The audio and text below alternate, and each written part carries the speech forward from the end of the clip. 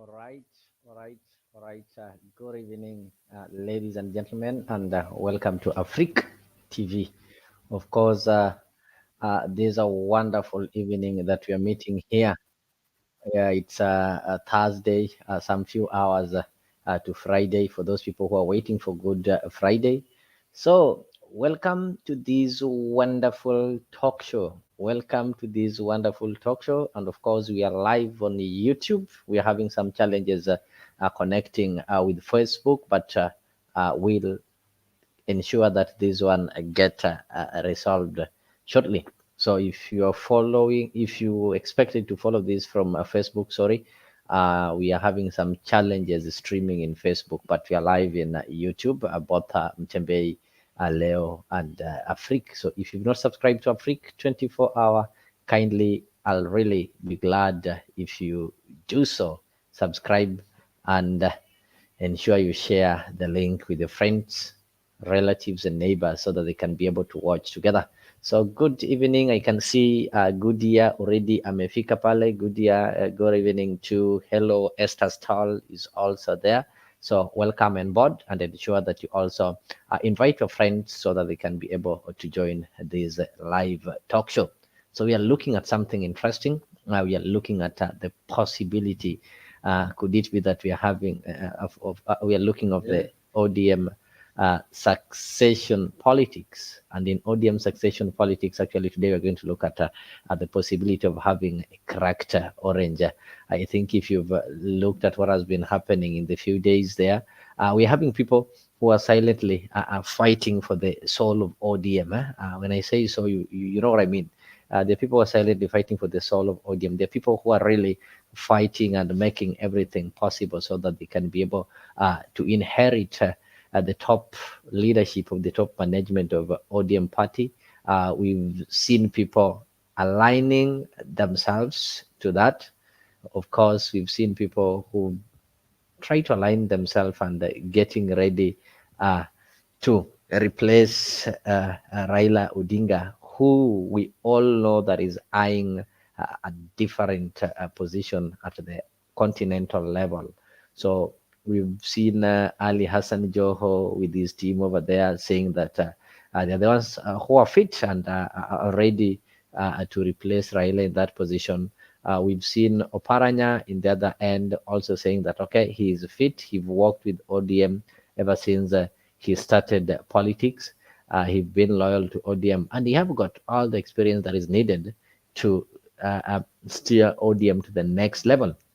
We've also seen a group of youthful legislators, that is a group of people like Babu Owino, people like Edwin Sifuna, who also believe that it is now time for them to take over. And maybe you heard Babu Owino saying that what is going to happen, they have to be on that table.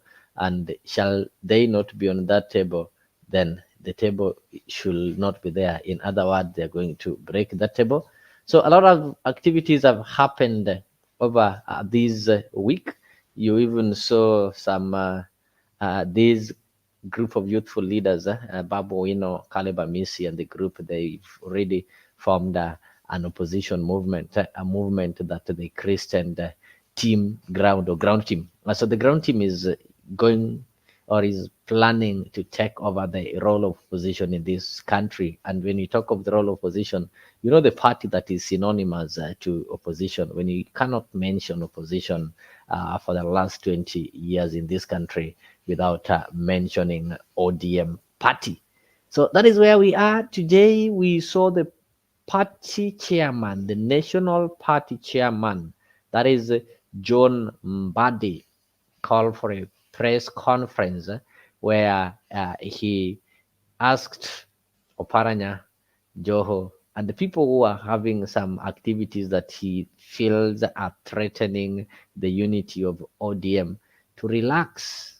And he told them that, you see, you people, you need to relax and desist from this kind of activities. We need to do things that are going to unite the party. And he even hinted that Raila is going to be on ballot in 2027. those are the words of Mbadi. So I'll just play for you that video because I don't want to talk of propaganda. I don't want to talk of things that are imagined. I don't want to talk of things that are unconfirmed. So before I get you that video of Mbadi giving a press conference as a national chairman, and he also alluded that he is having the blessings of the party leader. He said that the two factions of the Oparanya and JOHO should relax and stop those political activities, as they are seen to be polarizing members and the supporters of ODM, who now think that people are fighting to take over the ODM. So you see, people are started aligning themselves. So before I even proceed with any conversation, I just want to welcome those people who are watching this. Welcome to Afrique. And if you want to participate in this kind of talk, you can do so by using the comment section. There, use the comment section. Let me know where you are. Let me know how you're feeling. Let me get those questions and let me see the conversation moving. You can also join me in studio using the links that I've shared on the comment section so that you can be part of this conversation. I've shared the links that will lead you to studio. So let me start by playing for you this video. This is a press conference by Mbadi where he asked JOHO and Oparanya to relax. Ladies and gentlemen of the press, my press statement is on generally on the management and leadership of the Orange Democratic Movement Party as the national chairman. And this is the statement. The Orange Democratic Movement is the largest, most organized and national political party in the country. ODM has outlived and outperformed many peers and many older parties and has participated meaningfully in every general election since 2007. The party is proud to be associated with some of the most transformative and impactful socio-economic and political developments that have taken place in this country between 2007 and now. When we said in 2007 campaign, when we said Ugatuzi in 2007 campaign, what followed was devolution, which had significantly changed the governance structure of the nation. When we also said infrastructure, infrastructure, infrastructure 3 times, the country embarked on a transformative infrastructure development agenda that has touched every part of the country by way of road, rail, fiber optics, and clean energy generation that has earned this country international fame as leader in green growth. I think you will remember our 2007 clarion call or campaign of infrastructure, infrastructure, infrastructure. There are people who think that green agenda started with Kenya Kwanza, but that is not correct. It is not true. It started when ODM pronounced itself strongly on infrastructure agenda more than 20 years ago. It is a tradition we are deeply proud of and one we would like to protect and preserve as a political party. It has actually taken patience, understanding, ability to make compromises, a deliberate policy of inclusivity, consultative approach, and ability of the leadership to look at the bigger picture for the party to come this far. We have no option but to stay on that path.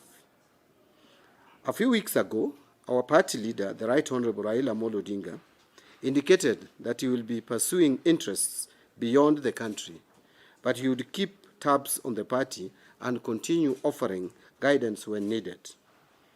He went ahead to express faith and confidence that in his absence, his 2 deputies, alongside other officials, would be equal to the task of steering the party.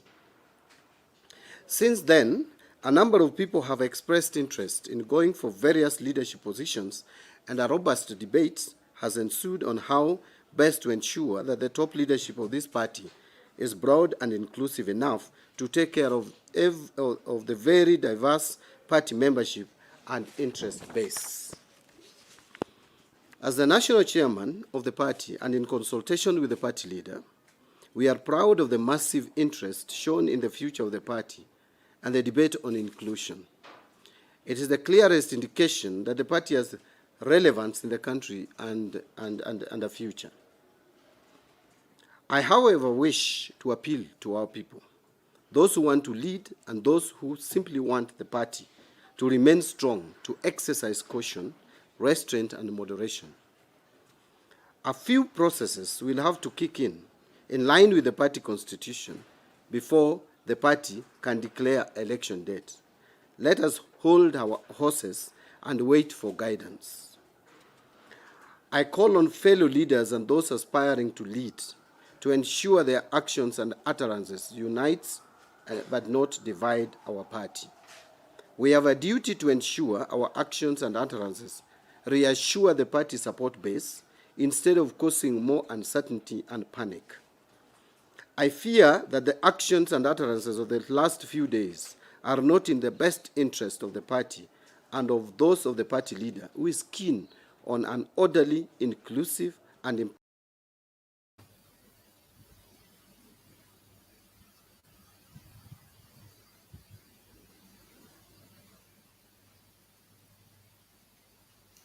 Sorry, guys. Sorry for that. That is John Mbadi. John Mbadi is just giving a warning to those people who've been having some political activities that he believes are not in the interest of the party, are not uniting the party. He believes that these kind of activities are really causing divisions in the party.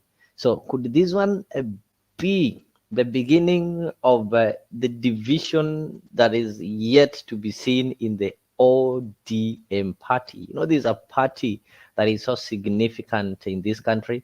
This is a party that has got followers. This is a party that has got elected and nominated leaders. It's a party that prides itself as the oldest active political party in the region. You've seen this one is coming after, you saw people in the coastal region endorsing JOHO to take over after Raila. You've seen JOHO is trying to pull up a campaign machine. He's trying to pull up people next to him so that they can be able to give him support so that he can be able to clinch or to replace Raila Odinga. On the other end, Oparanya is also organizing his troops. We're also having a group of elected and non-elected leaders from Luo Nyanza who also thinks that they're the ones who are fit to replace Raila Odinga. So the question that we're asking, will this kind of storm unite or destroy the ODM party? Do you think that the party is going to remain steadfast, the party is going to remain strong, or we are going to see a situation whereby JOHO is going to run with another part of ODM to the coastal side? Of course, he's also having some supporters from different parts of the country. And Oparanya is also going to run with the side of party to the western side of this country. And maybe a group of leaders also from the Nyanza, the likes of Simbarati, the likes of Governor Orengo are also going to have maybe part of the party. No, a similar thing happened in 1992. So the only difference is that in 1992, Jaramogi had passed. So because Jaramogi had passed, now the party for Kenya was there for the grab. So we saw people like Wamalwa. The party was really separated. It was really disorganized. So are we yet to see this, and who do we have to blame? Because if you look at Raila always remained silent when it comes to this kind of succession, maybe simply because he believes that it is not yet time that we should be having this kind of a discussion. And he played it down, he played the division, and to avoid a situation whereby there's a division, you've seen him holding hands of two different people. He's been saying, okay, when I'll be away, I'll leave the party in the hands of JOHO and Oparanya, who are the current deputy party leaders. He's not like given an indication of a specific person. But the youthful leaders are also fighting for this party, for the soul of this party. You've seen people like Babu Wino who declared that, okay, they have to be on the table, or the table will not be there. And they made good their threat. There's some things you don't need to be told. You saw them starting a movement that they call the ground team. The ground team is full of youthful leaders, and there's a movement or an alignment that maybe, because according to their description, they've said they're taking up the role of the opposition. So where is ODM headed? These are some of the things that we want to look at today. Just listen to this shortly. Right. ODM party leader Raila Odinga is at crossroads on who his chosen heir is at the Orange Party in a high-stakes succession race that is pitting the party's two deputy leaders and former governors, JOHO and Oparanya. Insiders in the Orange Party say that Odinga will endorse either of the two, go for consensus, or allow delegates to vote on his successor. Political analysts, however, say that Raila should go for a young blood to salvage the future of the two-decade-old Orange Party. ODM party leader Raila Odinga's dilemma on his choice for successor in the Orange Party became evident in Wajir County early this month, where he endorsed the party's two deputy leaders and former governors JOHO and Oparanya, opting to avoid hurting the party's political strongholds at the coast and western regions. The two frontrunners, JOHO and Oparanya, have dug in for what is expected to be a bruising battle ahead, with two camps emerging in the Orange Party. Issues people being grouped in factions, that I have a faction, my other brother has a faction. I don't know why we met to start saying so-and-so is in this group, so-and-so is this group. Those are your own creation. Over the years, not for over 6 months, and you're doing so because of possible succession conversations.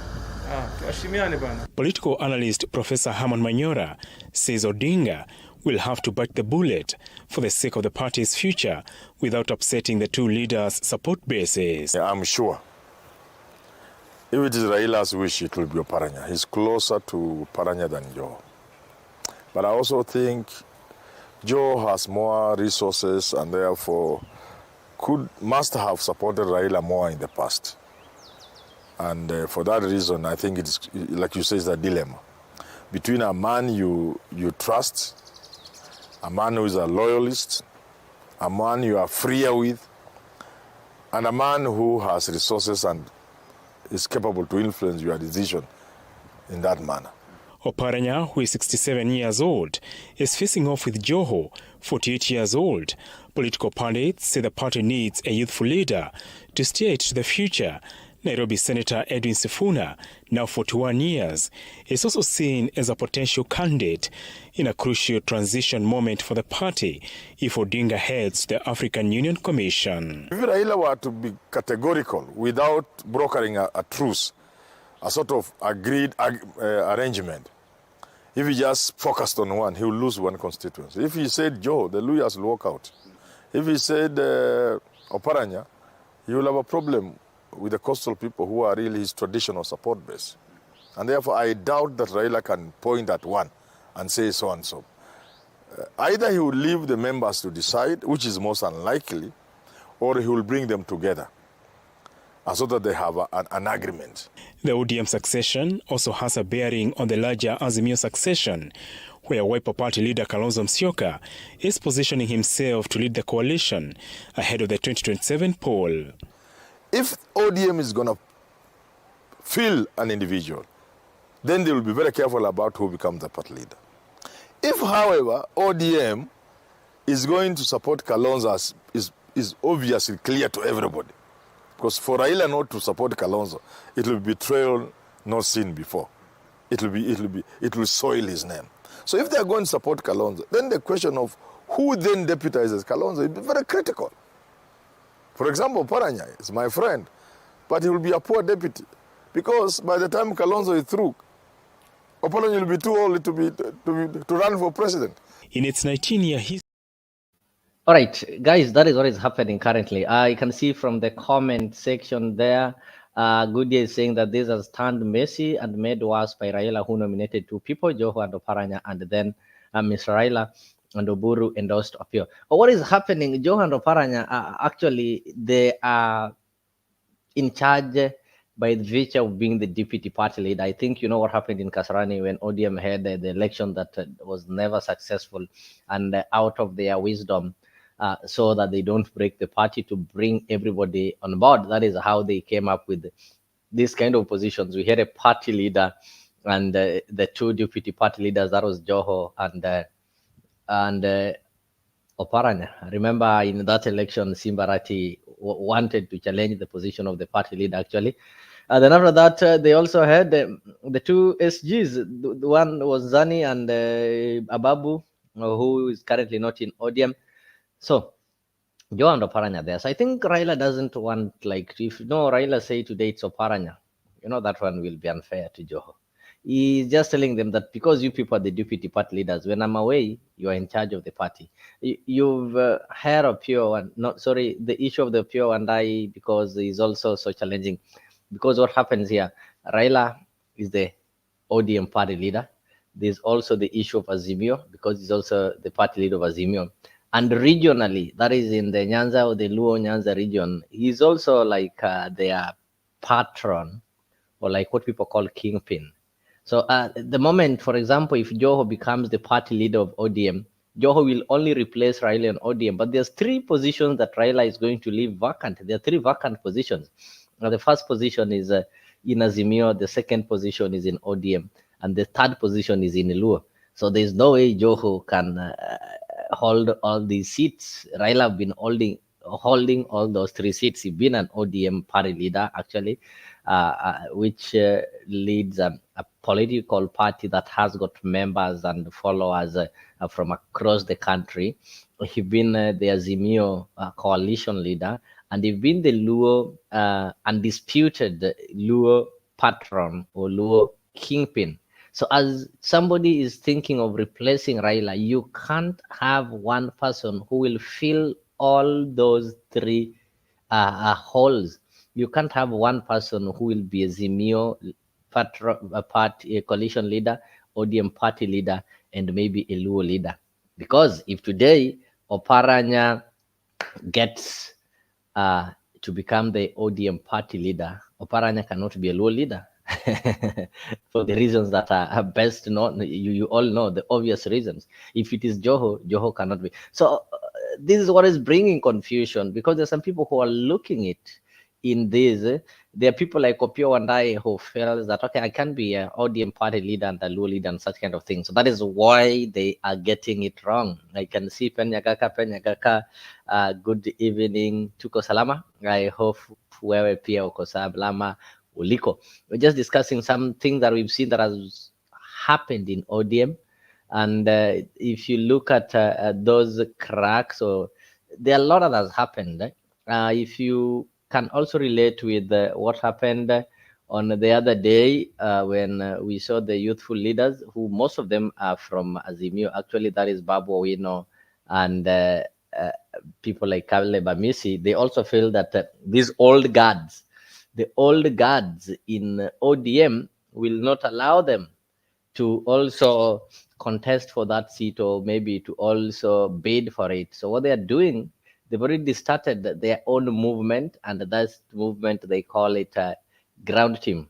If you look at the ground team and all these things, apart from seeing it in a way in which it is aligning, maybe it's a matter of aligning to the 2027, 2032 elections, this is something that can also be related to what is happening currently. It also relates to the current political happening that is happening. So maybe for those people who missed it, I can just be able to give you what happened. Various issues. After that, we will be telling you a timetable on how we'll be moving as members of the press, because we want you to be part of us. And the first issue that we want to talk about is the issue of health. Mheshimiwa Pamushomba has talked about the issue of fertilizers and the plight of farmers in various parts of this country. All the members of parliament here will talk about different issues. I want to talk about the issue of the health crisis. Right now, doctors are striking, and this is their 14th day into their strike. We don't want the government to relax, to let the doctors strike for over 100 days that happened between the year 2016 and 2017. There was a CBA, a collective bargain agreement, that was signed between the government and the doctors. And it entailed, number one, that the doctors be paid their arrears owned by the government. Up to now, the doctors in this country are owned some money by the government. Number two, that the interns be deployed. For the past 1 year, doctors who have trained, taken 6 years to train, and every year a doctor is trained with an average of around 600,000 Kenya shillings, which comes to around 3.6 million Kenya shillings. Then, after finishing your degree, you are not deployed anywhere. Clear on matters education that this government in itself, from the executive, is not educated. When you look at the members of the cabinet, they are not educated. Therefore, they cannot give preference to education in this country. So on matters capitation, the government is involved in a PR exercise. Look at what President Ruto has done in the last 1 year. Look at the marking of the KCPE examination. Just marking can be a problem to this government. What about releasing money? Number two, the KCSE exams. Marking of the KCSE exams was a problem. What about now? Number three, the varsity education. The government decided to increase fees such that the minimal amount of money for a social science course, an art course, is costing 300,000 Kenya shillings. Where will a Mama Mboga get that 300,000 Kenya shillings to educate their children? Up to now, as we speak, over 50,000 students haven't reported to Form 1, up to now. But the government keeps saying that, you see, they're involved in matters education. They are not. So Ruto should not lie to us about issues of education, and we will start querying about his credentials. Because a sane president cannot employ a person who is not even qualified to be a secretary. And this is an intentional form of sabotage, because the government wants parents to pay fee using the e-citizen so that they can collect that money. Those parents are paying fees using chicken, goats, and some of them are working for those schools. How will you put a goat inside e-citizen? Exactly. You know, if the government fails to release this money, it is very simple.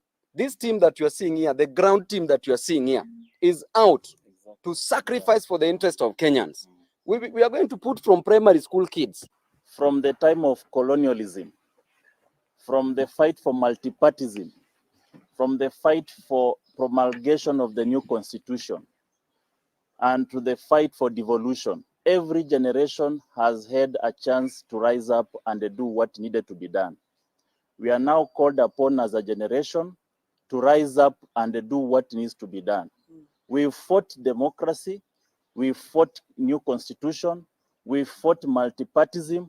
Now it's time for economic emancipation. This is the duty of our generation. And we are here to announce that there is a new awakening. The young, the energetic, the charismatic, the revolutionary have arisen. And it's not going to be business as usual on the streets. We are going to rise up and take up our duty, our cardinal duty, to protect and preserve the interests of the local mwananchi. On the issue of the health, it has been my proposal, even during the BBI and even the NADCO report, that we must have a health service commission. Just the way we have a teacher service commission. We no longer hear about teacher strike. Disclaimer, yes, I want to give a disclaimer that I'm not Azimio, but I belong to the group of MPs that believe that the power of leaders emanate from the voters. And I come from a piece of cloth where I believe in the leadership model of that I am a trustee of the people that voted for me, and I am their delegate. So I speak their language because I am a delegate. I am a trusted delegate. So if my people in Githunguri do not want taxes, I speak for them as their delegate. I have no mandate to speak my issues that pertains my people without their permission. And that is why I've joined this group called the Ground Team. This is the team that listens to the ground, and that is why I've joined this team. We took an oath. And one of the last lines in our oath is that there's a word there that says conscientiously discharge our duties. It means all members of parliament should use their conscience. That is why when you saw some of us opposing the finance bill, we didn't do it purely because whether you're in Azimio or even Kenya Kwanza, is because we used our conscience, and we can see some of the things that are happening in our country are wrong. The first issue that I want to talk about is the issue that you've seen in the medical sector. We have our doctors that are on strike, and I also want to bring another issue of NHIF, because NHIF right now is refusing to make payments, especially in private hospitals. So we have so many people who have bills that they are unable to pay, and that means they are detained by the doctors or the hospitals. That is something that we must insist, and if the CS is unable to do that job, we'd ask her, step aside. Let somebody else take over and be able to handle that issue. I can state categorically that we are now having a looming health crisis, and we will be supporting our doctors in this matter. I think you've listened to that. Those are youthful MPs, or let me say those are youthful leaders who elected, majority of them elected in Azimio and ODM, maybe to say so, but you've also seen Wamuchomba there. Wamuchomba is not elected in ODM, he's elected in Kenya Kwanza, but his heart is not in Kenya Kwanza because she fit her heart, sorry. Sometimes I refer to her as a he because people says she's strong and she has got a stand in that region compared to fellow MPs like Kawanjiku who are elected together with her. So she believes that what is happening, what is being done by the Kenya Kwanza doesn't meet the threshold of what those people who voted for Kenya Kwanza expected to be given. So if you look at this kind of movement, this is a movement that has been formed to take over. As JOHO and Oparanya are planning how to succeed Raila in ODM, the youthful MPs in ODM are not planning how to succeed, but with them, they are planning how to take over. And this is why when you see John Mbadi is giving such kind of statement that you saw being given today, it tells you that, okay, there's something that is happening that maybe we are not privy to, but those people who read politics already know. There's something that is happening, and John Mbadi is a worried man, and because he doesn't want things to escalate the way they've escalated, he doesn't want to see things, he doesn't want to see some divisions happening. That is why he's come out and told Oparanya and JOHO to desist from popularizing themselves in this kind of succession, and even told them that Raila is still there, and even in 2027 it is still ODM's candidate and such kind of thing. I don't know, what is your take? How do you see this? Is this thing going to divide ODM, or it is going to make them have a better unified ODM? We'll proceed with that shortly, but if you've not subscribed to Afrique, ensure that you subscribe to Afrique. I can see Brother Benson, karibu sana, welcome to the show. But what political leader can stand up and say, my party is a party of principles? For the party of Kennedy is also the party of Islam. The party of Jarvis is also the party of Goldwater. Where is our party? Where is the political party that will make it unnecessary to march on Washington? Where is the political party that will make it unnecessary to march in the streets of Birmingham? Where is the political party that will protect the citizen of Albany, Georgia? Do you know that in Albany, Georgia, 9 of our leaders have been indicted, not by the Dixiecrats, but by the federal government for peaceful protests? But what did the federal government do when Albany Deputy Sheriff beat Attorney C.B. King and left him half dead? What did the federal government do when local police official kicked and assaulted the pregnant wife of Slater King and she lost her baby? Those who have said be patient and wait, we must say that we cannot be patient. We do not want our freedom gradually, but we want to be free now.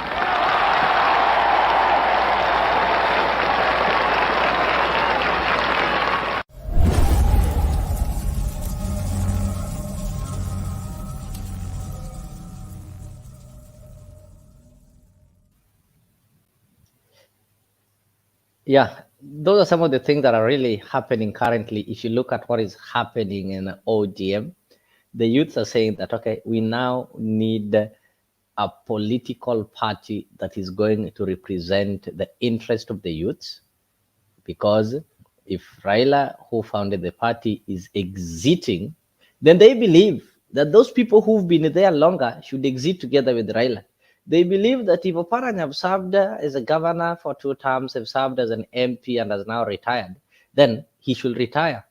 They believe that those people who've been there longer should retire as Raila exits the scene, and they need a takeover. Goodyear is telling me that, remember, Babu Wino said if no one is not willing to work with him, there will be no party. Yeah, right. Babu said that if no one is not going to listen to him, he will not work with you if you're not willing to work with him. And he also told people that he wants to be on the table where people are discussing, where the principals are seated. You want to be there as a principal. And if he cannot be on the table, then he will break the table. Don't you see already these kind of movements? They are testing waters to see how popular are they for them to come with a takeover. That is what is currently happening. For you to see John Mbadi talk in that manner. So the question that we need to ask ourselves, we are having 2 people who've already declared that they want to take it over from Raila. They've already started assembling their teams. Yeah, although we're also having people like Babu, those ones are now calling themselves the youthful leaders. But the old guards, like the JOHO is also youth. And we are having Oparanya, and we are having one called JOHO. So the question that people are asking themselves in ODM, who will benefit ODM most? All of them are equally important, but who does ODM stand to gain more when given the party? You start looking at Oparanya. Benson is saying that there are forces within the party that are not happy with the Babu. That is true. You know, there are forces within the party. I listened to Jakakim also tell you that ODM is a good party, Raila is good, but there are forces within the party that won't allow. There are forces who benefited in the party, so they want somebody who will not be able to stop them from benefiting. There are those forces, I think they are the guys who always mismanage the nominations and such kind of things. So they don't want somebody who is progressive. But it takes a strong man to fight for their space. So back to what I was trying to say. When you start by Oparanya comes from Western. Yes, he's been in ODM ever since he started politics. That has been his party. He served as an MP under ODM. He became a minister when he was in ODM. Apart from that, he became a governor for 2 terms, retired in ODM. He's an ODM party leader. So what does Oparanya come with? Oparanya has ensured that ODM is strong in Western, that is Kakamega, Busia, and Vihiga being a patron. And even in the last general election, he managed to bring Busia, Kakamega, and Vihiga. Though he's somebody who is never vocal, but anafanya kazi chini ya maji. Except for Bungoma that went to Weta, and this other side, Trans Nzoia, that went to Eugene's new party. Then you got to look at, if you give it to Oparanya, then the people from Western can feel that they are part of this party. Oh, they can own this party. Obviously, the party has been owned by Raila, and Raila have been owning the people of Western. But now, what do you think can happen if now the people of Western are now owning this party? ODM is most popular in Western. Remember, right now, people in Western are still fighting to have between Ford Kenya, the other party for Eugene Wamalwa. That is the war you see that is being brought by Natembeya.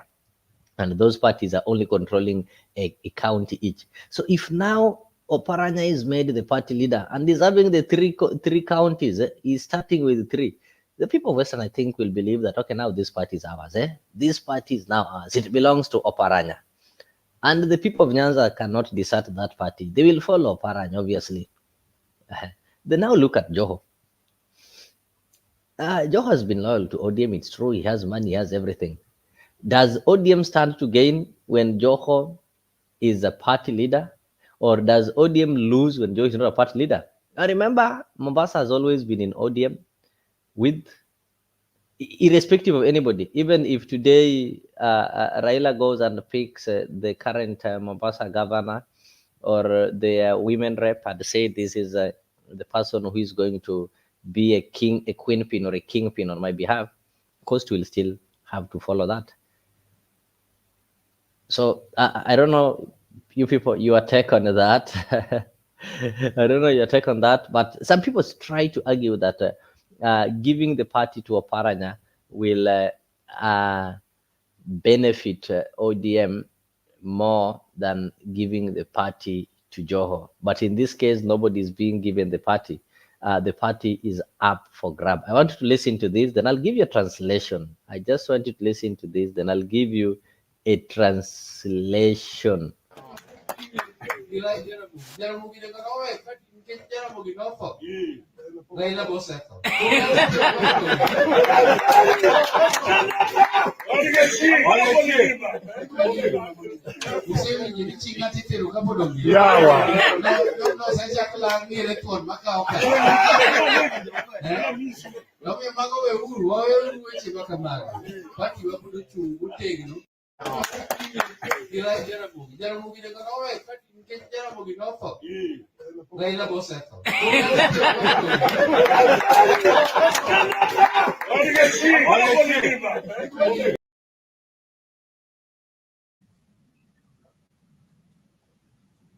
All right, just a loose translation.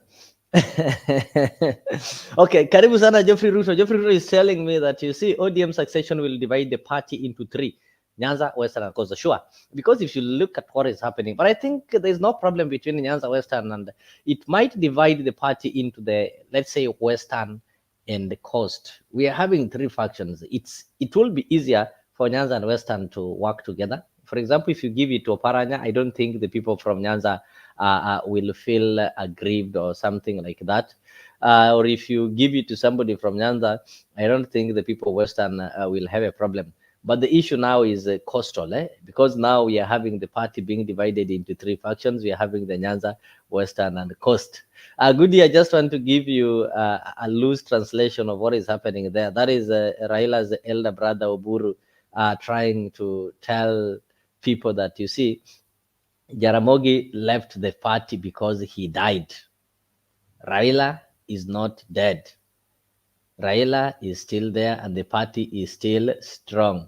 And he goes ahead to say that, you see, nobody inherits somebody's wife. You know, in African tradition, there's something called wife inheritance.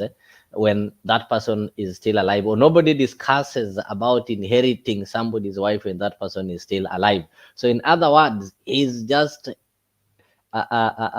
echoing the words of John Mbadi in today's press, where Mbadi told JOHO and Oparanya. He did mention names actually, but you don't need to be told who he was addressing. He was telling the people who've been having the activities that have been happening recently to relax on those activities and ensure that they engage in things that are going to bring the party together. So he's trying to say that, you see, we don't need to start discussing matters of who is going to replace Raila because Raila is still there. I don't know how somebody interprets it. If maybe you can interpret it that maybe Raila is in ODM till death shall separate him from ODM or something like that. So guys, as you join, ensure that you start by subscribing to Afrique. That is, if you've not subscribed to Afrique. And if you've subscribed to Afrique, well and good, thank you. And ensure that you also be ambassador there by telling and inviting your friends also to subscribe to Afrique, so that whenever we are live, we'll always ensure that you get notified and you join us in these kind of conversations. And not only joining us, you also participate in these conversations. I've told you there are so many ways in which you can participate in this conversation. Number one, you can use the comment section there The way I'm seeing Goodia, Brother Benson, Geoffrey, making use of the comment section to ensure that the conversation keeps moving. But if you so wish to join the studio also, I told you that I'm sharing a studio link so that you can use the link and join the studio. But all in all, even at the comment section, you can participate. I like the kind of conversation that is going on. Geoffrey is saying, let me read this, let me read this, let me read this. Nyanza and Western can support Oparanya. Since the Western has always supported Raila, but the Coast region is up for grabs. That is true. So Geoffrey, the question that I'm asking, that I also want your view on it. If this thing goes to Western, or if it goes to Coastal, which one is going to benefit the party most? You said it's true. Nyanza and Western can support Oparanya. That is perfectly true. If they say Oparanya is the party leader, Nyanza will religiously support and follow. There is no doubt in that. There is no doubt in that.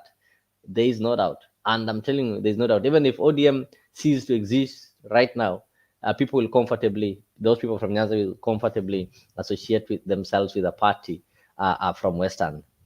No, these are Nilots and the others are Batus, but they've been having some political relationship that, I don't know, they've been mashemeji, maybe because they are neighboring each other, and you say they are out for grabs.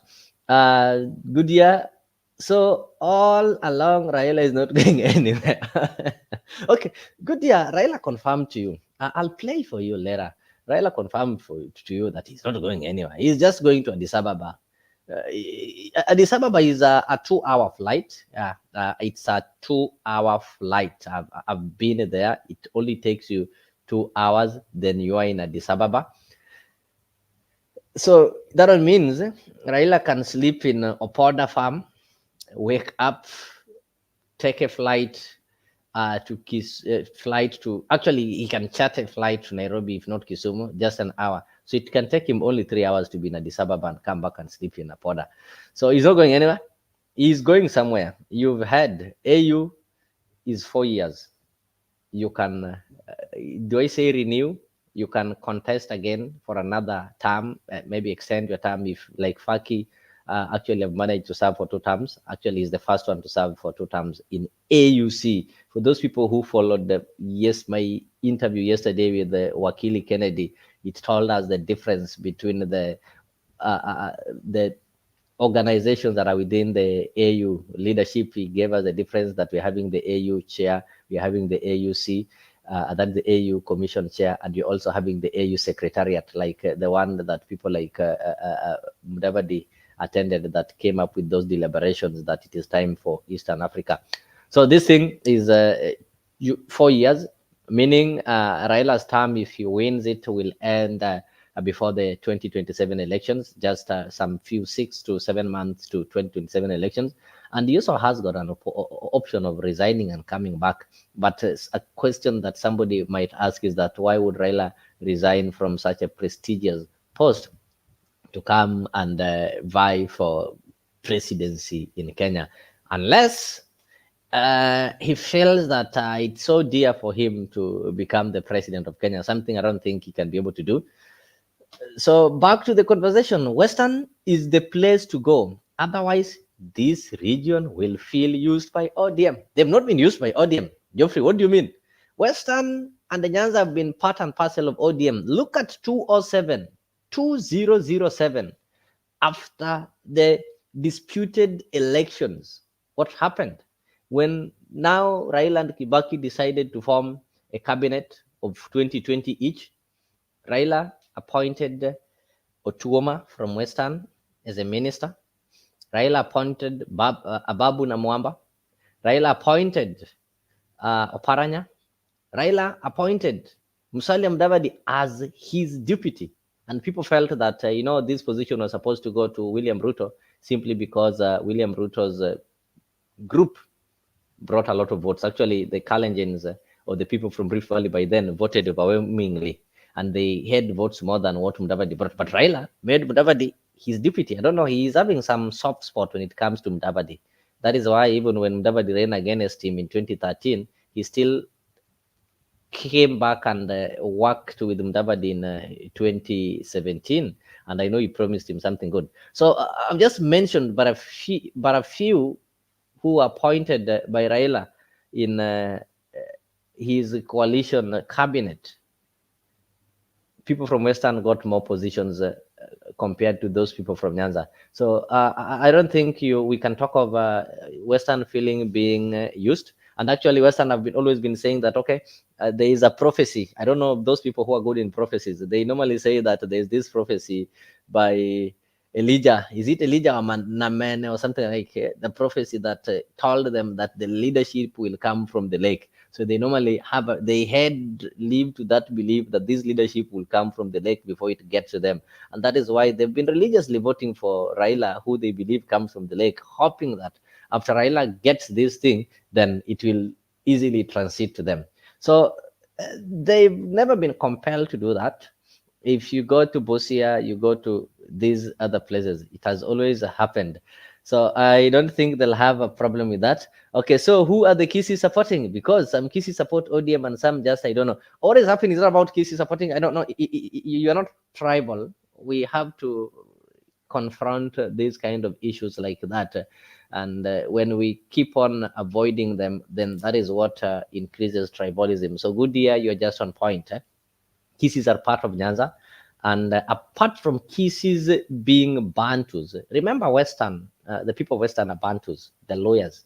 I come from a place called Ugenya, whereby the schools we were attending, people speak Swahili because you have lawyers and lawyers. They live together as one community. We share names. If you go to Busia County, we have people called Oshieno. If you come to Luo, Siaya part, they call them Otieno. If you go to Marachi, they call them Otieno. We have Ouma, we have Omondi and such kind of things. So the Kisis have been part and parcel of Nyanza. Why it not for negative tribalism during Moi, where they now profiled and divided Nyanza and say that we are having Luo Nyanza. Initially, at independence, we didn't have something called Luo Nyanza. Actually, it wasn't there.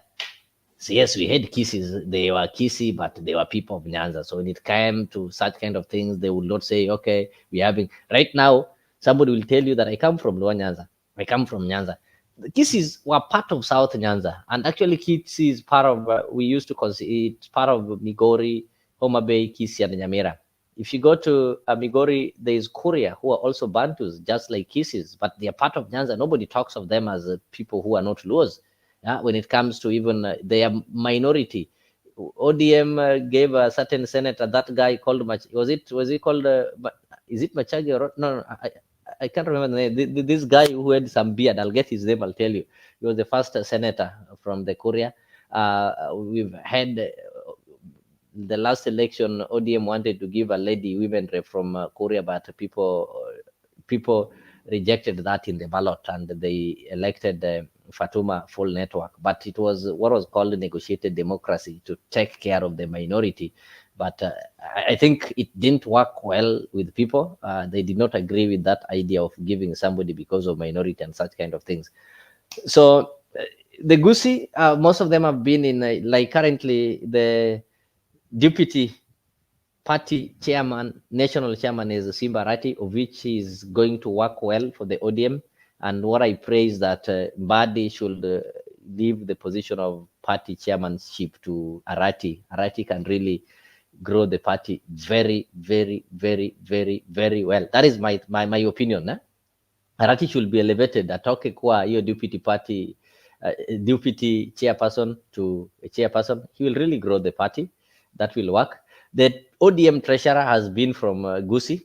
We've seen Bosire over there as the ODM treasurer. So this guy knows. I agree with the Ruto Geoffrey. He understands the position of ODM in Nyanza, Western, and Coast. Those are the three regions that ODM commands. Apart from, if you come to Rift Valley, some parts like Narok. But majorly, ODM is rooted in Nyanza, Western, and Coast. Those are the ODM strongholds, of which if you weaken their presence in Coast, you weaken their presence in Nyanza, and you weaken their presence in Western, then you finish it. Unlike UDA is also having some regions that it's rooted in, specifically Rift Valley and Central. But if you come to these other regions, Nilaya, kutafuta. They're up for grab. The same way, ODM, if you go to Rift Valley, go to those places like Turkana, those ones are just for grab. They are not strong there. But if you go to Coast, they identify themselves. Party gani ni ya Pwani, their party is ODM. Go to Western, it's undisputed, because out of the Busia, Vihiga, Kakamega, Trans Nzoia, and Bungoma, out of the 5 Western counties, ODM controls 3. The rest, they still have a presence, like in Trans Nzoia, they have presence. You have Caleb Amisi there and some members who've been elected. Yeah. So it tells you that. Thank you so much. Western people want one of their own in the top job. How long will they continue supporting other regions? It's now over. That is true. And that is what is happening in Western. And I tell people, if you look at Natembeya is not fighting Wetangula because he hates Wetangula. He's fighting Wetangula because people like Wetangula are comfortable playing a third position. He wants somebody who will go for the first position. He's admiring the communities that have been fighting for the first position. You fight for the first one, even if you'll find yourself in the second or third one, you fought for it. The Luo community have not been in the second position. They've not been in the third position, but they always fight for the first position. And that one makes somebody take them serious. So that is what Natembeya is fighting for. And that is what the Western MPs, if you listen to them speak, is what they currently want. They want a party of their own, a party that they control. They talk of Ford Kenya. Ford Kenya, they don't control. Ford Kenya, the party leader is Wetangula from Bungoma. The deputy party leader is also from Bungoma. The secretary is from Bungoma. Mutuagate is also from Bungoma. So they don't feel. They want a party of their own that has got influence outside Western. And that is why, if they are given opportunity, if you give somebody like Oparanya an opportunity to become a party leader of ODM, then the entire Western will rally behind Oparanya. They know this is a party that is well established, that their man will be negotiating to become a president, will be negotiating with other people to become a deputy. But if you talk of Wetangula, how can Wetangula negotiate to become a deputy president or a president with a party that is only having 4 people? The opposition is so weak after Raila's exit. Having a competitive leader from either ODM and Wiper will take a very long time. Jeffrey, why don't you believe in this crop of young leaders? Why don't you believe that Sifuna can really do what Raila have been doing?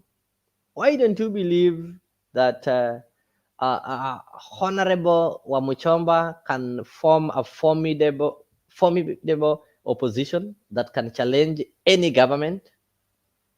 Why don't you believe that Alfred Keter can form a party and a movement that can challenge the government and do what Raila have been doing? Oxford's Keter declared recently that he's going to take the role, once Raila gets to AU, he's going to be the new opposition leader. He's going to take the role of opposition. How weak do you think opposition is? Or they need, how do you want them to prove that they are strong? How do you want them to prove that they can be able maybe to do something that is going to prove to you that this opposition is working and that they are strong and they can challenge any rogue government? Jeffrey, sorry kwako, you can be able to share with me there what you feel. But what is happening currently is that people, specifically the youthful leaders, have realized that they need to fight for their space, and that is what they are looking for. And even the communities that have been minority, the communities that have felt that have been minorities, are also saying that now they want their space. Now they want to come top. The same movement that is happening, I want to show you, it's also happening in Western. This thing is not only happening in ODM. So let me just play for you this. I'll do it shortly.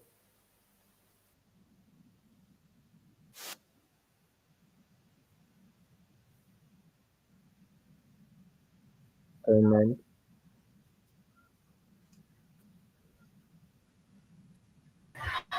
Ford Kenya! Wetangula, Pilato, njaa, umaskini, umutambo, umaskini, ukabila, mapendeleo, Ford Kenya, Wetangula, Pilato, Wetangula.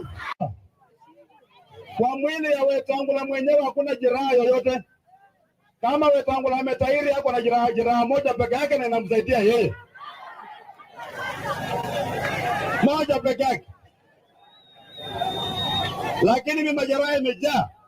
Let him understand, leo aelewe kwamba the smell of tear gas is the smell of freedom. Ajue hivyo. Wakati yeye anapigwa tear gas anatoa makamazi, sisi tunanuza freedom peke yake. Ama namna gani? The darkest hour is before dawn.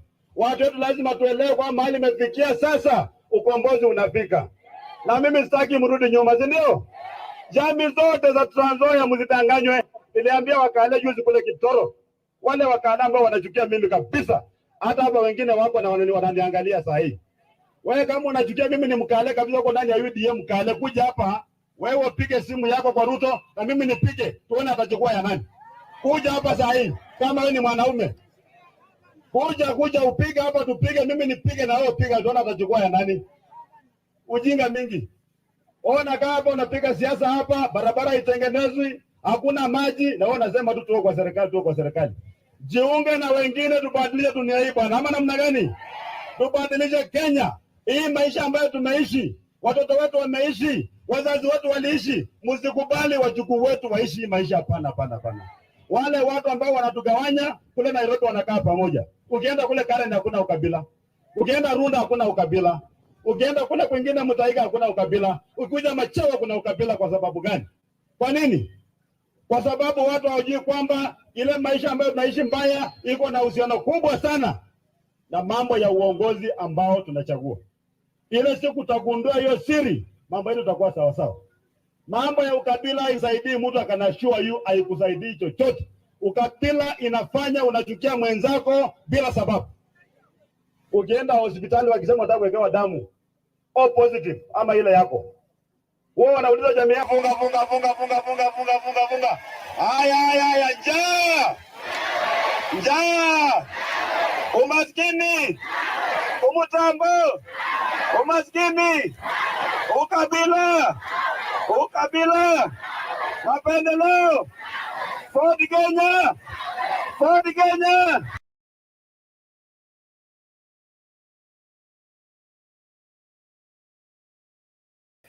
Geoffrey, that's the question nakuuliza. Geoffrey, what does Natembeya need so that his movement, that's an opposition movement actually, doesn't he have the energy and the zeal to oppose the government? You're saying it's going to take some time before they are known.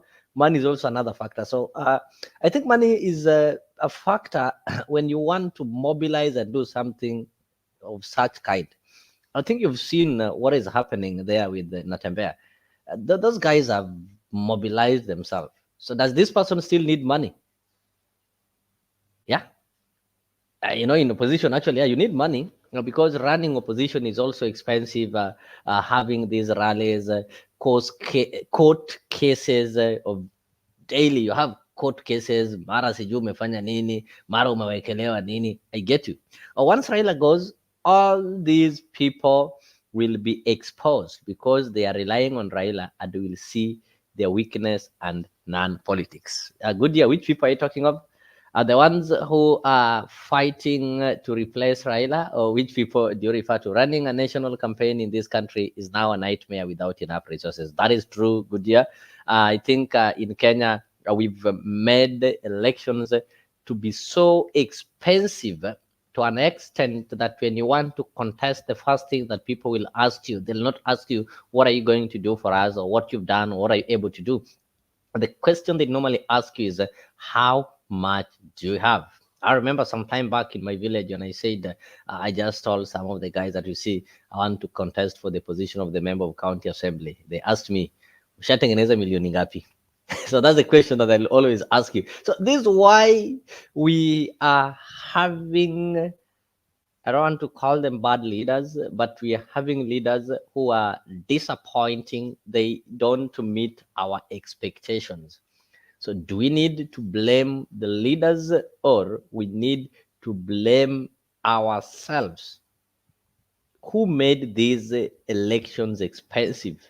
Is it the leaders who made them expensive, or we the voters who demand a lot from the people who want or who aspire to fill these positions? If today we desist from asking those 200 shillings and those motivational and mobilization allowances or standing or listening allowance, I don't think these people will not have to give it.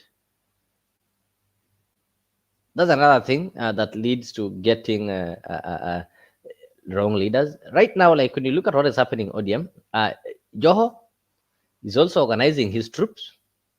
Actually, is mobilizing such kind of things. Then at the end of the day, I don't know if ODM has got a statute that says that shall the party leader get engaged, then another party leader will be elected by voters.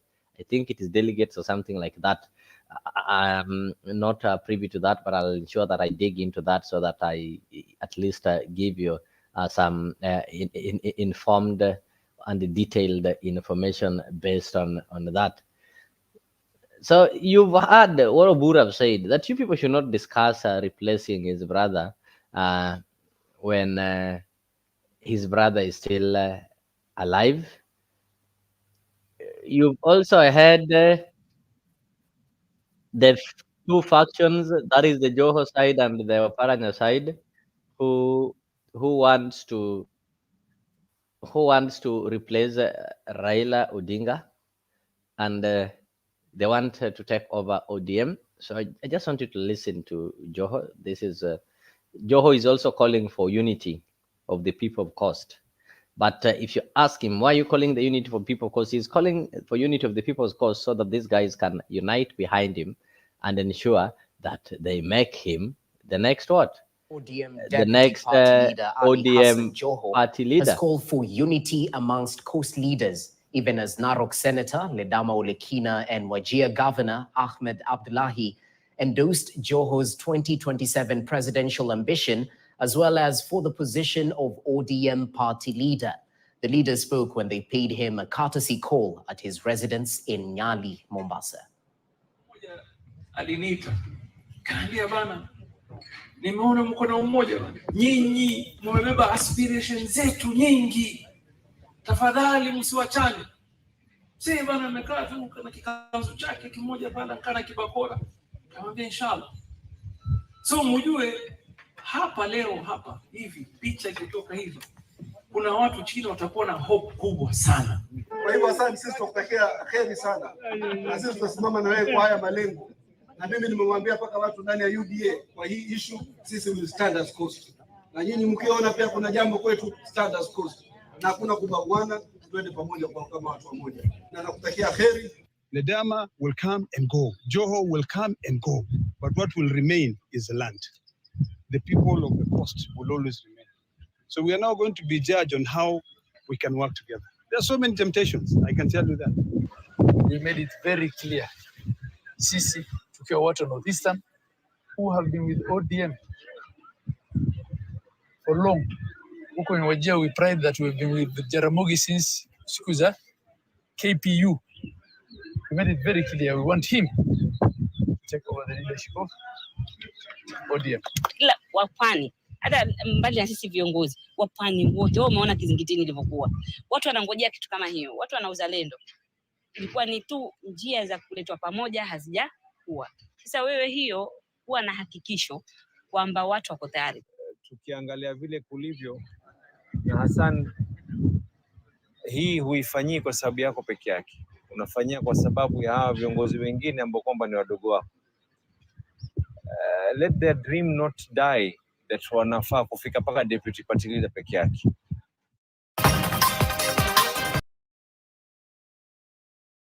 Guys, you've seen what is happening. JOHO is calling for the unity of the people of Coast. So he wants these people to unite behind him He wants to take over this party.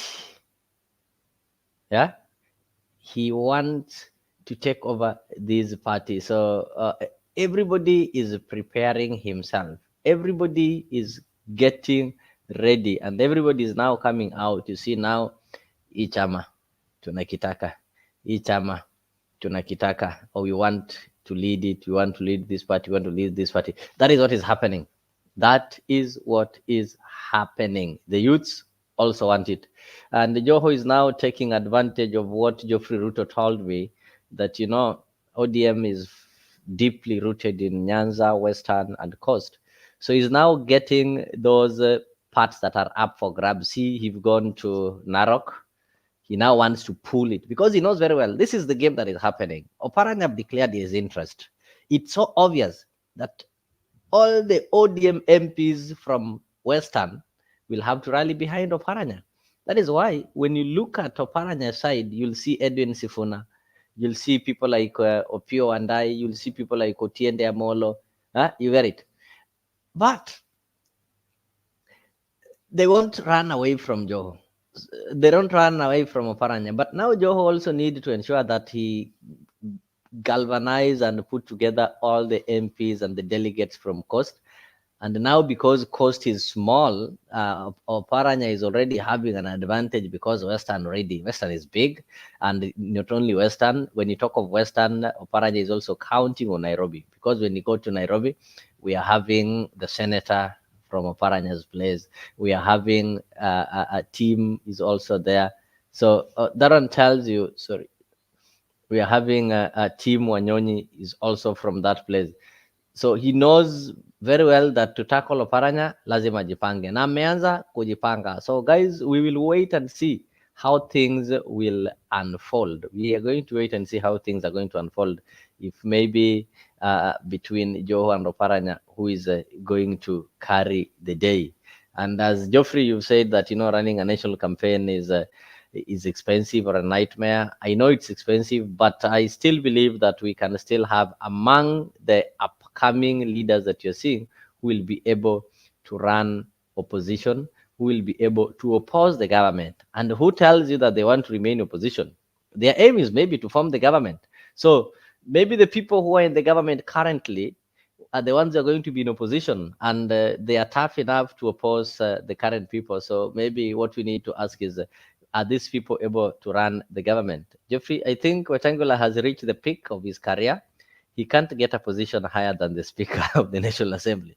Therefore, Natembeya has seen an opening for regional leadership. Now, this sounds interesting, and this is the reality. That is what Natembeya is saying on the other end, that you see Wetangula. And Natembeya is also even recounted when he visited Wetangula, who was by then Moi's lawyer.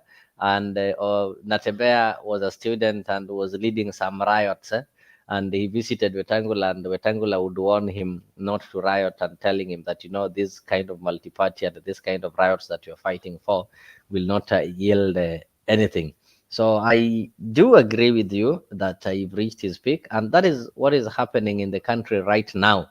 Yeah, the youthful leaders are asking themselves their position, and they're not only asking, they've decided that maybe they want to take it. So the question is that, will they manage to take it? Will they manage this kind of takeover, or as usual, they are still going to be used by the old guards to ensure that all guards maintain the status quo? I can see I'm joined by Mzalendo, and before maybe I give him an opportunity to weigh on it, I'll take a short break. But what political leader can stand up and say, my party is a party of principles? For the party of Kennedy is also the party of Islam. The party of Jarvis is also the party of Goldwater. Where is our party? Where is the political party that will make it unnecessary to march on Washington? Where is the political party that will make it unnecessary to march in the streets of Birmingham? Where is the political party that will protect the citizen of Albany, Georgia? Do you know that in Albany, Georgia, 9 of our leaders have been indicted, not by the Dixiecrats, but by the federal government for peaceful protest? But what did the federal government do when Albany Deputy Sheriff beat Attorney C.B. King and left him half dead? What did the federal government do when local police official kicked and assaulted the pregnant wife of Slater King and she lost her baby? Those who have said be patient and wait, we must say that we cannot be patient. We do not want our freedom gradually, but we want to be free now.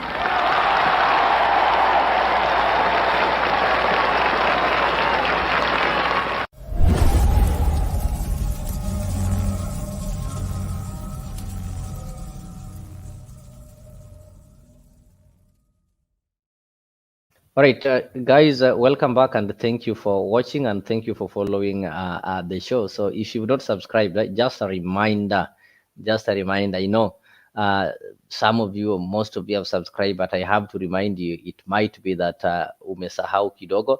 So you can just take your time, get to YouTube, just type there Afrique24. It will appear. Subscribe and turn on the notification bell. Karibuni sana. Godfrey is saying that Natembea is a straight talker, but the nasty activities happening around him should stop.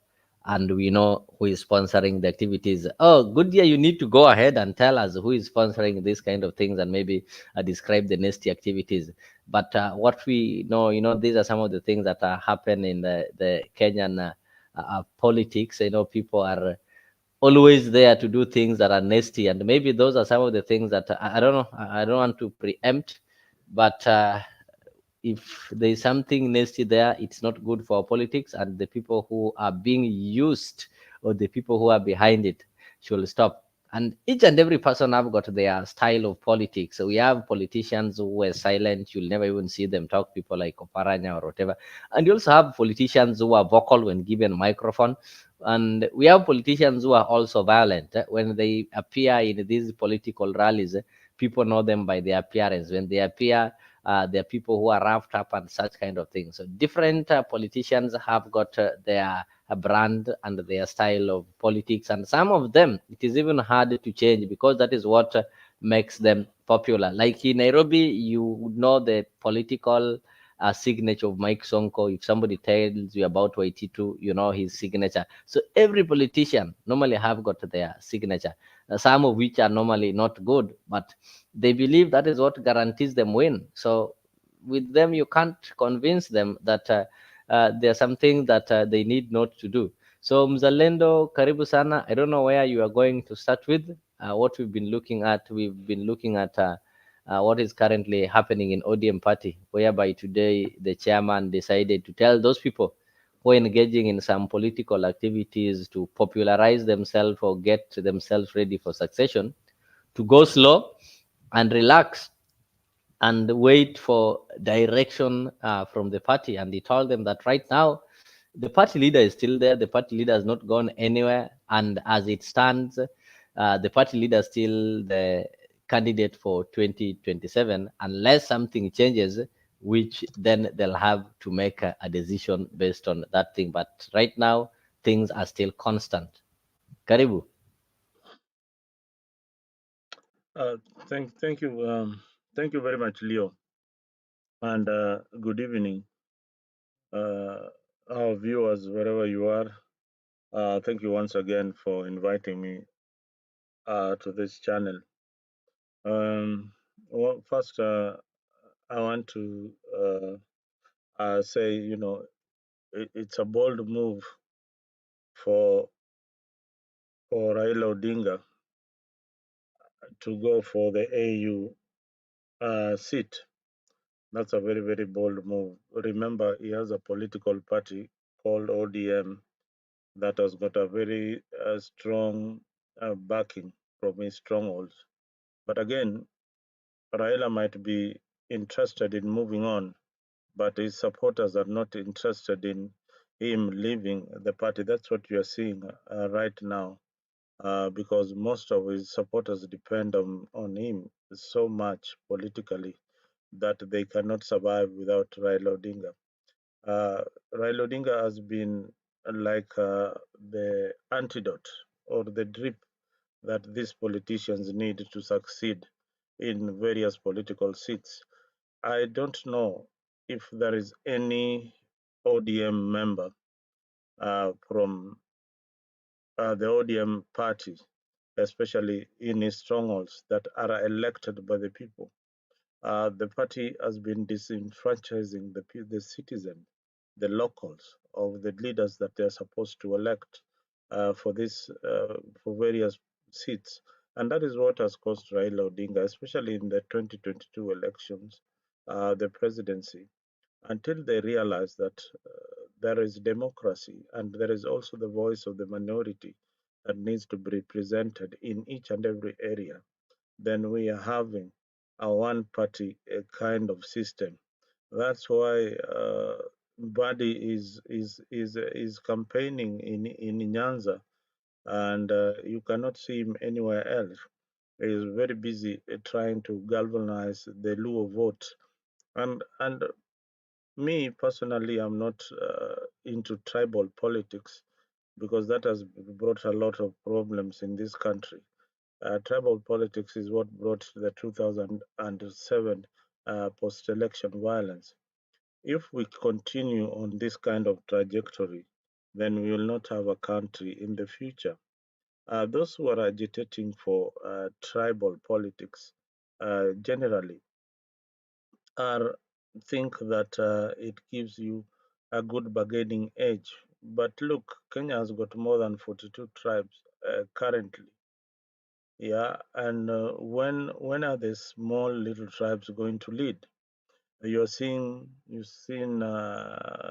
Tembea also trying to galvanize the Luya vote, and if he's going to succeed, then that is also another problem in our political discourse. So we must accept that tribe is dividing this country. Tribe is what causes corruption. Tribe does not give us good leaders. Tribe does not give us good leaders.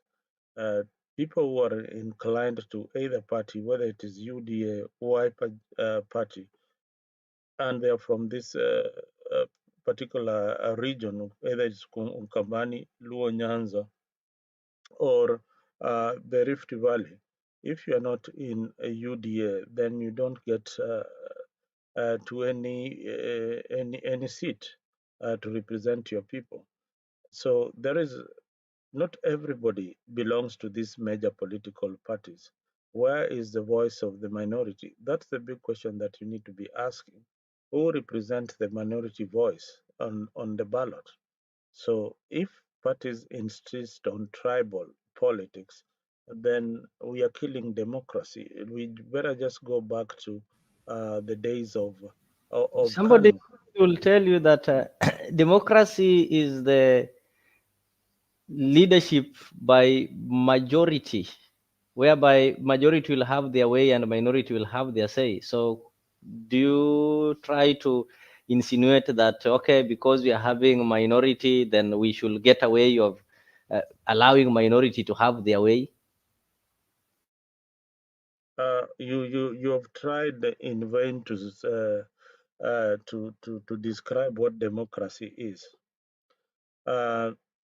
Democracy is a rule where you have, yes, the majority winning, but the minority have to have their voice. They have to have their voice through representation. And that is why we need to review the Kenyan constitution and see what we really want in our system. So Leo, when you say that majority have their way, and you have a system where people we don't have political parties that people follow. People follow individuals, individuals and individual ideologies. So when you say we are democratic, which region do you come from that is very democratic, Mister? If I can ask you that, Leo, maybe you can attempt to answer me that. You know what happens? You know, democracy is something that maybe I have to say that Africans borrowed it. It wasn't their tradition. So once you borrow something and it tells you, I once asked somebody that why can't we have a situation whereby we have a rotational presidency? We say that, okay, we've had a Kikuyu president, we've had a Kalenjin president, now we can get an opportunity of giving presidency to somebody from a different community. Then I was told, that one is against their constitutional right. You can't stop somebody from contesting simply because he or she is a Kikuyu.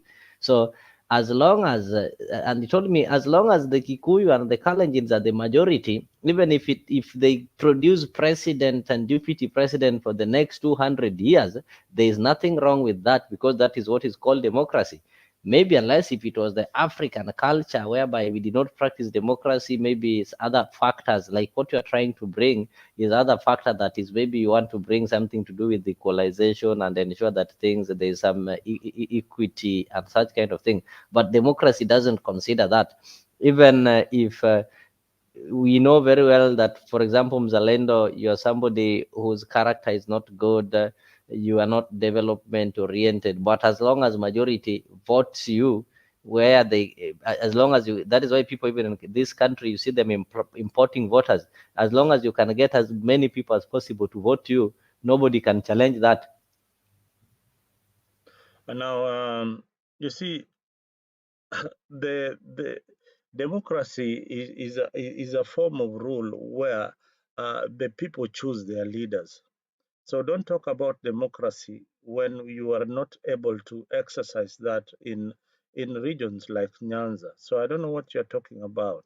That is not anything close to democracy.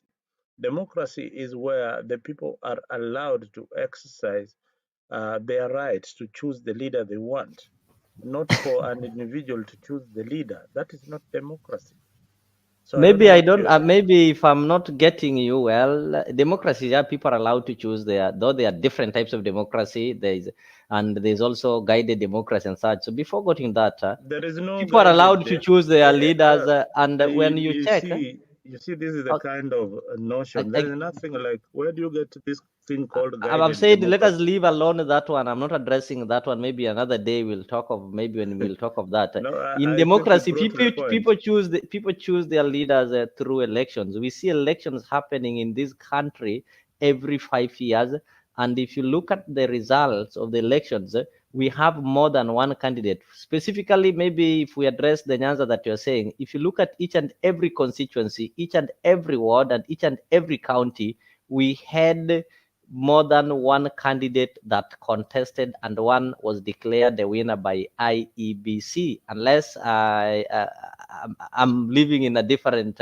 country, maybe. Like in my constituency, we had candidates.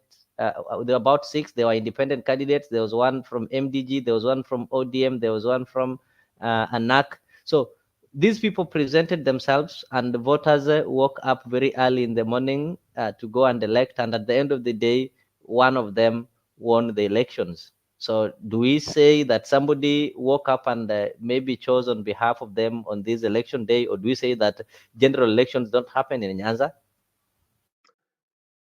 I have told you that election starts from the day you declare your candidature in a free society where democracy is practiced. It starts from the nomination date in an election, when the will of the people is not exercised in any democracy. That is not democracy, but aristocracy. So don't say that you are democratic. The fact that we will go up to IBC to elect our choice is where you bring something called guided, which I don't know where you get from. I'm not talking of guided. You said after nomination, how many parties do we have in Kenya? Is it that we have so many parties? So does it mean you only have to be nominated in ODM is when we say election has taken place, or maybe you can help the viewers understand? You see, a democracy operates under some kind of framework that applies to everybody. It doesn't apply to a particular political party. All right. democracy applies to everybody. You know, the right of me. Let me say the right of me. If I go to your constituency or where you are vying, and it is me versus Leo. Leo is in this particular political party X, and I am I'm also interested in that political party X, but I am not. But the people are on my side. But again, there is somebody who has to give them direction, who is saying that, you know, Leo is the preferred candidate compared to this other guy because this other guy doesn't like me for whatever reason it is. For whatever reason it is called disenfranchising the local citizen and denying them the And opportunity what is campaign and the purpose of campaign? What is campaign? Like when I say I want to campaign for you. Campaign, when you say you want to campaign for me, it's a form of campaign is just a way of Convincing people that you are the mobilizing best and mobilizing. So if I tell them convincing the Mzalendo is people. the best candidate, you need to vote for Mzalendo. He's the one who can maybe align with our parties. That will not campaign. Leo, until you understand what tribalism is, you'll not, in our politics is when you'll understand where I'm coming from. From now, we can argue the whole day, but until you get to the point where you are on the ballot and you know what democracy entails, and until you get to the, you know, sometimes we argue with people who the only loss that they have made in any attempt in any kind of forum is losing data. A data on a WhatsApp group, that is the only loss that you've made. But when the moment you start losing in an election is when you'll understand the magnitude of an election. If you lose your data of Safaricom by, you know, texting or commenting on WhatsApp or participating or campaigning that I like Raila or I like William Ruto, it's only data you are losing, yeah? Data that you can always buy. But when you lose for an election, it is something that you have invested in. And the people who go for that election after the campaign, it is something that they want. They want a particular leader, and they don't want to be guided. And that is what is causing the problem. I wish you could play a video of the party leader that we are now, John Mbadi, saying how the people have been denied by this particular party good leaders in the past. So then you can understand. And the question that maybe somebody might be interested in asking, so that people know that, you know, some are just opinion. Somebody will ask, Mzalendo, I'm contesting. I know people want me. I've gone to a party and I've realized this party don't need me. It is not the people who don't need me. It is the party or people in that party. The constitution allows you have an option to go and contest independently. If these people liked you, they'll still follow you. I'll give you an example. Evans Kidero wanted to become a governor in Homa Bay. He believed that people loved him after seeing his work in Nairobi. And the ODM party did not give him the ticket. The same way, I will explain to you, the same way ODM party gave him direct ticket in Nairobi, the ODM party gave a different person direct ticket because Evans Kidero contested in Nairobi twice and was given direct ticket. He did not participate in nomination. So when he went to Homa Bay, now they told him that even you in Nairobi, we gave you direct ticket twice, so let us also do the same to another person. He used his constitutional right and contested as independent. So what stops those people who loved you from voting for you as Evans Kidero? Or does it mean that these people did not love you, but they loved the party? Because he went up to the ballot as an independent. You should have stopped at where you said the party did not like him. So how does the party not like that one I wasn't sure. I was just giving an example because I was just saying, let's say, or the people in the party that. So I was asking you, let me ask you. So between the party and the people, who votes? Between the party and the people are the ones who participate in. And if the people love you, they should follow you in any party that you go to. Do you know, Leo? Maybe for the first time, I would tell you you don't know the reason why you vote. You only vote for because of a party. You don't know the reason why you go to that ballot. You don't look at policies. No, You don't look at people don't do you vote for vote the for the party. party? Do you vote for the party or do you vote for the I, policies I of I an don't I individual? don't vote for the party. That is why you'll find that somebody who voted Raila when he was in NDP voted Raila. When Raila left NDP, they still voted Raila. When Raila formed ODM, they voted Raila. So meaning they're not Yes, voting for the party, they're voting for Raila. So why are these people not voting for Kidero when because he Kidero left does not ODM? have Raila. Kidero, you just answered yourself. Kidero does No, not I have was Raila. giving you example with the Raila, the people who vote Raila. So The people don't have a party. They only follow individuals. So don't talk about party. They only follow individuals. So when you don't have this party, you'll not be voted in. When you so don't they don't. have If this they don't person, follow you, if they don't follow you, it means they don't love you. Like people did not they love. don't They love did not you. love Kidero. They They don't. loved Raila. You see, Raila is not the MCA for my area. Raila is Yeah. not the senator. Raila is running for president. So He's why not. do you say people loved Raila and did not love? Why didn't they vote Kidero? Yet Kidero presented himself. You see, we have not reached a point whereby you understand even why people go. That's why this country needs a lot of civic education, to inform people like you who don't really know why they go to the ballot. They vote with emotions. You know, when you vote with emotion is when you follow individuals like, you follow them from everywhere. Right now, Raila is going to AU. Are you going to vote for him? No, you can't, because Because you're there not is allowed no to vote for him. boundaries there. Yeah. But you see, if he comes back, look at what you're saying. If he comes back, and there is a better candidate than him, you'll still vote for him. That is what you're saying, because Not really, not really. I was that giving is you, it. That is Mzalendo, you're exactly not what you're getting. saying. Okay, let me tell you in this other way. You are telling me that if somebody is not nominated in a specific party, then people cannot vote that person. Yet we know very well that the constitution allows you to be an independent candidate because we vote individuals. For example, Mzalendo, I want to become an MCA. I have 100 people who I'm sure they believe in my ideas and they promise they're going to vote me.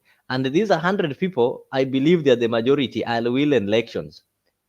If ODM doesn't, or a party in my region doesn't accept me or doesn't nominate me, this one does not stop my ideas. It does not stop these people from voting me in the party that I'll follow. So I'll simply walk to a different party and my people will vote me because they were not voting ODM, they were voting Leo.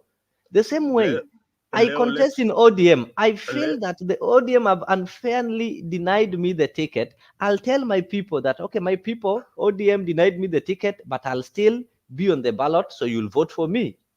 But in case I do that and people don't vote for me, they vote for ODM, then it should tell me that these people did not like me. They did not follow my ideas. They liked ODM or they followed the idea of ODM. That is why they left me and voted for ODM. All right. Just like you believe that Baba was rigged out in 2022. No, we are talking of voting, Mzalendo. I am just Come telling on. you. I want us to end up this argument because we will not end. Yes. I wanted to take you through the steps, but you don't want to get the steps and understand. No, you can proceed. You can proceed. The steps are simple. Leo, you want to vie in your area. Your area is a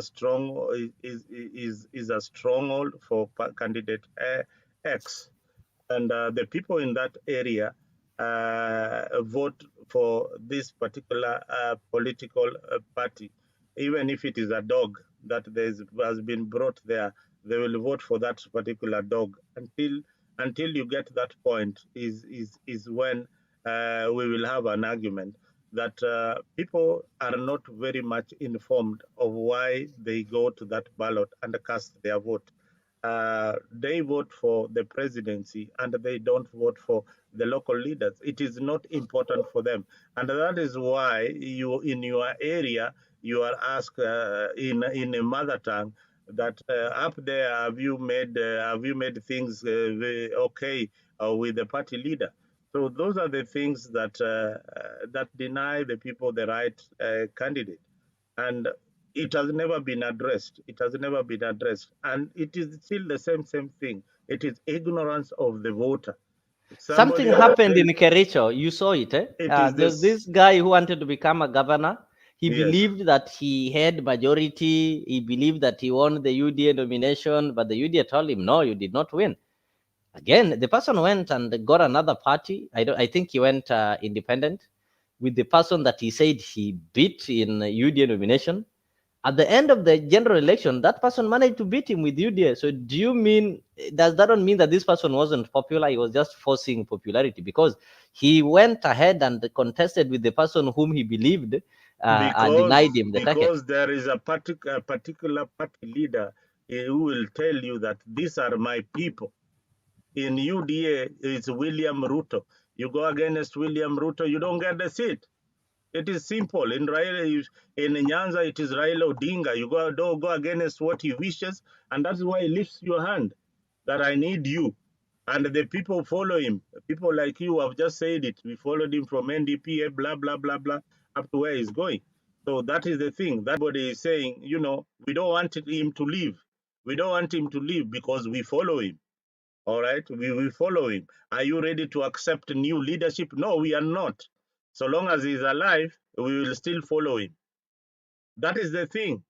You are still in denial until one day he says by himself that, you know what, I am taking a break. Even if he decides to take a break, you'll still want him to on that day, on that ballot. But what value does it have? What value does it add to the locals?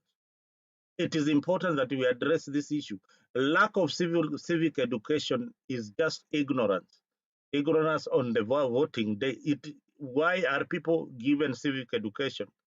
Civic education simply means that, you know, despite this guy being popular, is uneducated. This guy being popular, he cannot represent your views. This guy cannot even draft a bill in parliament. Why do you elect such a person?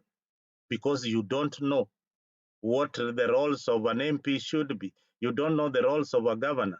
Then we have an IBC that seemingly is compromised from the presidential and compromised to the grassroots.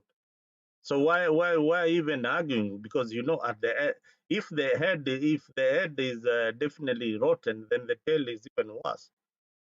So why are we even getting into this argument? Because if you know that up there are rigged, then when it comes to IBC down there, it is just okay. Then IBC is so doing a very good job when it comes to electing civic leaders.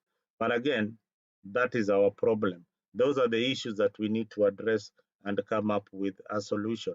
So we spend some time here trying to tell, you know, this is the reason, this is the why we need to vote, why young leaders should be given a chance to exercise their democratic rights. Mbona unafikiria kina Babu Owino wanakanyagiwa? Nikikuuliza hiyo swali, mbona unafikiria people are not very happy with Babu Owino or Ole Kina or any young talent? Oh, what happens? Actually, they say, like in it's not only in politics, but in politics they normally say there is no vacuum in politics. So it is either you do your job or you sit aside. So like there's no vacuum that they'll say that now, Mzalendo, you've reached 70 years. Now you say, I'm walking out. As long as you can still perform the same duties. I know you're a fan of football. We don't, I don't know if they have an age limit that when you reach, you now exit, but you only hang your boots if somebody amekweka bench. Let me use the term that people use, amekweka bench. So as much as I watch, I'm also a young leader that would want, but I also have to say that the young leaders that we are having in the crop of young leaders that we are having in this country are not ready to take the front seat. They are comfortable sitting at the back and clapping. Mzalendo, today, if you go home, the youths who are there will be comfortable holding for you the bag, calling you Mheshimiwa, pushing people who want to come next to you, than taking the mantle and doing what you are doing. You will go there, maybe you have a big farm, you want to grow some vegetables. Instead of these youths also having farms, start growing vegetables like you, they'll be comfortable escorting you and giving you security and such kind of things. So Do you only know? Do you only know like why? a few like Babu Owino are trying to do that. But again, the old guards also don't want to retire. That is their that is the economic activity. The problem that politicians in Kenya, they do it as an economic activity. So nobody wants to retire. They don't want to leave this space. Ni kama wataki kumwaga unga, go to government offices. Somebody is 50 years, ajui hata kutype anything kwa computer. But they'll not allow you who is computer illiterate.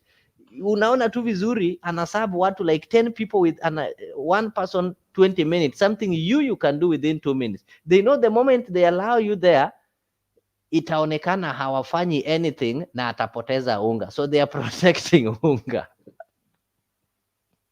Yeah, I don't know how we can fix that. You are right. You are right. You know, this old guards. Age is not bad. Age is not bad if that age is able to empower the young people to take over from them. Age is only bad when you cannot empower young leaders to take over from you. That is the problem. Age is good when it can empower, but age is also bad when it wants to stay there forever. For example, people like Museveni. Yeah, age is bad when you really want to insist. I have seen in democracies where age is not an issue. In America, Biden, I don't know, is going to his 80s. Age is not an issue, but the content in your brain is what is more important. All right, we can have old people, but they have got a lot of wisdom and a lot of experience in governance, and they are doing the right thing. Youth should not have a problem with that. Youth should not have a problem with that. Just the same way Baba controls a college, an electoral college that believes in him despite his age. They still believe that he has got something that he needs to offer the country. So age is not an issue. The issue is allow other people to practice their democratic right. Like right now, what is happening? Like I think the people who are at the forefront have created some space for young people to prove that they can lead things like opposition. Like you see, when you see people like Babu forming their movement to oppose the government, it's because they've realized people like Kalonzo have kept quiet. So what is going to happen? Like the option that Kalonzo is having right now, Kalonzo is having two options: to step ahead and maybe keep on fighting and kukosoa serikali, or to sit back and allow this young generation take over the role, which is a good thing. If the young generation will do it aggressively, then the people will see that kumbe these people can do it, then we don't need Kalonzo. But the problem is that the young people have always relied on the aged or the old guards to an extent that they are not able to be seen. They are waiting for this old guard to go and speak.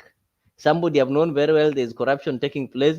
They are waiting for Raila, or they are waiting for Kalonzo to be the first person to go and speak about it. I like the kind of energy that I'm currently seeing. If they continue like that, then that is how they are going to render these other people irrelevant. If they can be able to address these kind of issues, then people will see that, oh, these people actually, we don't need people like Raila. But if when Raila is away, people are still waiting for him to come, those are the kind of things that still gives him relevance. So it is upon the youth now to start addressing the issues.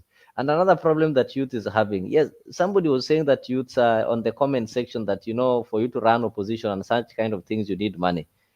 Zalendo, you'll agree with me that there are youths who are billionaires in this country, but what do they do with their money? What do youths do with the money? You see, not everybody is interested in politics as other people are interested. I'm talking of the ones who are in politics. You can mention a bunch of them who are in politics. I can tell you, the youths who are, majority of the youths who are in politics, you cannot trace where they got their wealth,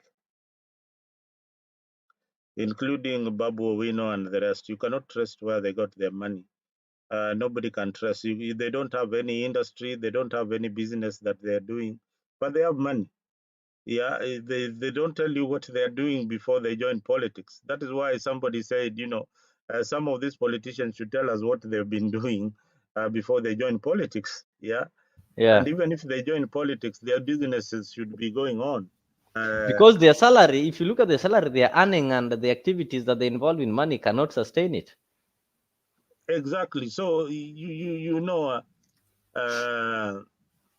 before I get my point, is because young people in leadership, this is very important, Leo. I want you each and every time when you come on air, at least play a few clips of young people talking and see if they're addressing the issues in society, the issues that affect young people. I hardly pick any of these young leaders. Even Olekina, if I hear him talking, even Babu, even Sifuna, there is nothing that they talk about that affects the young people. They don't talk about technology. They don't talk about solutions. They have no solutions at all. Play any clip of these young leaders. You'll see that they have no solutions at all. All they do is confrontation. They are either fighting the government. I have not seen this leader who comes out to articulate that this is what I need to do in my constituency to bring industries in my constituency. This is what I need to do in the 21st century to adopt in internet technology, in modern technology. This is what we need to embrace as youths. Either they are just stamping or not giving direction at all. So what are they, what can they show as young leaders that this is what we can do? This is the alternative, I want to see Joe. Play for me a million clips of Joe and tell me anything that he offers that is out of the ordinary. Leadership is about offering something out of the ordinary, not telling me that you have used the CDF properly. That is absolute nonsense. That is just, that is what you are supposed to do. And in fact, that is not even what you are supposed to do. That is unconstitutional, because what you are supposed to do is to legislate so that we can have free secondary education. So scrutinize what these leaders talk about. I want you to listen to this. These are youth. I want you to listen to this. Then get a bit of Bobby Wine. You see what they talk about. With the public, they're out down.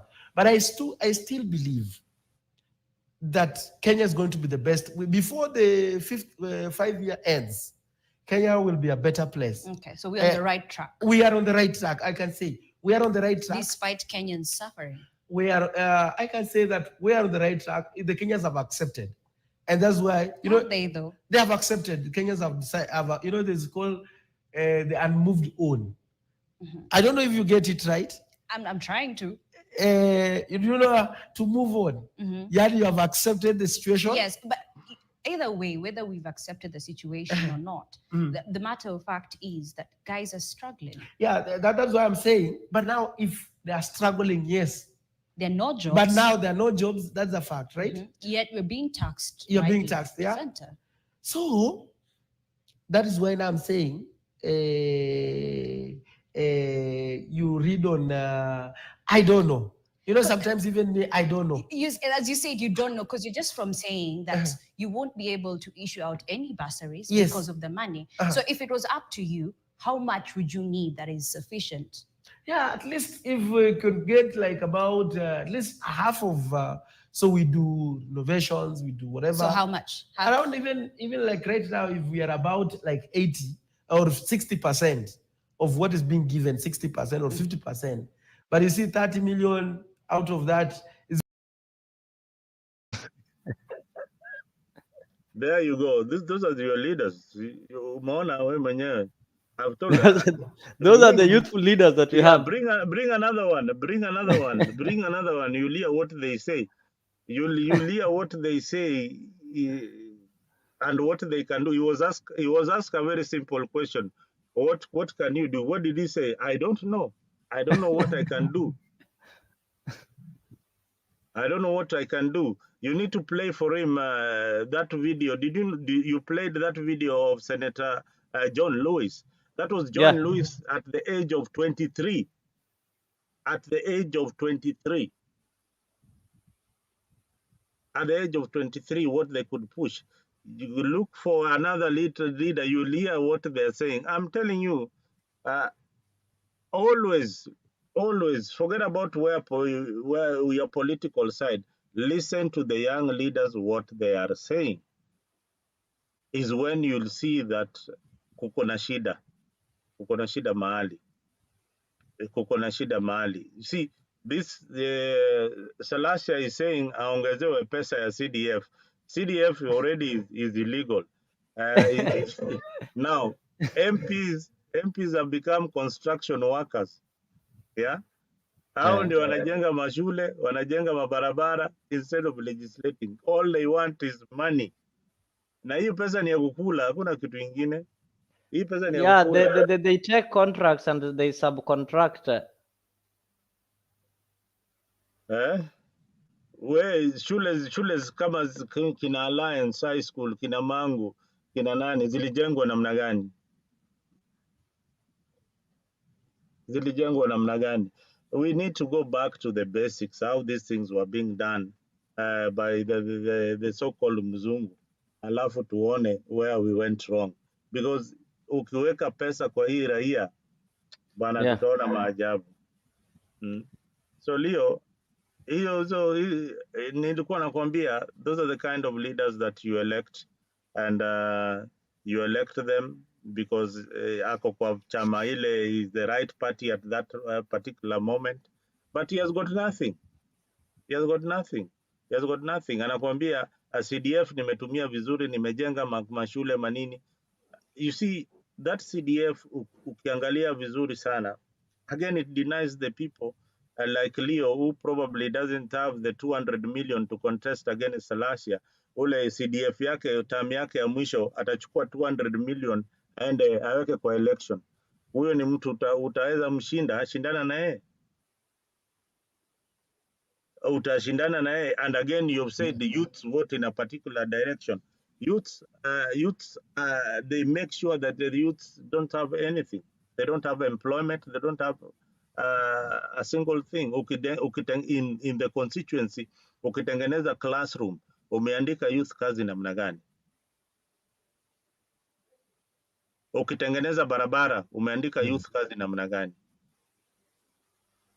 How have you employed a youth? Ukitengeneza classroom na ukitengeneza barabara. I get you. Those are basic. So when we get an opportunity, let us be able to inform our people on the right way to vote in the absence of civic education in our country. It is important that people get civic education and they know that hii kura napiga itanipatia maji, hii kura napiga itanipatia elimu ya bure katika shule za msingi. Hiyo ndio nataka. Even when a leader comes, you tell him that this is what I want you to do for me. This is what I want to see doing for you, doing for me. Don't just go to the ballot, Leo, and vote because my party is ODM. I'll vote for an ODM candidate. I look for the ODM candidates who can offer solutions because there are many. There are many. You've got a choice. There are so many. I want you to listen to another youthful MP in parliament where they're supposed to be making laws. Honorable Donya to use me in her statements that when I had a conversation with her that I wasn't smiling. Honorable Speaker, she cannot use there is no smilometer to define whether I support this thing or the finance bill or not. She's been smiling all along when I was contributing, Honorable Speaker. An indication that she was supporting what I was saying is only that at the point she stood to speak, she lost control and only imagined about condoms and things that we actually do not do in Kisii, Honorable Speaker. I consider Honorable Donya as... What is your point of order? My point of order, Honorable Speaker, is that she's using my name to make a statement, which is wrong. I support the finance bill. We are not going to vote secretly. It is public, and Kisii County is supporting the finance bill, the entire Kisii County. Those are the youthful leaders. Yeah, exactly. What cheza tu, don't cheza wote. Cheza wote. Look for Babu, usikia anasema nini. Look for Babu, usikia vile vitu wanaongea. Now you'll be able to look at the kind of crop of leaders, even if they are insisting that they want to kick out the old people, then they don't have what it takes to lead the youth. They don't have any solutions for the youth. They don't have any solution for the economy. I want to see a young leader articulating the issues of the economy perfectly in the 21st century. And our ways.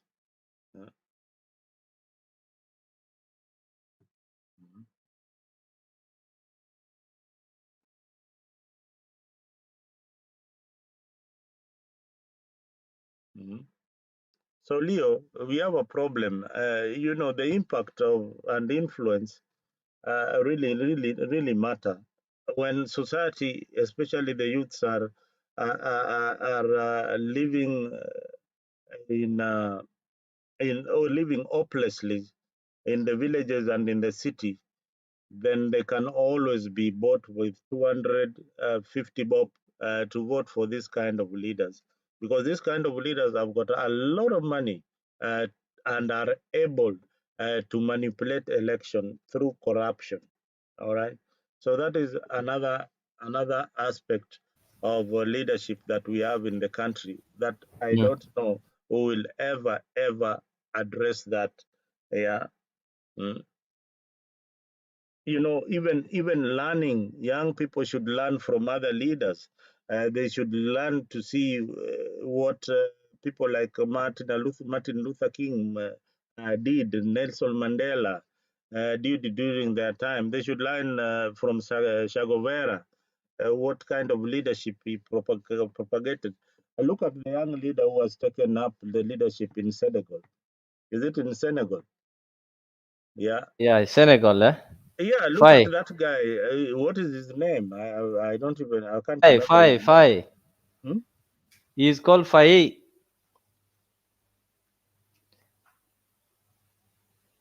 Can you hear me?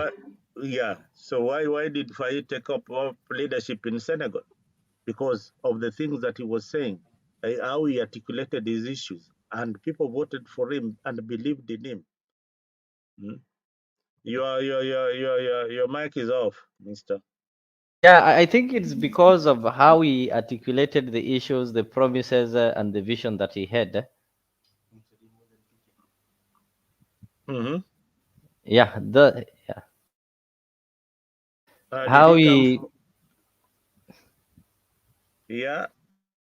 So these guys, the Babu Owinos, the Kinajo, they don't have self-belief. I said once, I told you that because young people talk about Babu Owino a lot. He needs to come out from ODM, form his own political party where young people will follow him, just like this guy in Uganda, Bobby Wine. Yeah, he needs to come out, form his political, but he doesn't believe in himself. He still hangs around with Baba each and every time because he wants to inherit what he didn't build. So that is the problem. Yeah, I get. No, he didn't. No, the problem here is that the politicians that we currently have, they don't want to build their brand. Then at the end of the day, they want to inherit people's brand. That is what is bringing problem. Like right now, you see, what has made Raila to be so dominant is because Raila built his brand, and the people around him have not built their brands. There are people, if you remove them from Raila, there's nothing you can associate them with. They don't have anything to stand for. They don't have anything that can be identified by them. So they don't have a brand. You see, Leo, Raila did not start yesterday. Yeah. Yeah. Raila did not just start 5 years ago. You come in, you've been an MP for maybe one term, or maybe you're serving your second term. Then you want to be like Raila Odinga or William Ruto, or even Kalonzo Musyoka. These guys did not start yesterday. The political network that Raila Odinga has, you cannot have it in 5 years. The age and the experience, the people that he has met, even logically, the people he has met under the presidencies and the presidents that he has met during his time, you cannot have that. You cannot have that. You cannot handle that. You cannot handle that. But you need to start from somewhere. You need to start from somewhere. And that somewhere means that get out, form your own political movement, and run with it. Look at what Fred Ogola is doing, Professor Fred Ogola. Yeah, he's starting from somewhere. Somewhere. You need to start from somewhere, build your own brand, believe in yourself, believe that you are the alternative. You are the alternative government, that you can offer alternative leadership. But if you want to be the alternative leadership and you are still cleaning on William Ruto and Raila Odinga, you are not an alternative. You are not an alternative. Be your own brand. Be your own brand. Be able to criticize Baba. How many of these people do you see coming out criticizing Raila Odinga? None, because they don't have the balls. They don't have the guts to criticize Baba. Because at the end of the day, if Baba says you are not going to see parliament, ni atakulaani na hautawahi ona hiyo bunge tena. If you come from areas like Nyanza, hautawahi ona. Yeah, because huko kuna wale followers na madayat. Where are you living, Busia? There are so many people you've cast in Busia, and why are you just talking of Nyanza and you're living in Busia? Busia is a different ballgame. Busia and even coast. Wetangula. No, Wetangula comes from Bungoma. Busia is where we have a Babu Namwamba, we have a Tuoma, we have a Jamong, we have a Ounda. Busia is deep in ODM than even Siaya. Siaya is having people elected on different parties, but that one cannot happen in Busia. Actually, Busia is number one, and during the time of JOHO from Busia, Mombasa used to be number two. You go to Homa Bay when you come to Siaya.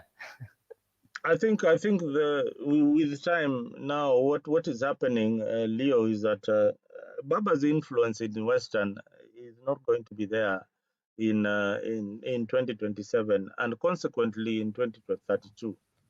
No, the people I think he might lose, the people that you've never been having influences in Bungoma. That one has never been there. Trans Nzoia is always like a cosmopolitan. He can get 2, 3.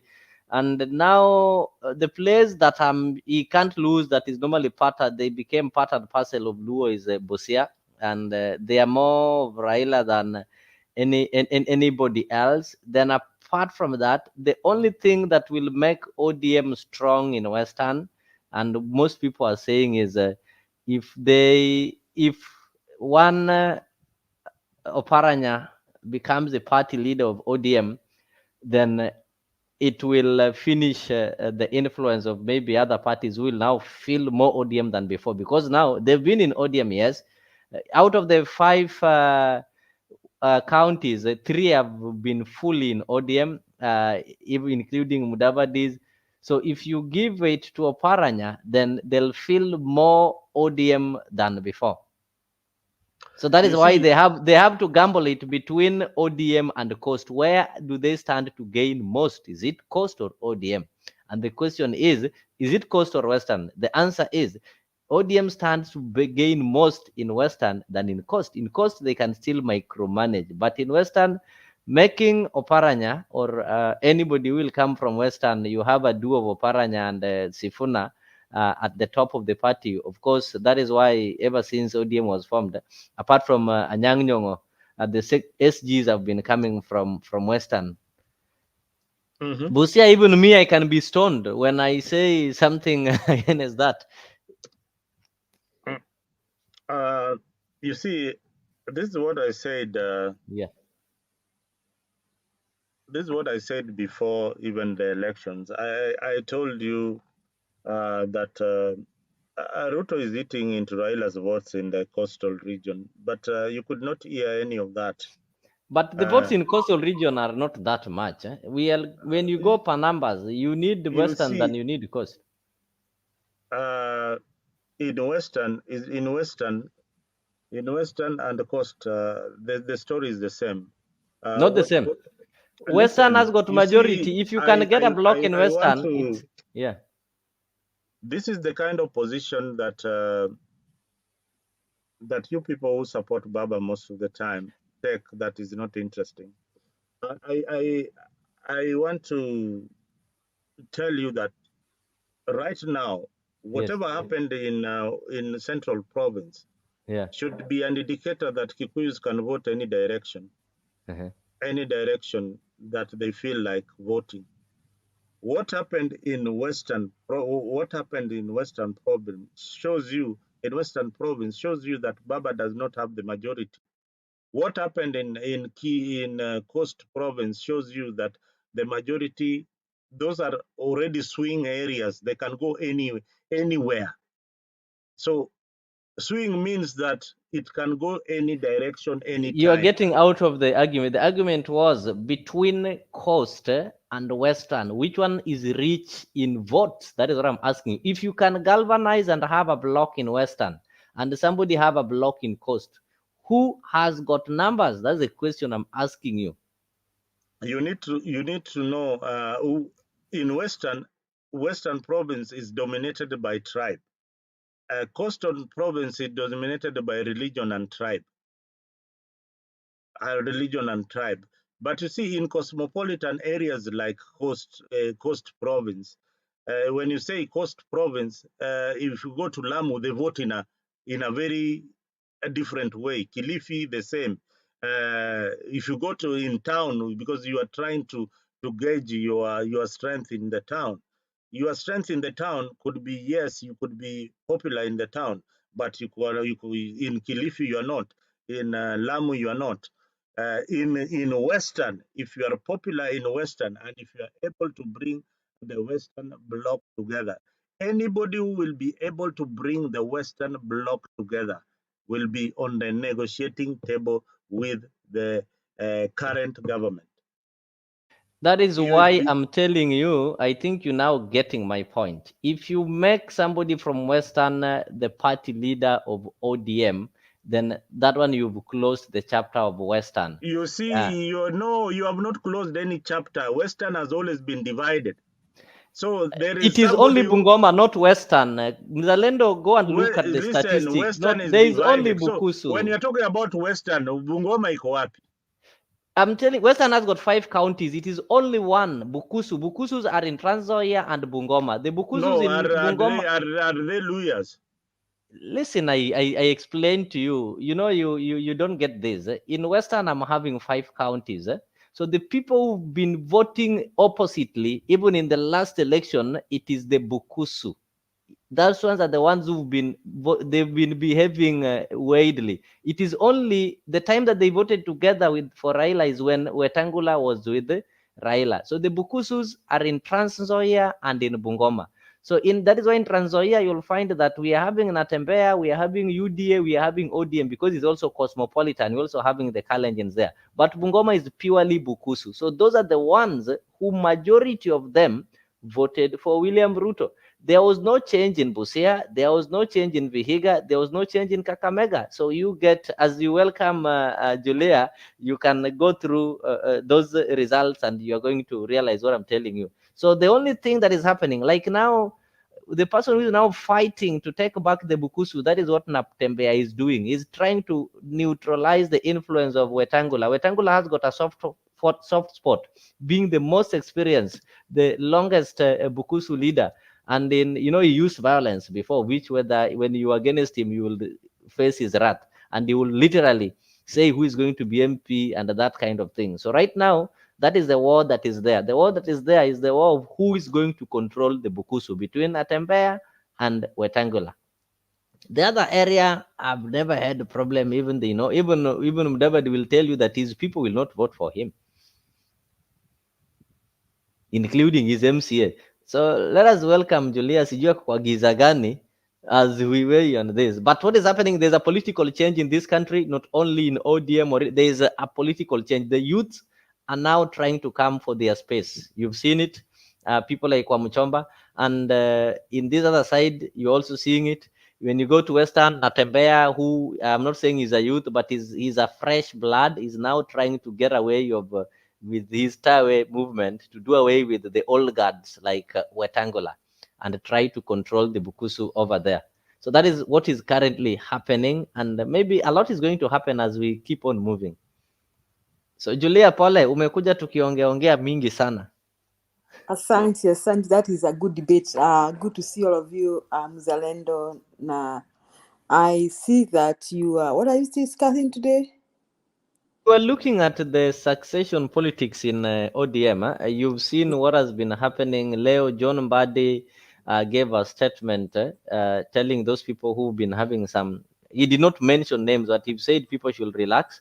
Raila is still in control. So those people like and called on the deputy party leaders, that is JOHO and Oparanya, to relax and unite the party. They avoid things that are dividing the party. You know, JOHO have been assembling his tools ready to take over from Raila. Amesha leo alikutana na Mutahi Kagwe, amechukua ule governor wa Wajir, that ODM governor, and all the coastal MPs, including Hassan Omar, who is a member of UDA, wamemjoin pale and assemble kina Oledina.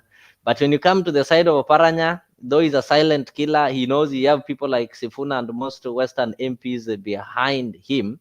So JOHO is now going for places like Turkana, places like Wajir, places like Narok, because he knows the Western, and maybe it will be easy for Oparanya to convince these other MPs in Nyanza than JOHO convincing them. You heard how people like not Otiende, those Alego MP were really talking, though they did not mention names, but it seemed they are not aligned to JOHO's side. So that is the war that has been happening in ODM.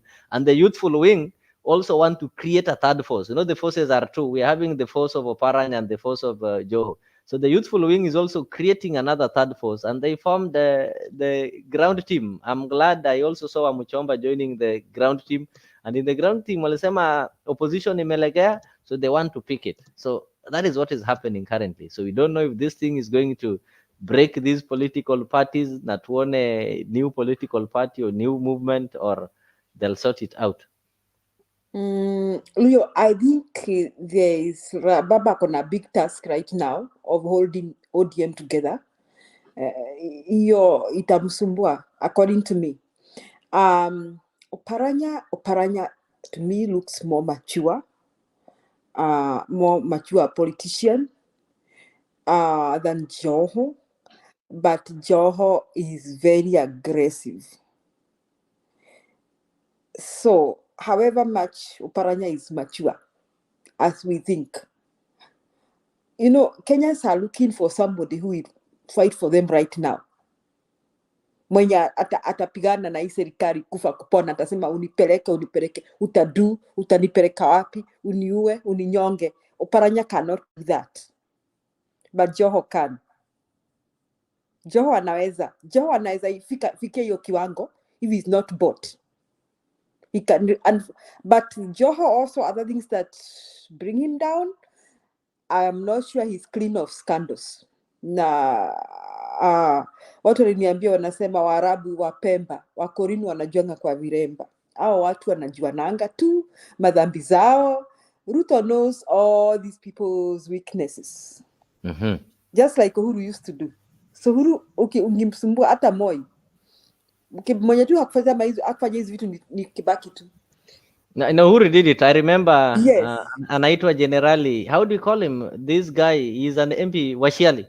No, is it Washiali or this one who was jailed for mismanaging the National Cereals Board? Yes. And he remained in Azimio, and immediately Ruto was declared the winner because he knows the scandals. Ikabidi aruke the other side.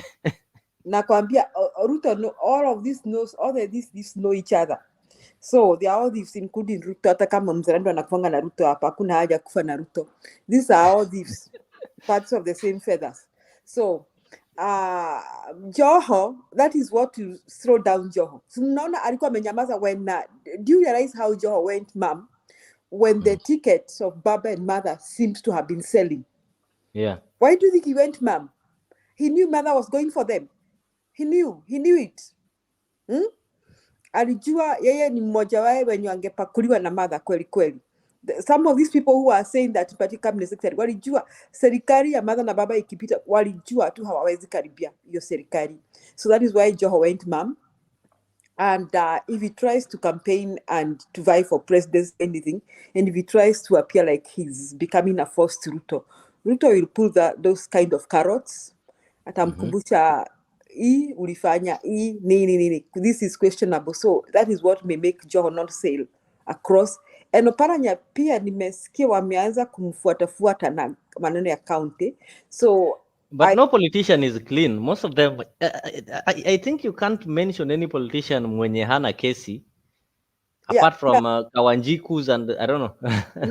I think Mother is among the I won't say 100% clean, but she's... No, Mother, I think she took a break from the government. So had she been in the government and specifically she took a break. Second... No, she took a break because she could not do the corruption. She walked away of Kebaki's government. She's one of the cleanest that we have. She's one of the watamtafuta hawatampata. Kalonzo, they keep creating scandals, but those scandals... No, Kalonzo, there is that NYS land. Lakini hawawezi mfuata mpaka kumpeleka kotini. That's another thing about Kalonzo. Kalonzo has not really gone out rampage on stealing and all that. So they may say things, even if it's a gutter press, lakini you may never hear this anti-corruption going after the likes of Kalonzo, the likes of Mother. But JOHO kuna vitu nafikiria wanaweza mfuata mpaka nyamaze kabisa. So that is what may really discourage JOHO. But he's a go-getter and he's very aggressive. He may go all the way and fight. And the Kenyans right now want somebody who, when anasema hata uninyonge tutanyongana, that, you know, that kind of character. That is what Kenyans are looking for. Na hatuna sai. The only person mwenye is firm to me is Mother Karua. The others, I don't even know what they are fighting for. Hata hujui msimamo wao ni wapi. Oparanya can be a unifying factor for Western Nyanza regions, but Oparanya is not aggressive. In fact, Oparanya, the only people who know Oparanya is ODM followers. I think the others don't even pay attention to Oparanya. Zerando, I don't know whether I'm saying the truth. The others don't even pay. Some even struggle to pronounce the word Oparanya. Opara what?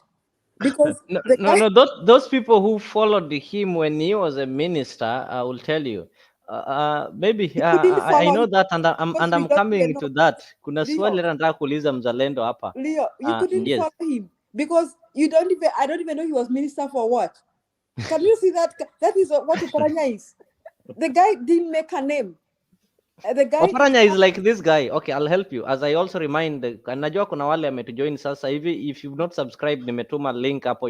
You subscribe to Afrique.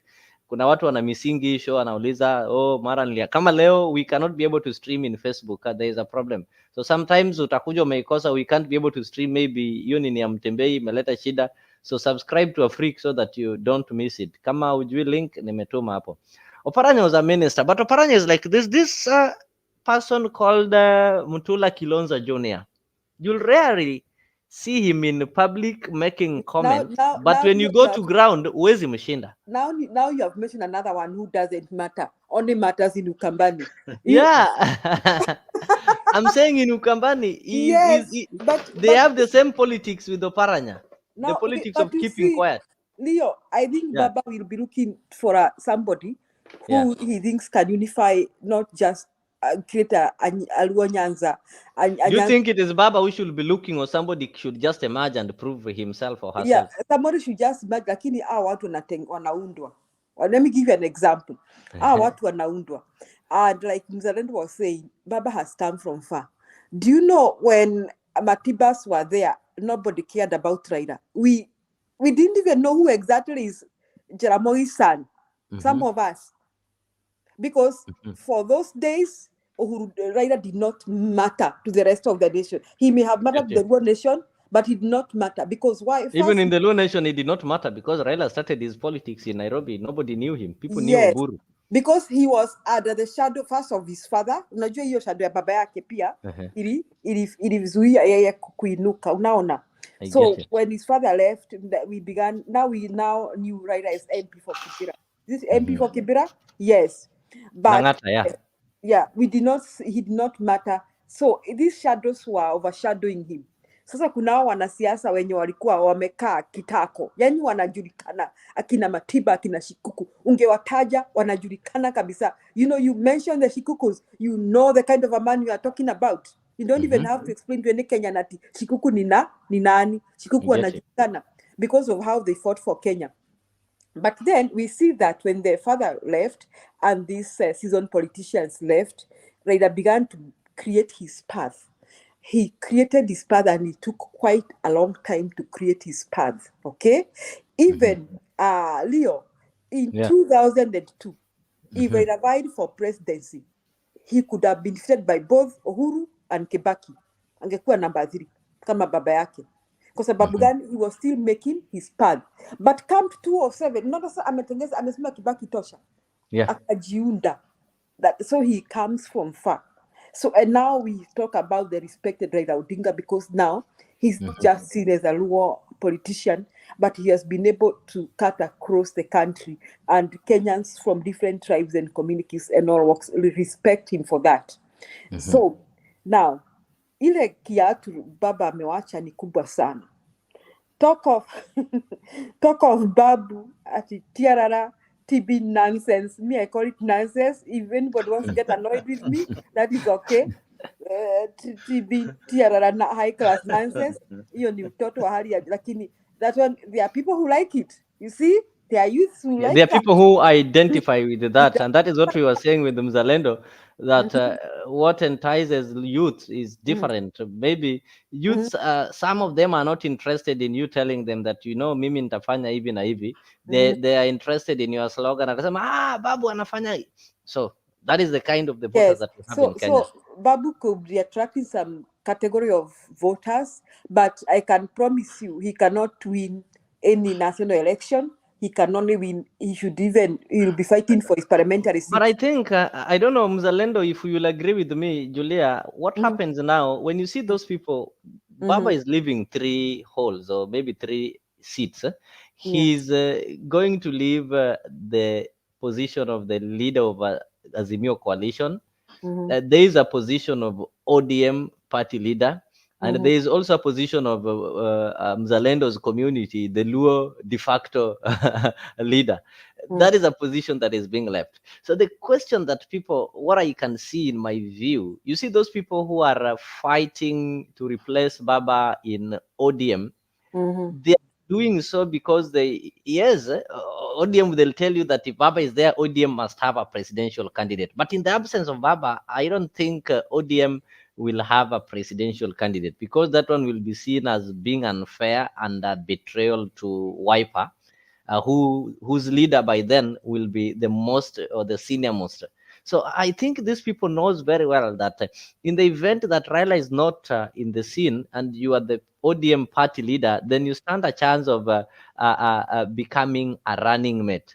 So the question that now will remain is, are you going, obviously the person that we know clearly that maybe will lead a running mate is Kalonzo by then. So JOHO wants to be Kalonzo's running mate. So we need to look at it in this scenario whereby, okay, Kalonzo now is the Azimio leader.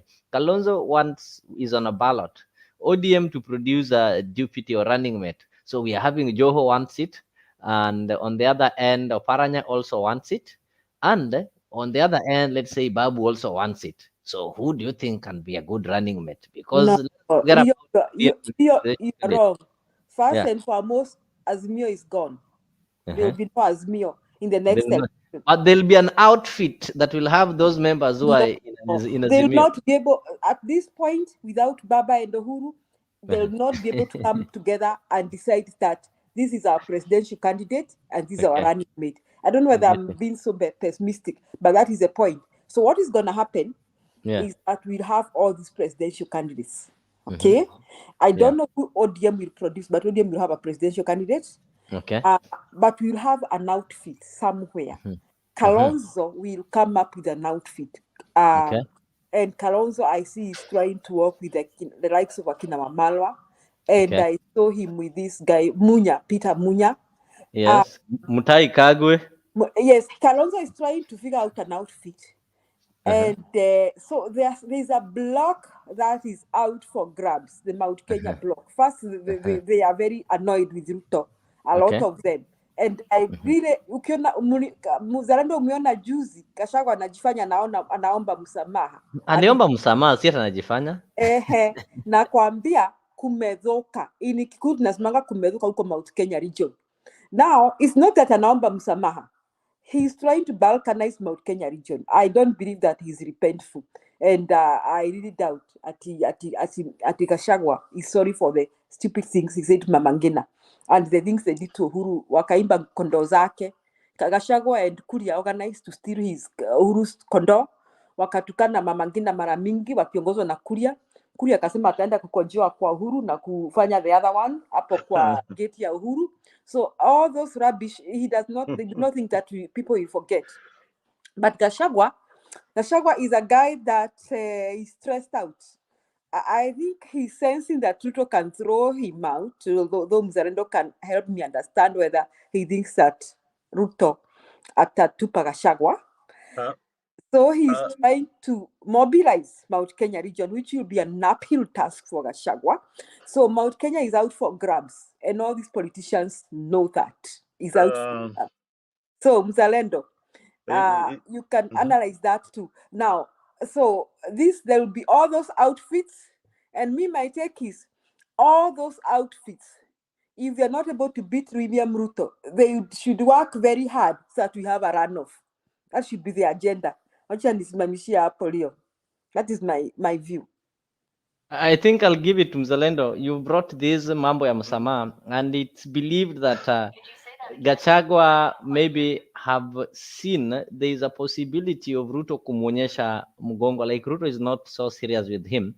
So you also want to communicate to Ruto and tell Ruto that, you see, if the best thing, he knows Ruto's enemy is Uhuru. That is a fact. You want to tell Ruto that, okay, if you're planning to leave me, then I'm still in good books. I can still mend ways with Uhuru, because Ruto knows very well Gachagua himself cannot be able to galvanize and unite the mountain. He's having many people who are taking his advantage, people like Ndindi Nyoro, and try to run away. He knows very well. So he's trying to tell Ruto that, you see, I can still go back, get Uhuru, and now have a united mountain. And there's nothing that people fear in politics in Kenya than a united mountain. They only need a good running mate, and they can make. That is the only thing that you want to make it in Kenya, ensure that the mountain is not united. And Ruto became president because the mountain was not united. Had the mountain been united, I'm sure they would have produced a presidential candidate. Yeah, you are right. That is the worst nightmare for Kenyans. If the mountain decides kumira for somebody, whichever the candidate will be, itakuwa ngumu sana yeye kupata 50+. But now I can assure you the mountain is out for grabs. So all this, Mzalendo, tuambie ukijibu, huyu mzee Gachagua wenyu unafikiri kwamba anaomba msamaha, mania yake ni nini? Hiyo ni nini? Alafu juzi Mzalendo, there was Ruto was in Nyeri and Gachagua was in another funeral the same day.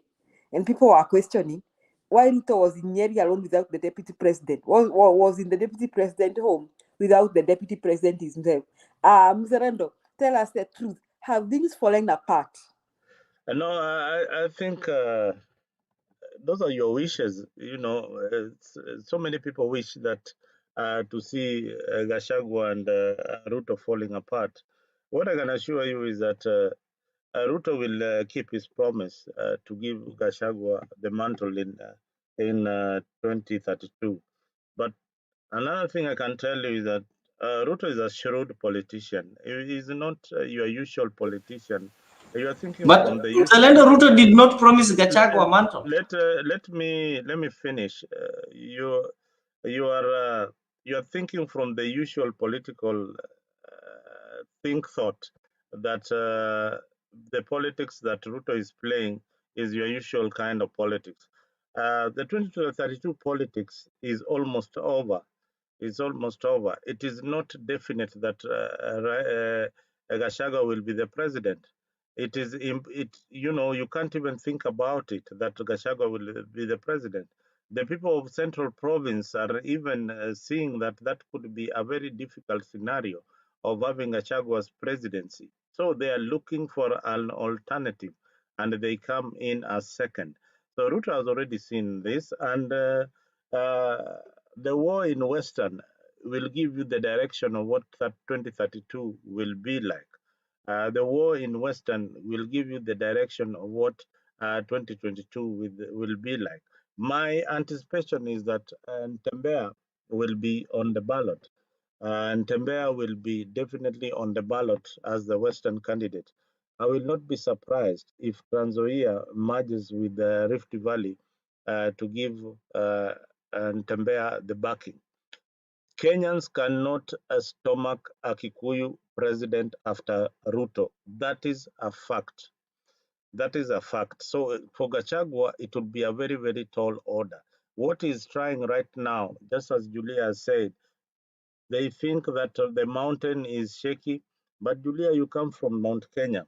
Mount Kenya always vote on a particular direction, and they don't play the cards in the public gallery. What Julia is saying is not what the Mount Kenya people are saying. The Mount Kenya people play their cards in the last minute, even if they are going to vote for a dog, but it is what the community is saying. They vote as a community. When they vote as a community, they will vote at any direction. I cannot predict what will happen in Central. Could be Gachagua will be a deputy of a presidential candidate in 2032. That can also happen as a possibility. And that candidate, my antenna is pointing at Western.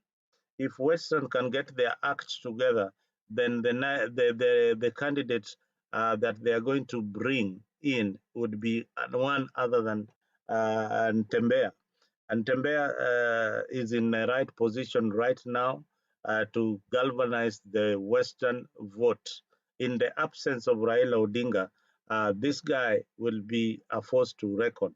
He can get a sizable vote even in Nyanza. And remember, Julia, that Baba is not in the ballot in 2027. So if he's not in the ballot, people are jostling. That is why you see the likes of Joe and everybody else is scrambling for some recognition on that particular table. That particular table does not represent you and me. It represents the political class. But what are they saying at the moment? They are saying that they need somebody different from Gachagua.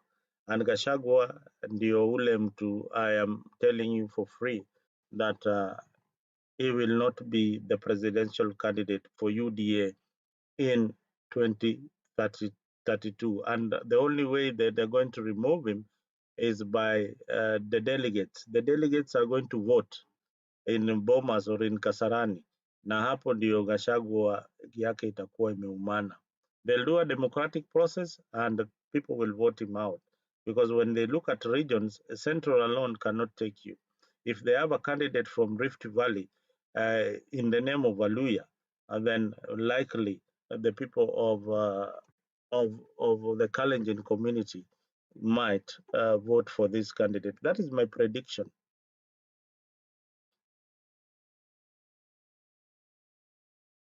So you are saying, Mato is saying that no one cares about the mountain anymore. Wakai kwao, they will not.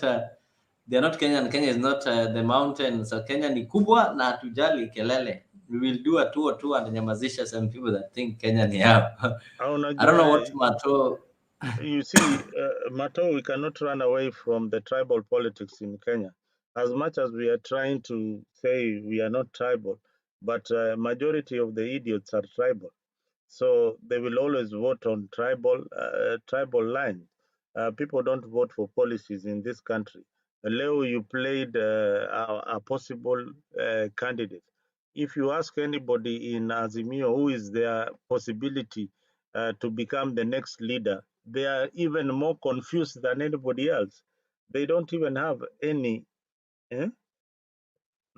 They don't even have any candidate of the choice. Sahi wanacheza tu kwa gallery. Ukiambiwa hey, nani atakuwa presidential candidate wenyu? That's why I was telling you, Leo, before that for somebody like Babu or Sifuna to come out from that Raila shadow, form their own political party, form their own agenda, rally the youth behind them, and they will get votes across the block. But if you come with this tribal thing in 2032, that will be a thing of the past. Mambo ya tribe, we are in the last circle of tribal elections in Kenya. I think Ruto is the last president ule amepigiwa kura na Kabila. So the next circle of leadership will be on policy and what you can put on the table. Why are you talking of 2032 yet we still have 2027? Are you trying to insinuate that we are not going to have elections in 2027? 2027 is done. 2027, there's nobody opposing Ruto. That is absolutely has got no opponent. It's clear that he has got no opponent. Should Baba go to AU, he has got all the platform. Even if he resigns, Ruto will come back and tell you, huyu jamaa nilimpatia kazi. Yes, umeona nimempatia kazi. No, these youthful people that you are talking of, don't you think Mnatembea can give it a try in 2027 and the support of the youths? Hawezi toboa? Wairimu is saying it's a game of numbers. Mnatembea is clearly Ruto's proxy. Mnatembea he has got one term to go as the governor of Tanzania. He doesn't have to finish. No, he has not. You see, I told you, political base is built with time. You don't just come and inherit things that we have not built there. People like Wetangula have been seasoned politicians. They've been there for the longest time. They have got that base that they have built. To dismantle that, you'll need some time.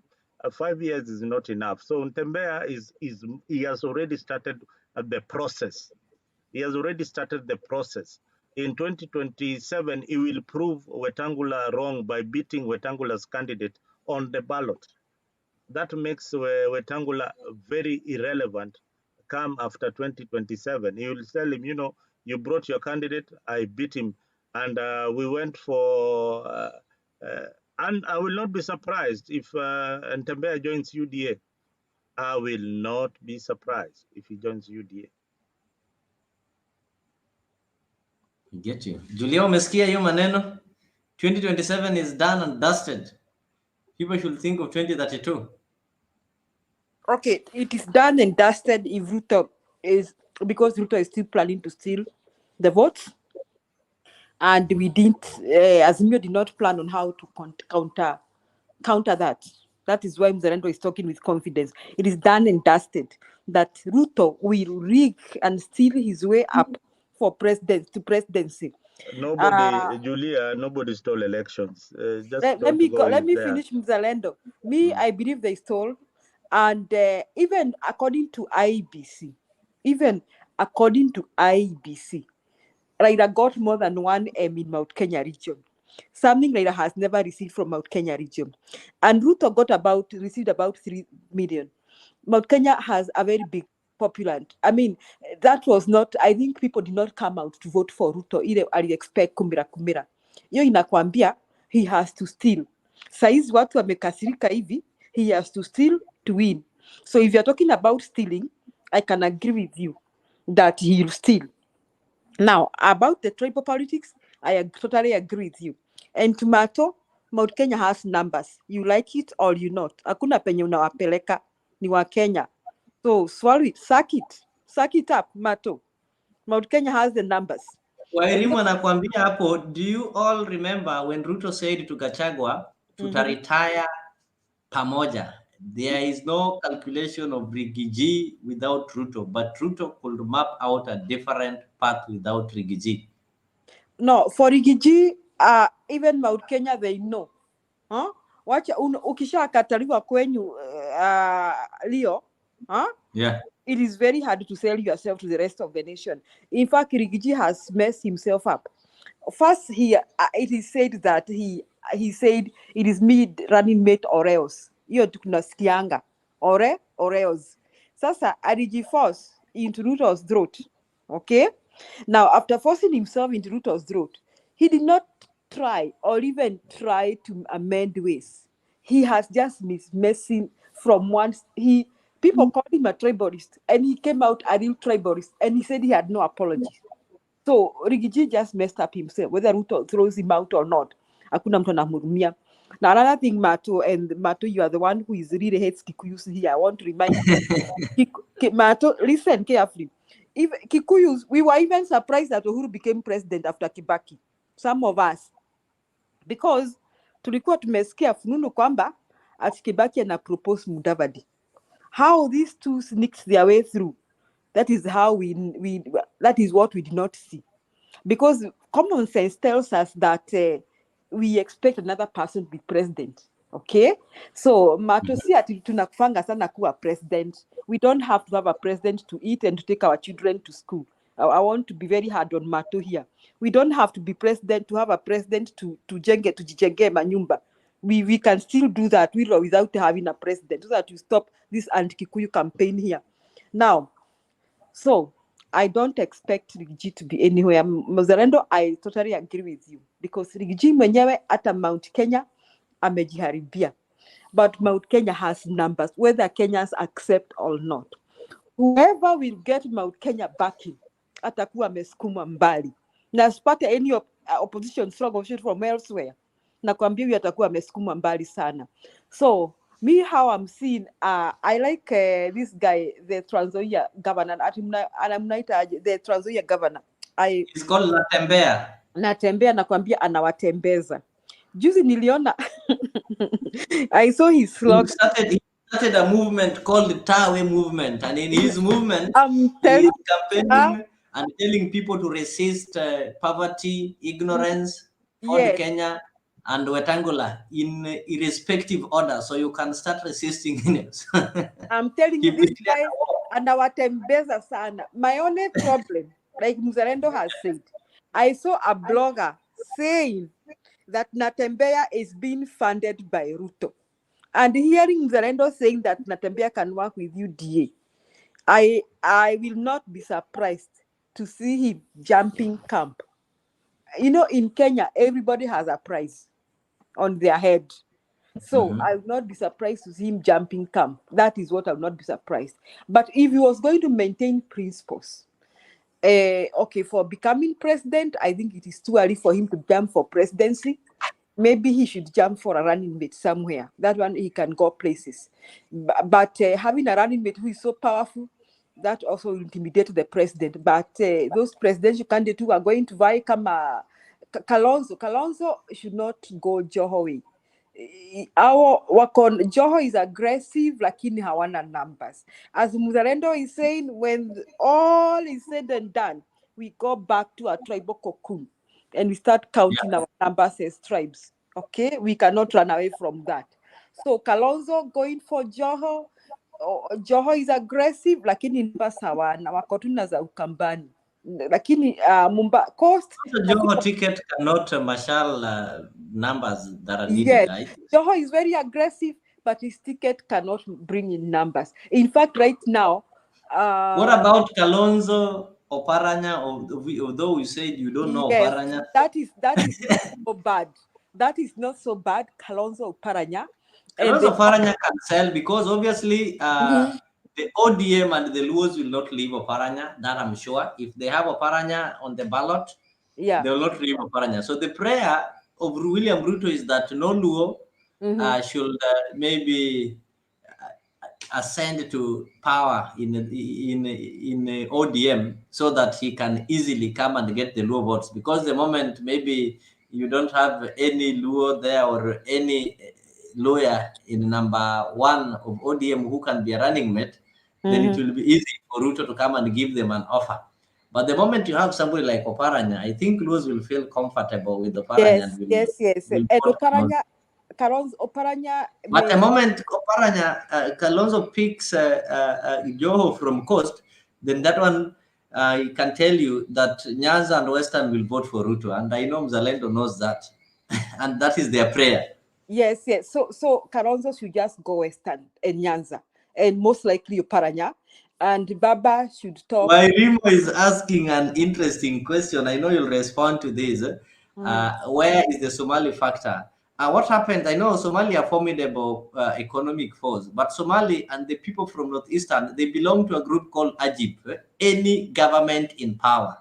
And with them, they will always work with any government in power for the reasons best known for them. You know, these guys are really hawana msimamo.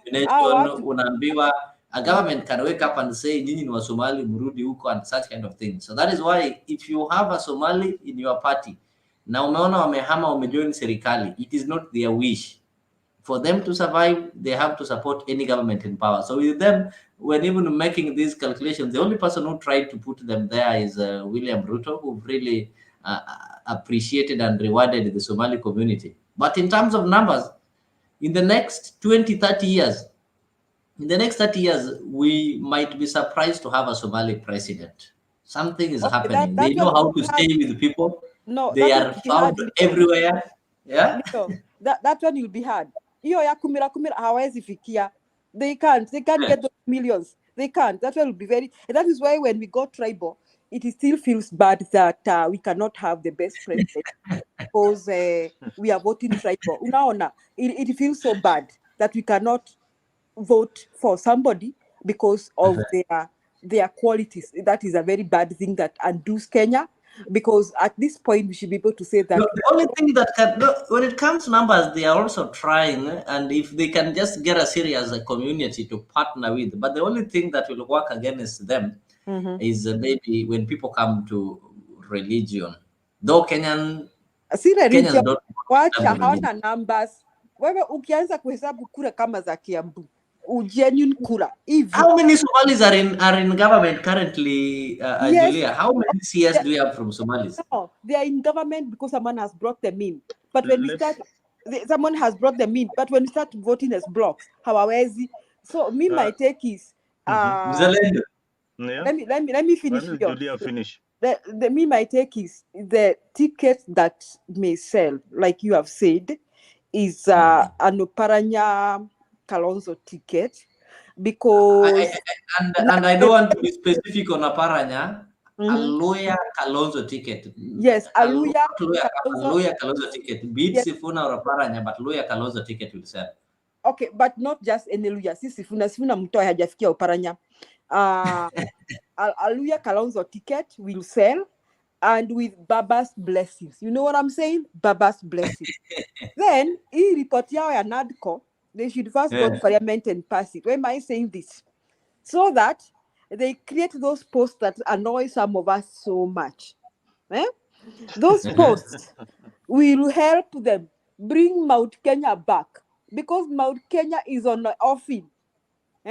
One of those serious posts must be given to one person from Mount Kenya. Hata kama haina power, unaona ile ya kudanganya watu ati hata nyinyi mmepewa. I get you. I get the sense. Hata hii mmepewa. Hata kama ni Mwangi wa Iria ama hata kama ni Jeremiah Kiuni naye ana influence. Because they must make sure Mount Kenya is in their bag.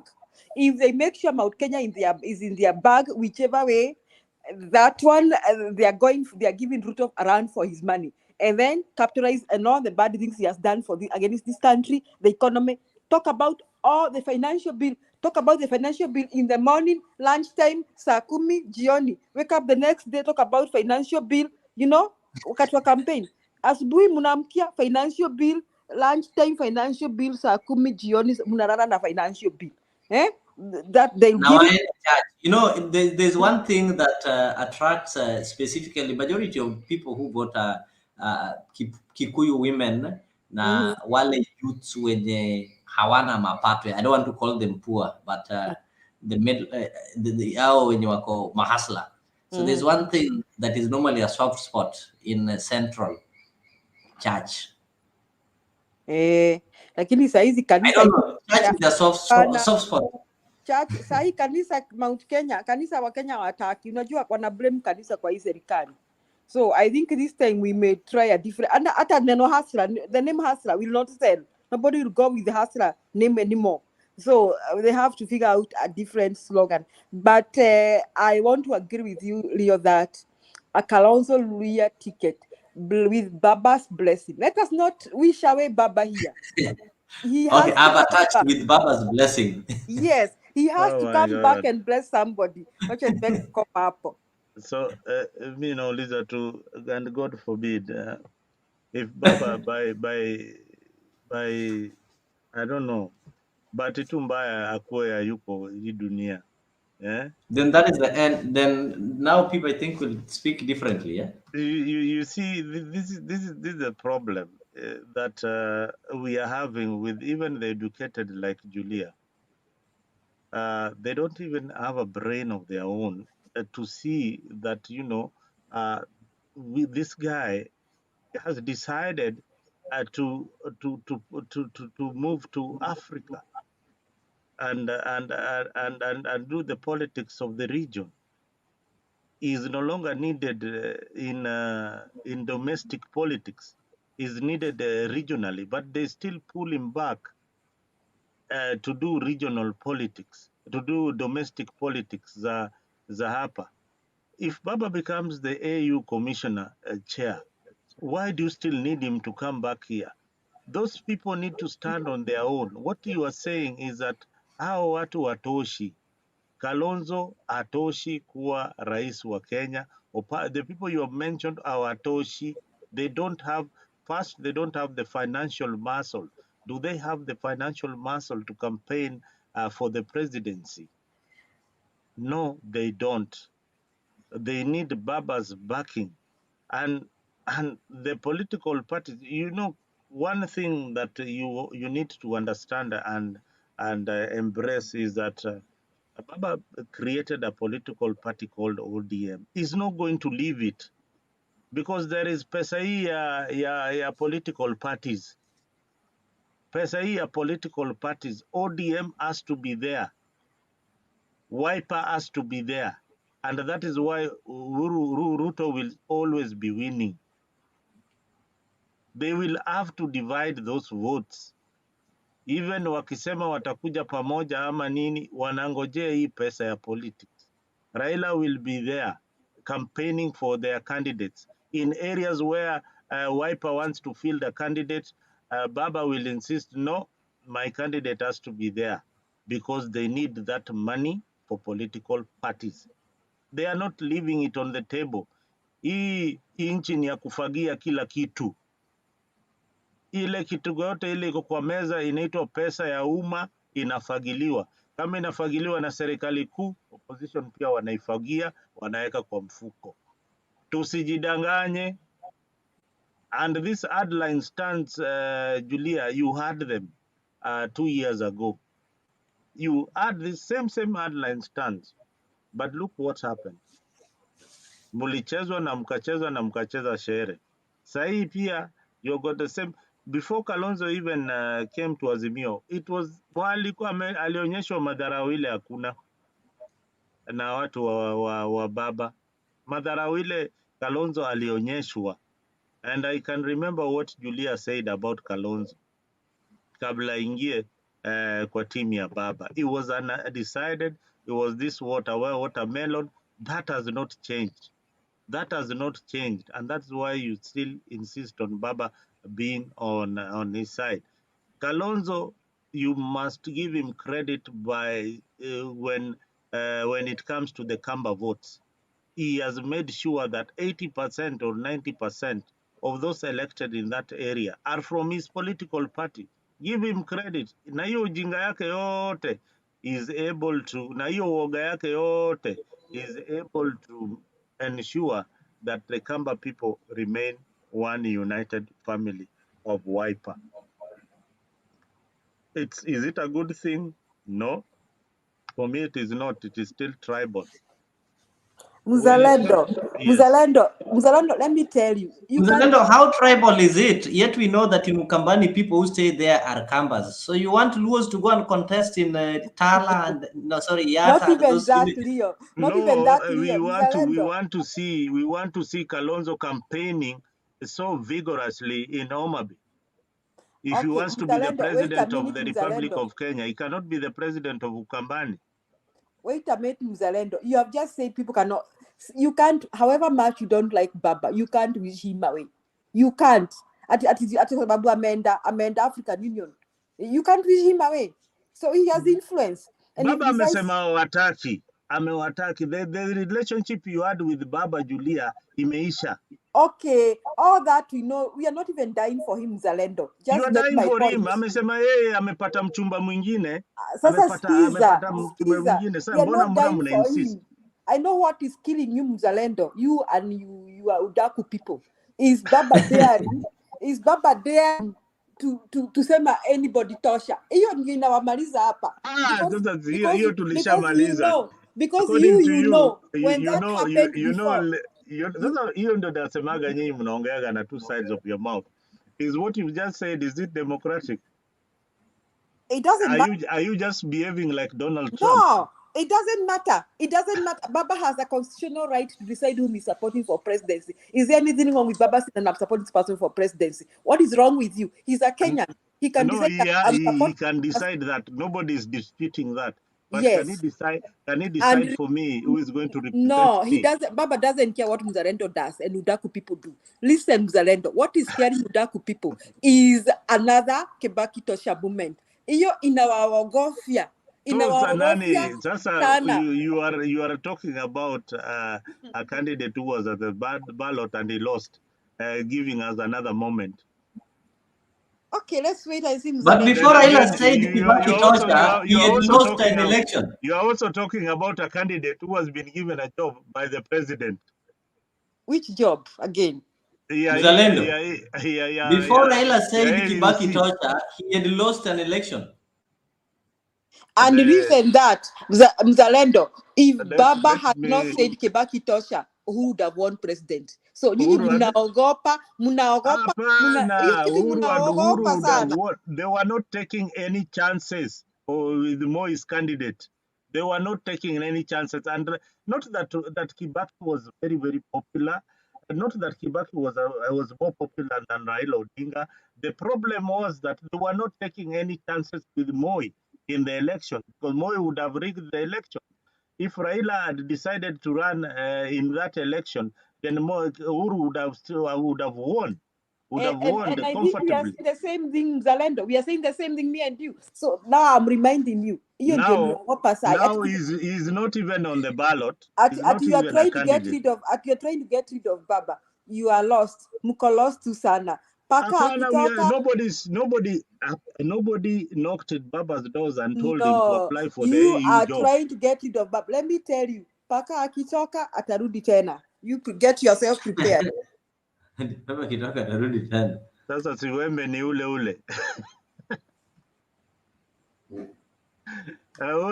Ule kinyozi bado ni ule anaitwa William Samoei Ruto. Bado atamnyoa tu.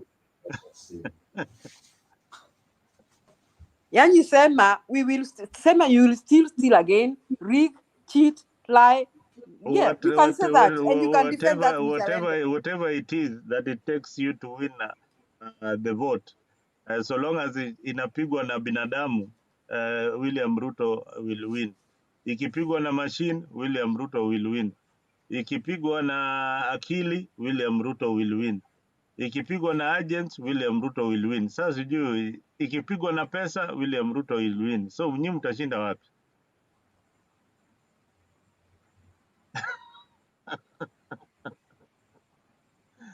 Julia, hii ni game over. Let us think of 2032. 2027 is dusted. And I will not be surprised if my Luo brothers join UDA. If there is a candidate called Kalonzo Musyoka on the ballot.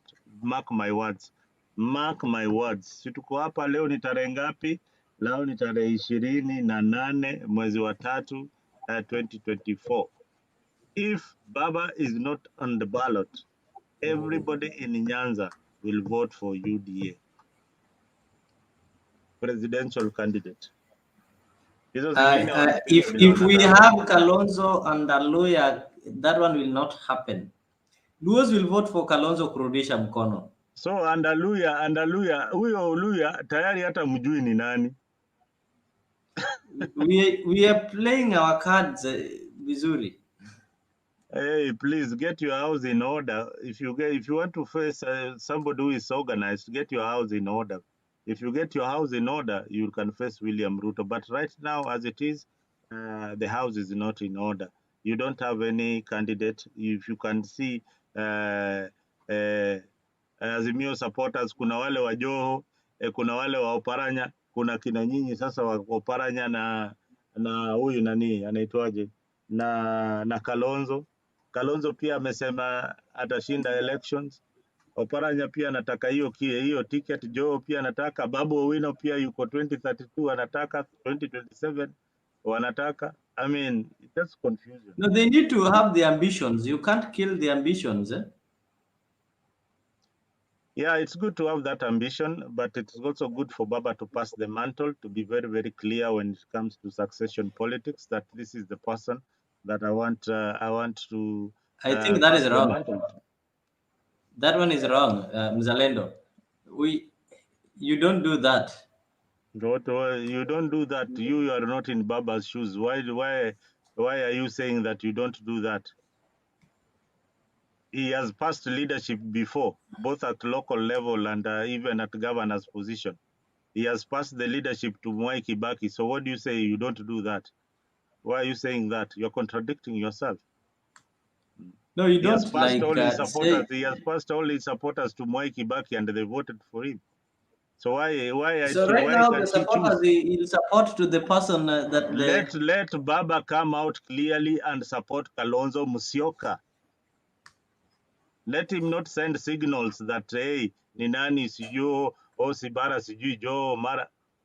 Okay. No, he's talking of ODM. Kalonzo Musyoka is not a member of ODM. Kalonzo Musyoka is not a member of ODM. Cannot win elections alone, my brother. They have to form a coalition. He's organizing ODM. Kalonzo is also organizing his party. But there's something called Azimio. Hiyo Azimio ilikuwa ni nini? What are you organizing and you had Azimio? Azimio sinikila those parties are members of Azimio. ODM is a member of Azimio, Wiper is a member of Azimio. So what are you So organizing? He can't organize Wiper. He's only organizing his party. Then at the end of the day, they'll meet. Oh, so even in the NADCO report, he had to organize his party, or he sent people who are members of Azimio. The way you talk about something else. Tuende hiyo imeisha, hakuna kitu nasema hapo.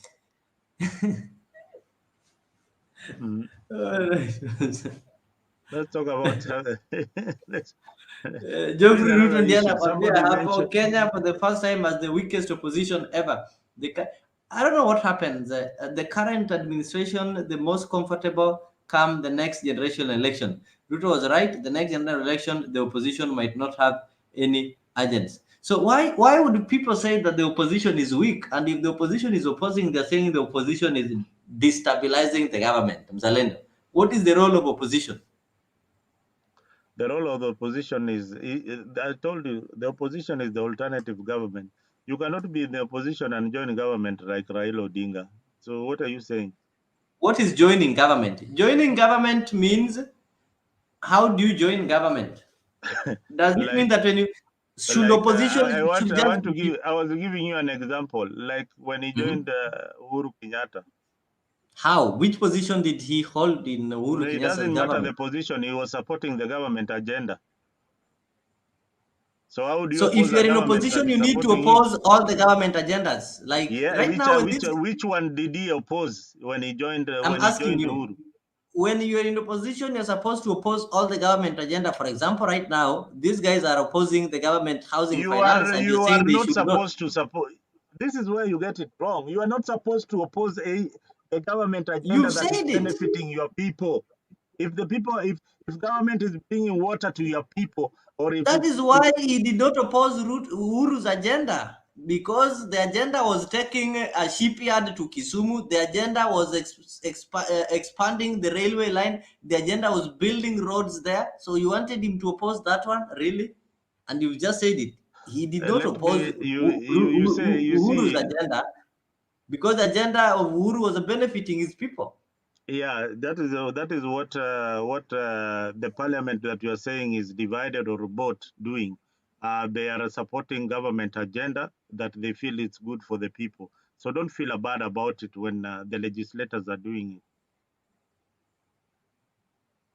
I hope it is still the same thing. So the problem is that I don't know if it is only in Kenya. When the opposition oppose, they say they are sabotaging. So where do you draw the line between sabotaging and opposing? What? I hear people say that some people are sabotaging the government or something like that. So where do you draw the line between opposing and sabotaging? No, which people are sabotaging the government? If there is somebody sabotaging the government, then Ruto has got the power to remove that person from government. But so far, I've not seen him removing anybody from government. If it No, comes they from normally say that the members of opposition are sabotaging the government. They don't say they're opposing or checking. They say they're sabotaging. That's the term they use. you see, for Leo, for you to remain relevant in politics, you have to oppose something. So can you imagine if you are going to 2027 election and the Sifunas and everybody else is supporting the government of the day, what will they be doing? If they are supporting everything that you remember what you were saying, ati sisi sasa tutasupport kila kitu ile serikali inafanya, then 2027 mtambia watu nini? Why were you even elected in the first place? You are supposed to legislate. You are supposed to, to scrutinize what the government is doing. You are supposed to check the executive. And we support. So this is a question that maybe people don't know. In the parliament, we're having the leader. We're having MPs from majority and MPs from minority. So do we have specific MPs who should be opposing? All of them represent people. The people, they don't represent the presidency. They represent And the why people do you where have they people come from. talking of this thing that, no, an MP saying that, sisi ni wabunge wa serikali. And yet these MPs have got equal mandate. Hao ni wabunge wanaegemea pande ya serikali. They are the ones who formed the government. They are the ones who are the majority. So what they support is government bills, and they have to be whipped to support government bills. If they are bills that are not going to, if they are bills that are affecting my people, why should I support them? A good leader will look at it that way. If there are policies that they are going to deny my people services from the government, then why should I support it? That is what representation is. That is what they are supposed to do.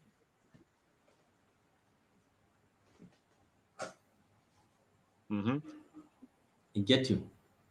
Yeah, that is what they are supposed to do. I hope, Madam Julia, ulienda. Somebody mentioned the issue of Somalis. Somalis populations are in Kenya today is about over 2 million today.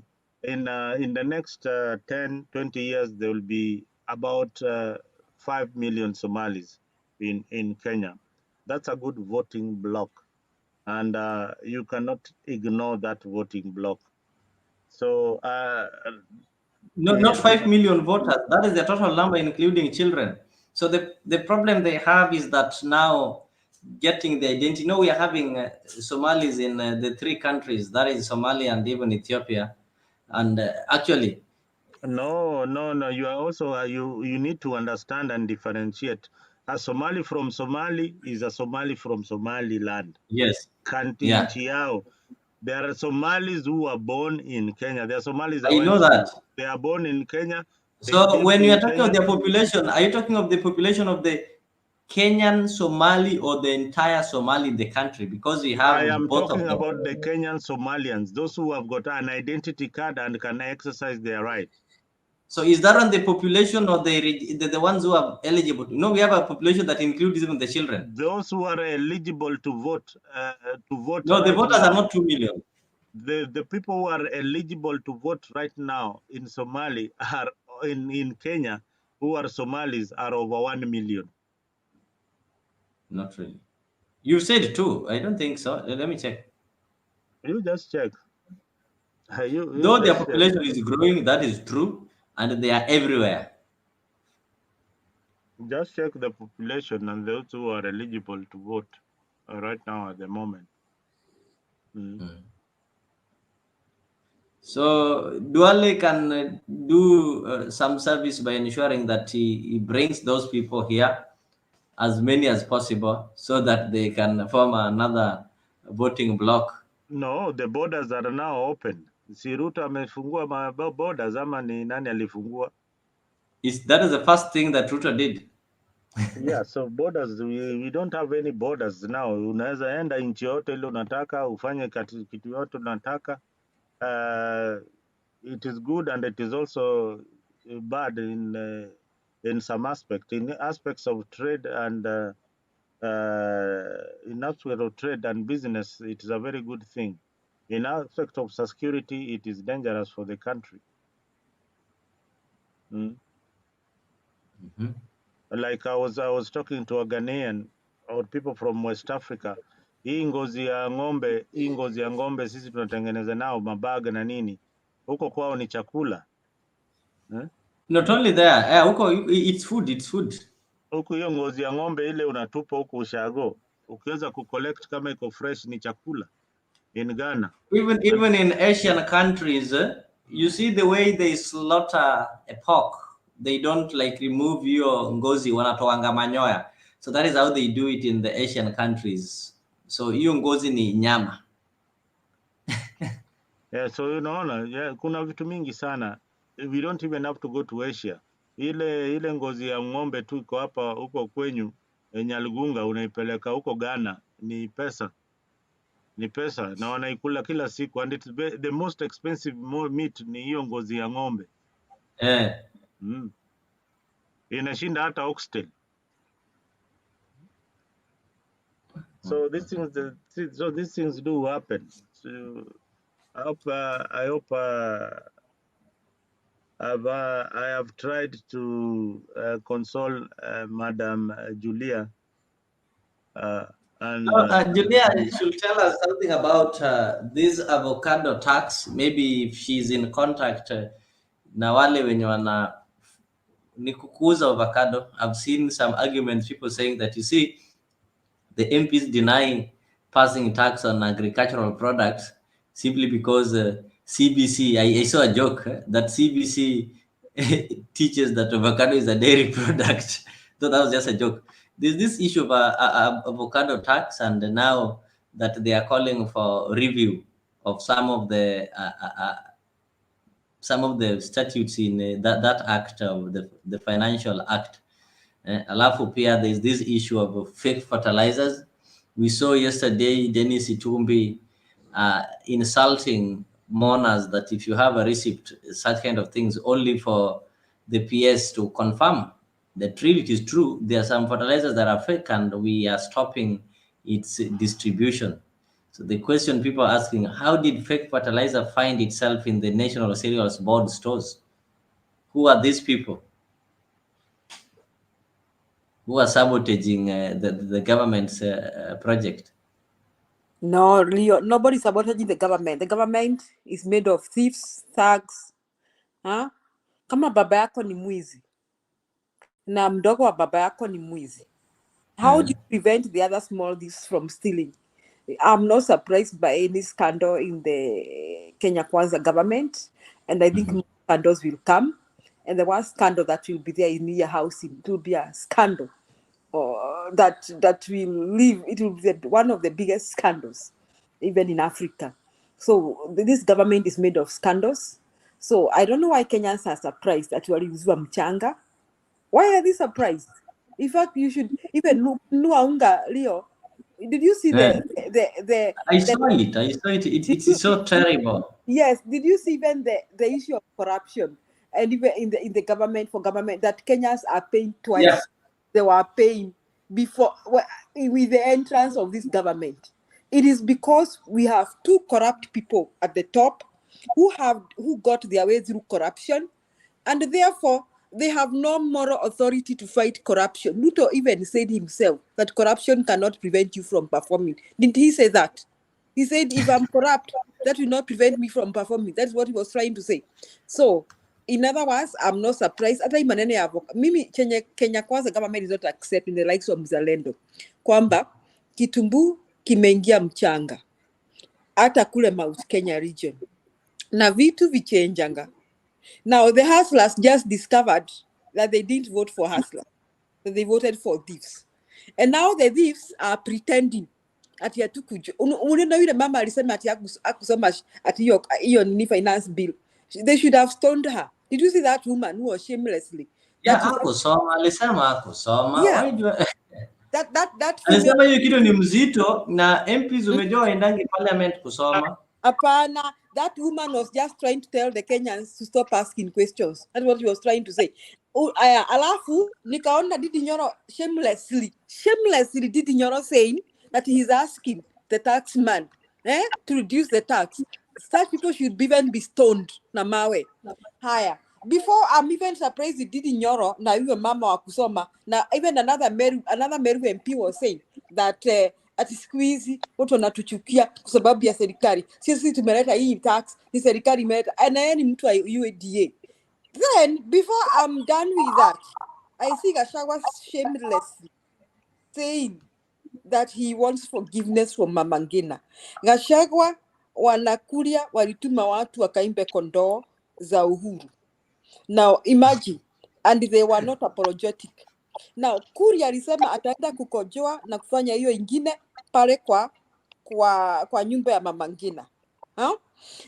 These people, since they opened their mouths before the election, and up until the day Gachagua apologized, they wake up Uhuru, they sleep Mama Ngina.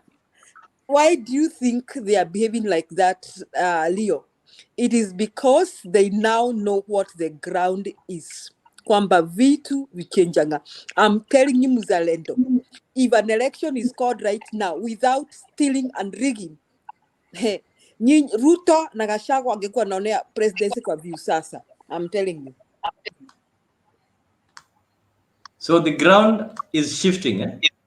The people are mad. People are aggravated. People want to burn somebody alive. I'm telling you. Because waliambiwa hao ni hasra. Sijui pesa itatolewa huko juu kwa central government, waletoe huku mashinani. Instead, they have been made to pay for avocado, pay higher taxes for avocado, pesa ya kahawa. Mzalendo, go and look up right now. How much were they selling their coffee when Uhuru was president, and how much are they selling now? And you give us the figures. Those people are so mad. Si tunaongea hapa tunapiga tu story. Watu wako huko kwa ground. Why do you think Gachagua is repentful? Why do you think these people, these MPs are saying that yatu kusoma? MPs hawana haya, hata hawana adabu. They should all be stoned.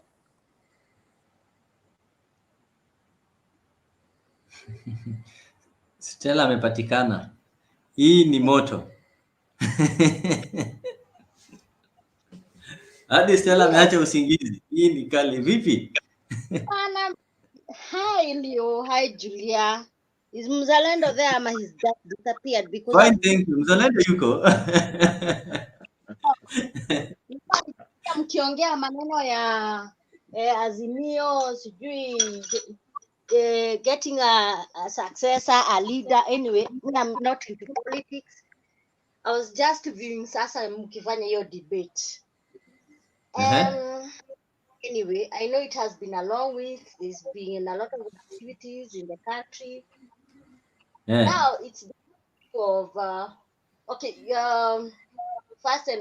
First thing is like now there's a saying, they say it once bitten twice shy. So Okay. we've seen UDA people now reaching out to wananchi, now changing the tone And about reaching out to Mama Ngina too, wananchi na Mama Ngina. yes. So now even Nyoro now has started changing the tune of the music. And I'm so surprised because he's the one who implemented this thing for tax.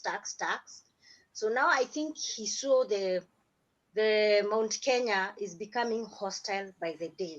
So things were getting hotter by the day. So he's trying to buff off, saying that now shifting the blame to the taxman, saying that they are kind of harassing taxpayers, imposing so many taxes so that a farmer cannot get enough taxes, cannot get enough income and those things.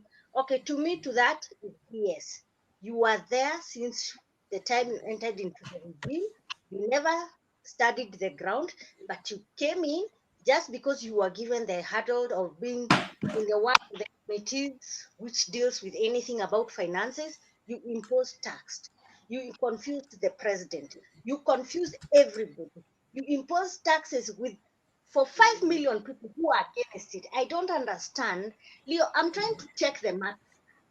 If 55 million against the implementation, what the government is saying, there must be a problem.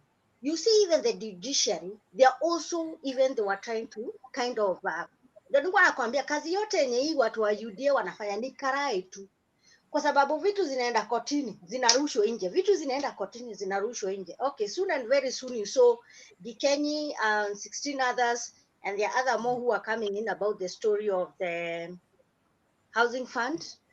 It's so Yeah, sudden you saw that one. Yes, the Gikenyi. So we are waiting another 200 people who are trying to get into the matter. So guys have made their applications to be conjoined in that suit of Mtata plus the others. Now the also saddening situation right now is the health sector. Leo, right now as a Kenyan, you cannot afford to get sick. Right? It's expensive to be sick. It is expensive to be sick. It is expensive to be poor. It is expensive to be a fool. It is expensive not to be to side with the idiot. So even when they came and tried to tell us that they are trying to reduce fuel, they are trying to reduce sugar, they are trying to reduce some things, some one or two things, but the translation in our pocket still remains the same.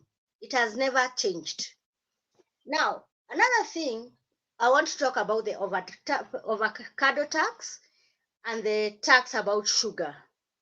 Now, the problem with this, Leo, you cannot tax something called a commodity where farmers in Mount Kenya are trying to get a gain for it. This is something which is horticultural. Tuliua chai, tumeua kahawa. Now we had the advantage of avocado. Now, who are the biggest consumer in avocado market? They are the Europeans and the Chinese.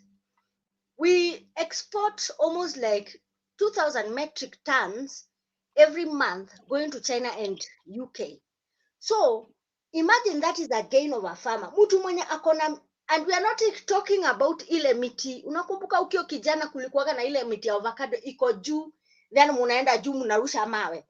We are talking about easy hybrid avocados. Now, Leo, miti moja ya hybrid avocados kwenda kutoa kefis. They give it for you for free. Now, what kefis they do, they come and check the hybrid, wanakwambia this is good and it's good for the market. And remember, Leo, avocado ilikuwanga na season yake. But right now, January mpaka December kuko na avocado. Because wameleta hii hybrid. Now, hybrid, each farmer used to get a gain for it. At least, hata akijaribu kwenda kuchukua loan, that is a security for him to go and expand his whatever. But now, since politicians, they do not understand the person who is called a farmer, they went and imposed tax. You remember when KRA people went to is it Mukoroine or whatever, they were thrown stones, because how do you go approach a farmer kwenda kumwambia tutaimpose tax, hujamsaidia kununua fertilizer, hujamsaidia kumletea mtu agriculture. This person has struggled to get a loan from the bank. This person barabara hamjatengeneza. Leo, it does not make any sense. You get? No, fine. If you want to charge maybe per 10 tons, you charge tax for it, but don't overtax.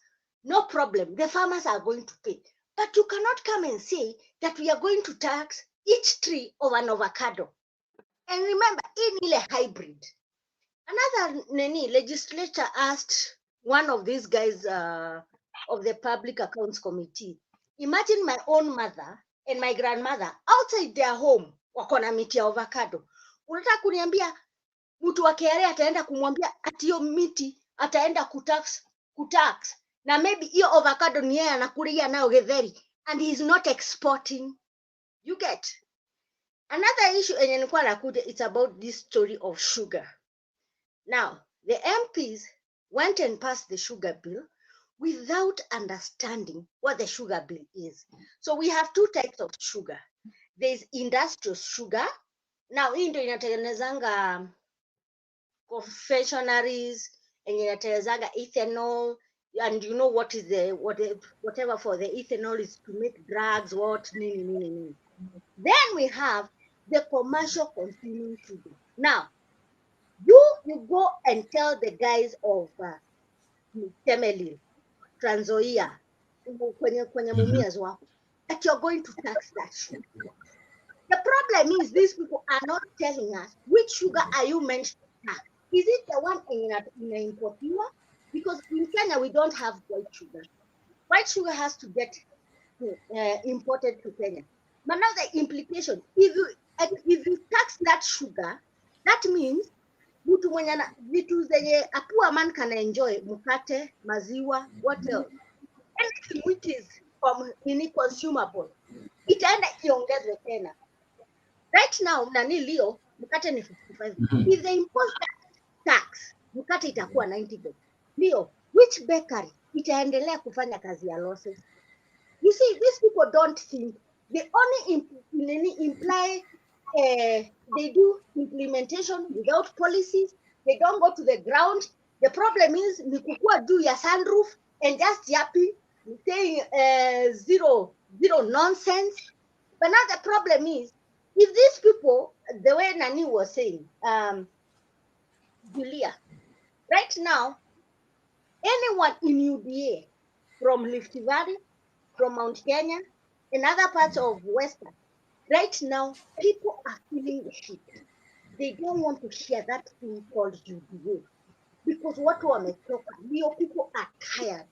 People are tired. We don't want to share UDA. Now, here is the issue. What we are arguing with our friends. If you see someone like Gachagua, anaenda kuomba msamaha kwa Mama Ngina, remember, this guy knew that the ground is becoming too hot because he sees that his superior is getting someone who's called Ignore. And he's getting someone like Ignore because he's young and vibrant. But now the thing is, mtu kama Gachagua, hata kama ndio hata kiacho hiyo kitu, hatutamchagua, hata tuendee hapa. Yes, we've beaten ourselves, tumesema hata nini 2027 we'll try our best to make sure hata kama nini Azimio ingie, wacha ingie tu. But sisi tumechoka. Of all those years we have lived like citizens here, we have enjoyed our tax. We have enjoyed our shilling. We have seen money circulating in our homesteads and what. But right now, leo kiamuka kesho tax. Siku hiyo ingine tax ingine imeongezwa. Hiyo ingine tax ingine imeongezwa. And your MP comes there, starts talking nonsense kwa barrier. Then what happens? You people, Munaanza kufanya nini? Munamunyamazia. And I told Leo someone that right now Kenyans are feeling the heat. Affirmative action inafanyika. Leo, right now MPs hawezi enda kwao nyumbani because they are going to be booed. Because you know what they will ask the MP? Juu umeenda hapo, ndio ulikuja hapo kakaa kwa sunroof. Mbona hatuna soko? Mbona walimu hawajalipwa? Mbona kuko na issue na mahospitali? Mbona barabara hazijatengenezwa? And yet you are a legislator. Anyway, let me leave for others to talk, but I've said my own. Yeah. Thank you. May I add something to what Stella has said? Sasa umesikia saizi, that's why I'm saying that Kikuyu vote is out for grabs. Kwa sababu gani? Who will vote for anyone right now who will promise to get rid of this government? I'm telling you. Hata sasa nikijipanga vizuri nikuje nitafute votes nitapata, si ndio? Anyone they believe will get rid of this government, watampigia kura. Right now hata hawataki kusikia Gachagua. If you see Gachagua going on his knees, if you see Didi making a turn around to claiming that ni taxman, usifikiria watu ni wajinga, ni vile kumewaka ground. Before nilete Hillary Gondi, najua yeye pia ameingia hapo, na pia kukumbusha wale wanatazama, wale waja subscribe kwa Afrika. I've sent the link, you'll check on the comment section.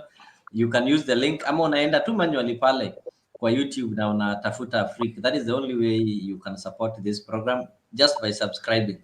So before nilete Hillary, there is this person, Mzalendo, you know, this called, kuna mtu anaitwa Gathoni wa Muchomba. Anakuanga ni mtu wa kusikiliza ground. Actually this word ground ni alitanga.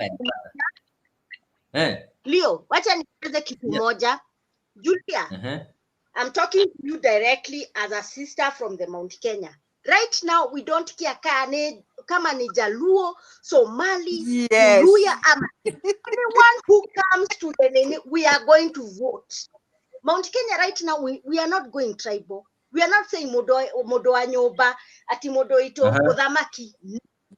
Anyone who comes to and is going to understand our national issues from what we are suffering, and if we are going to improve our lives, we don't care. Ata kama Babu Owino will come there with his punda imelemewa party, we are going to vote. We are not going tribal. Right now, our antennas zimepanda. Our antennas zimepanda. Tumechoka Leo. You've seen what happened to Senegal. Was it yesterday? They voted the most youngest president. Now you're seeing the turnaround. What about saying he was young? This guy this guy was in jail, only campaigned for 10 days. But he was a tax he was in jail. Alikuwa amefungwa.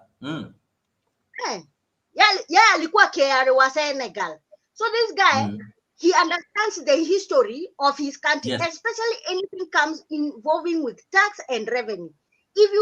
If at Mount Kenya we have decided, ata Babu Owino, akina Sifuna, when they come with punda imechoka party, we are going to vote. We have seen these old people are taking us nowhere. Kazi yao ni kwenda kupiga kelele kanisa na kuomba kura kanisa. Shame on them. Nimemaliza. Yes, shame on them. Asanteni sana.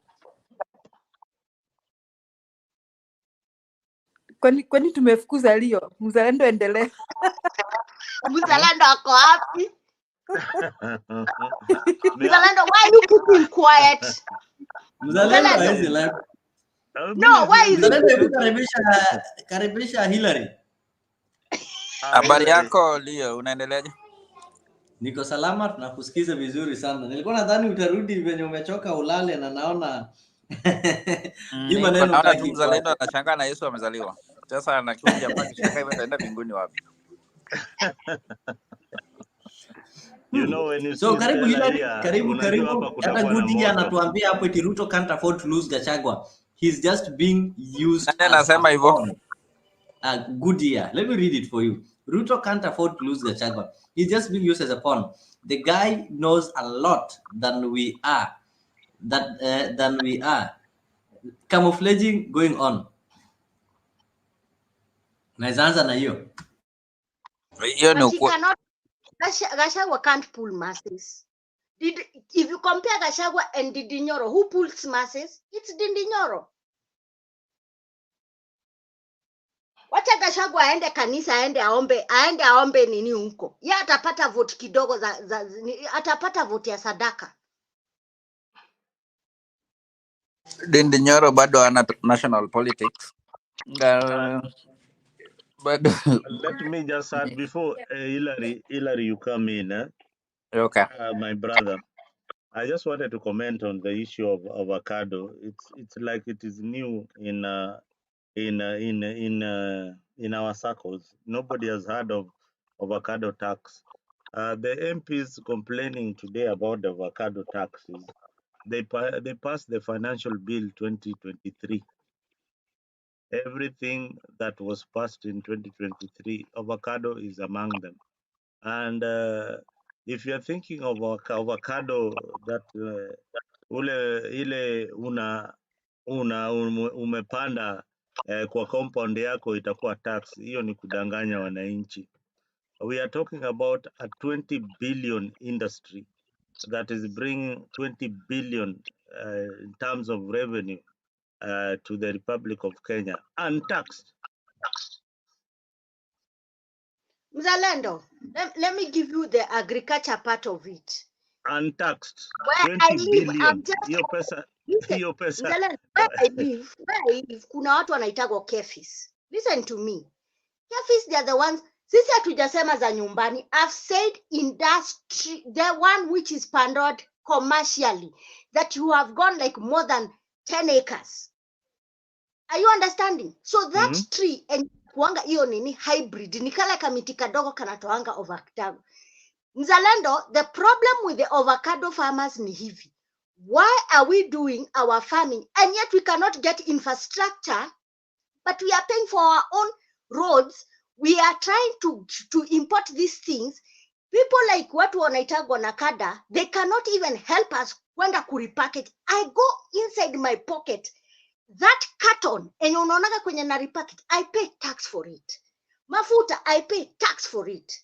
Usisahau Mzalendo, by that time hiyo ndege ikianza ikitua, na nimefanyia calculation yote, imagine almost like 40% I'm paying tax. Why are you adding another tax kwa shamba yangu? You're not allowed to. You tax whatever you have to tax, but don't come to my shamba. That is the problem why the people, the KRA people went to Mukroine, because walikuwa wanaenda kuinvent shamba za watu. That is a nini, that is nini inaitagwaje? That is rogue. If they know that ukona A, farmer B, farmer 3, farmer B, farmer C, whatever, all these farmers wanafanyanga, they do their income returns every 20th of every month. Juu lazima ukue vatable. And you cannot export avocado if you don't have a company. You do not export avocado as an individual. You form your own company. Once you form your own company, then you put whether you're going to be vatable or non-vatable. Now, the problem with the KRA people, they went kwa shamba ya watu. The thing is, the farmers have said, if you want to impose it, musikuje kwa shamba yetu. Nyinyi mfanye kenye mnafanya. But now the problem, the people of KRA, they were sent by the legislators. But if you see even the people of the domestic tax, wakasema, let's show you how you're going to pay your tax. The one farmer asked, you're telling me you're imposing me my tax. Number one, hiyo nini dawa nikinunua, I pay tax to the agrovet. Transport, I pay tax for it. Then the time nafika na kada, kwenye sorting ya nini ya avocado inyanafanya, lazima nilipe tax. Ndege ikitua, nalipa tax. Kwenye nauza, nalipa tax na ninalipa VAT.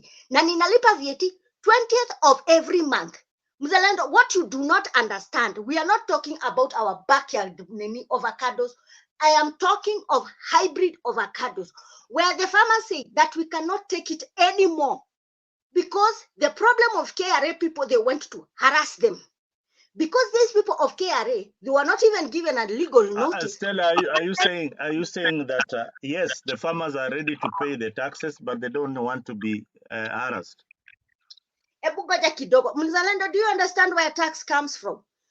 Whenever you sell something, you must declare your 16%. Come on, listen. if you're charging, if you're buying, if I'm selling to you a cup for 59 shillings and I've not included VAT, but I am forced by the taxman to include VAT because I've registered the company to be a vatable company. So that means whenever I'm going to my eatings, I'll have the eatings and the cost and the VAT. Iyo VAT ya 65 shillings ama 70 shillings, that is what I am returning to the taxman.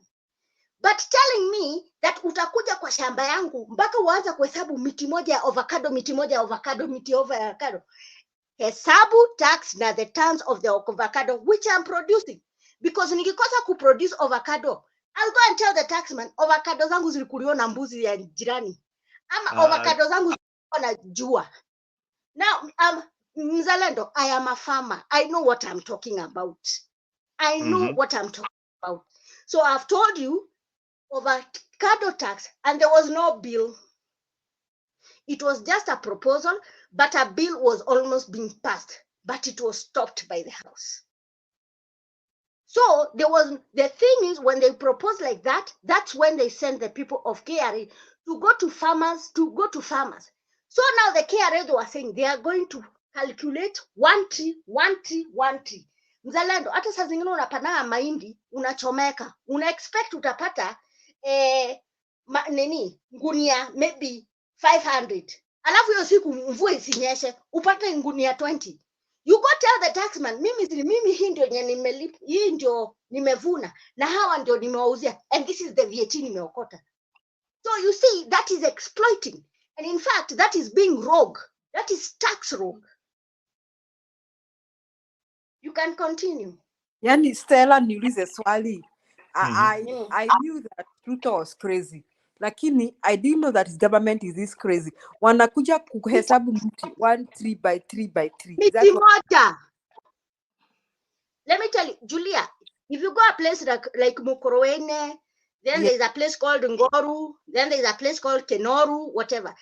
Hizi ni zile miti you see how you plant nyanyas? Yes. The people who are giving you that avocado, because it is hybrid.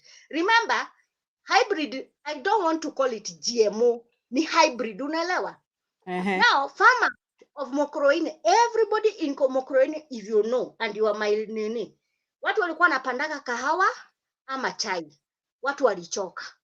Wakasema, wacha tuachane kulipana, I mean, tuache to nurture our tea and coffee because there is no profit coming from here. So people opted to go for the avocado. Now, the people who came with that invention of avocado, there are people who are called kefis. Now, kefis, they told them there's a hybrid avocado when inaweza kuwa prone into bad weather, but inaweza toa produce like 6 times than your backyard tree, and inazaanga almost like after every 4 months na nini. Hii ina how do I say, inashinda ikizaza, but it's a very sensitive avocado. If you don't take care of it, it's either ikatae kuza ama saa zingine isitoe ile quality inataka ama ikuwe na maji. Now KRA walikuwa wanaenda hapo kuhesabu miti, so 50 trees I have in my farm. You hesabu, then you tell me each tree you're going to tax how much? 170. So what happens to the produce yenye nitatoa? So yeah, another question, Stella. So if I don't give them that money, how will they get money from me? Kama wapati pesa ya per tree. So you see, now the problem is they were told cannot go to a farmer to go and assess a tree. What happened one day? There's floods. Are you going to still put me on the iTax portal that I'm supposed to pay you a 16% of what I've gotten from my produce? Stella, I'm not an avocado farmer, but what I know is that are you being taxed on the trees or you are being taxed on your sales? You better be clear. The receipt of sale or the trees that you are planted. Just be clear. Okay, let's hear what Stella is saying. I'm trying to get what is happening. So if they count my trees, how will they get money from me? So what happens when the taxman, you see, when, like, how do I put it? So ukipanda miti ya avocado, alafu siku izijae, so you know how you do your return. Yeah. Okay, so you say there is new return, but remember when you're selling, the other person on that end, he must have either a receipt or an invoice. But you see, right now, the government has imposed an items. So that means hutaenda ununue receipt kwa inetawaje kwa supermarket uniandikia alafu I give it to you. Because I will not have declared of what I'm getting. So that's why if you put items, you would say that I have 2 tons, and out of that ton, there is a certain percentage enye ninalipa. Unaelewa? I get it. That's Yeah. how it's supposed to do. So it sounds like double taxation. It sounds like I'll pay on the 4-5 produce. double taxation, because Julia, remember the time when I'm exporting that avocado, remember ata ile ndege inabeba, lazima I give them an eating so that I pay for that ndege ndo export your avocado. So you see, there's tax everywhere. Are you getting me? Yeah, I'm getting it. And you know, when people began saying that Ruto ametuma watu kwa manyumba kuhesabu what people own, I thought it was a social media joke, and now it seems a reality. So now I understand why Gachagua the other day was saying that avocado tax we shall revisit. Is that what Gachagua was trying to say? Okay, Gachagua was trying to say that this avocado tax wanted whatever we are trying to understand on the end. He wanted this thing to be revoked. Because for one, even him is a farmer at a place called, there's a place in Nyeri, it's called what? Muiga. He also has a flower plant. Unaelewa?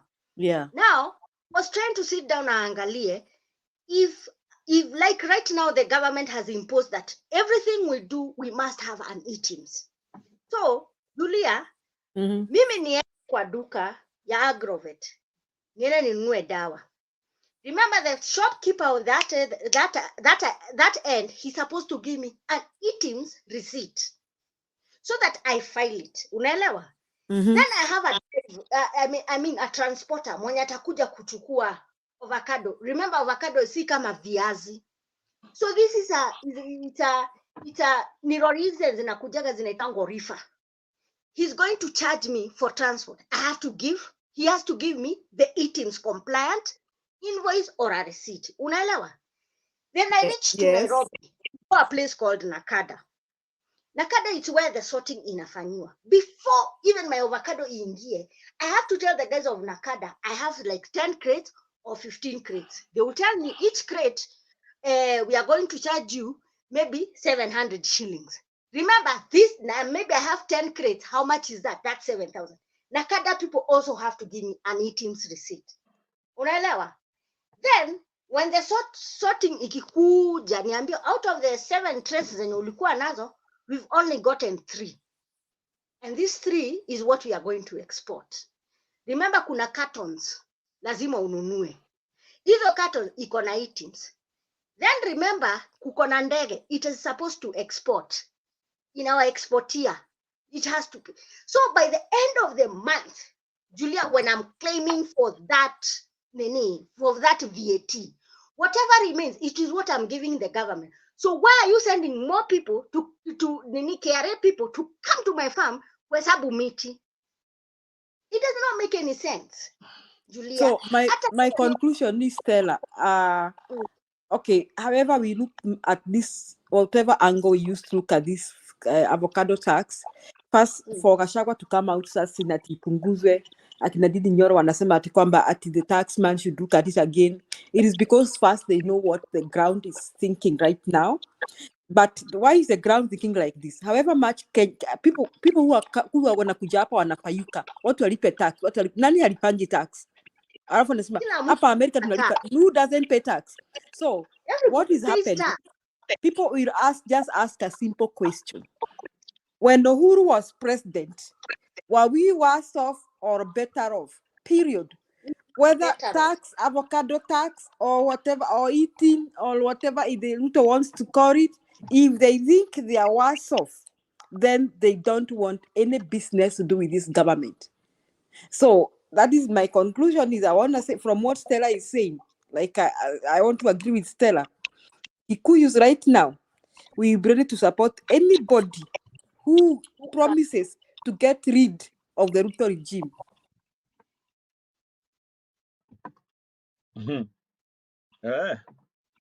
Who will get rid of what? The Ruto regime? Inaenda mzalendo, lala uamuke. 2020 nakwambia, sasa unaona hakuna IBC. Sasa hapo ndio tunaendea sasa serikali. Tuambie kwa nini hakuna IBC? By the way, wewe ndio uko Kenya sasa hivi. See, I am telling you, if you want to challenge me, lakini nimekwambia sasa hivi hakuna. The next thing what we are going to question the registrator. Where is IBC? Is it nini IBC mumeifanya defunct kama NHIF ama what way do you think you're going? But IBC issue, there's no way that Ruto can constitute the IBC and yet the NADCO, the way recommendation. Who's supposed to constitute IBC? See, IBC kuna panel ile inafaa constitute hiyo IBC. There is a selection panel. Nani anapeananga orders IBC commissioners wafanyiwe interview na nini? Not the president. No. There's an independent body that selects IBC commissioners, and it is independent. But appointing a chairman. Appointing the chairman of the IBC is after recommendation by that body. No problem, Zalendo. No, however, you see. I think, Zalendo, what Stella is asking you is who maybe gives instruction to this body to go ahead and do it. I think the president plays a role in that. Where is that? Stella is a lawyer. Show us in the Constitution of Kenya where that one is written. The board doesn't, like when these guys were suspended and expired. Who did 2010 Constitution tuonyeshe mahali katiba ya Kenya inasema when these guys were relieved of their duties, who relieved them of the duties? Their term is they have got a term limit. No, the Kerala Ford did not retire. They resigned. And took off. Step down. Only 3 resigned. Only 3 resigned. What is the difference between resign and stepping down? Only 3 resigned. The other one went until the report was out. Stepping down and resigning. Wakili, hebu tuambie stepping down and resigning. What's the difference? Google what is resigning and stepping aside. You will see the difference.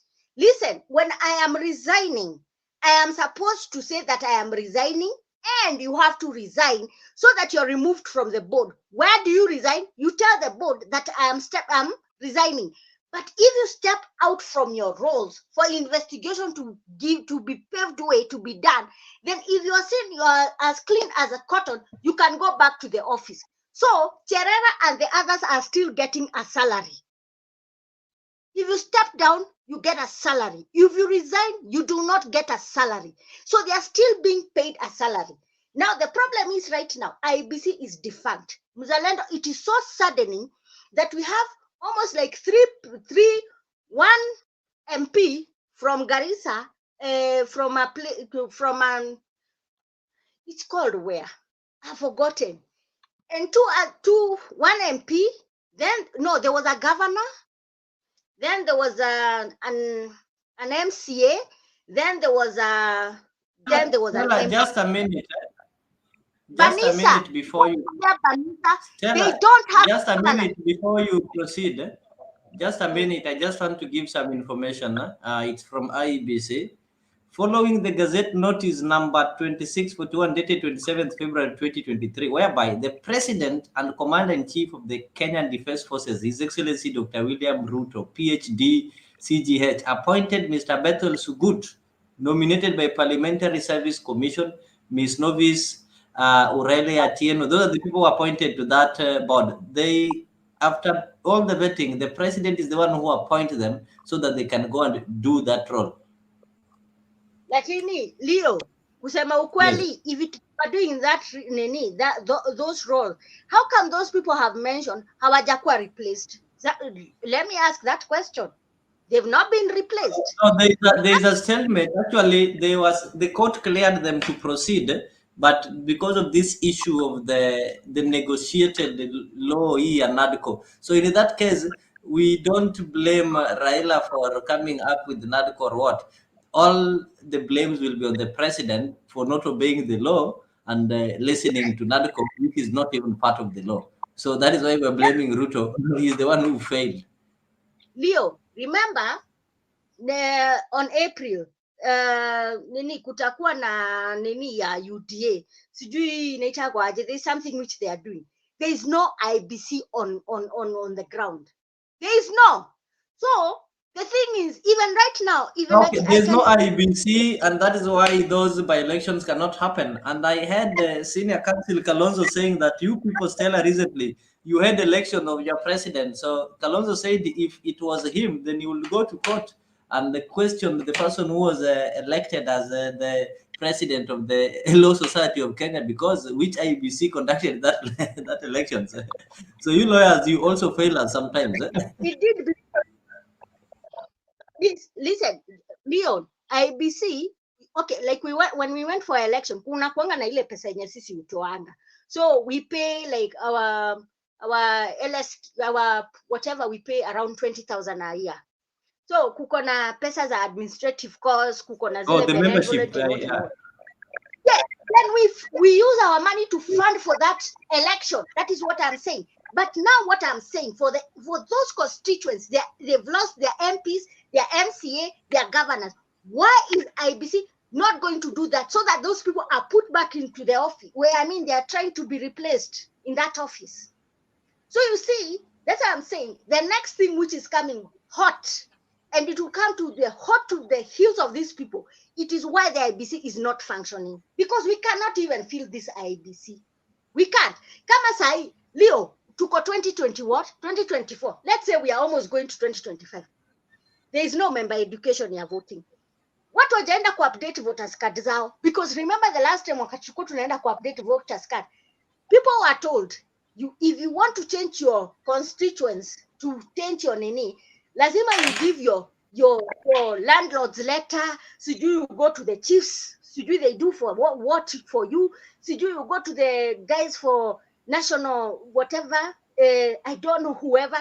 Then by the time on your card it's being changed, because if you are voting in, let's say, Dagoretti South, and I want to go to Nakuru West, I need to give proof why I have to change my voting from Nairobi to Nakuru. It was very challenging. Right now, it is their chance kukuja kuambia watu, how are we going to improve the voting system right now? Because that is their duty. Because why is the taxpayer money inakaa hapo na bado inalipa kina Cherera? Kitu ingine Leo nataka kuambia, IBC right now, the way it is defunct, the problem is here. Those people who have been appointed right now, if you saw the Gazette ya leo, uliona about bribing. If you want to get an ID, you have to part away with almost like 2,000. Alafu upeana bribe ya 5,000. Leo nakwambia mayouth wengi hapa, hakuna mtu amepata ID. Watasumbuana. By the way, hata siku hizi haitangwi ID, inaitangwa maisha card. Leo, isn't it the same person mwenye anatakiwa kupata ID anatakiwa kikimbia IBC office alafu register as a voter? So why do you have that mentality over 24 hour? You're running the 24 hour. We should do this thing for less than 5 months. And you know the population in Kenya, it is bursting by the day. Now 55 million Kenyans when you wako hapo. Then we have others who have died. How are they going to strike off those people? Ama they are going to recycle the dead people, voters. Ndio hivyo ndio election inaibiangwa. Anyway, the issue of IBC is political. Both the opposition want their way, the government also wants their way. It is just like that. It's a political discourse. There's nothing that Raila wants his way, and that's why it's in the NADCO report. You have said it's an independent body. So you're trying to tell me IBC is also political. It's not political. It has its duty and mandate to work as an IBC. Right now, they need to even to engage people with member education, how to get your voters card. No, it's not like at Tungoje 2026, then 2027 nini August, alafu watu waanza kukimbia kwenda kutafuta ma IDs na nini, alafu you're making huduma centers zifanye kazi 24 hours. They should start now, nini Mzalendo, and they also need to explain How to do wananchi. you expect them to operate without a commissioner? How do you expect the remaining commissioners to operate without the commissioner?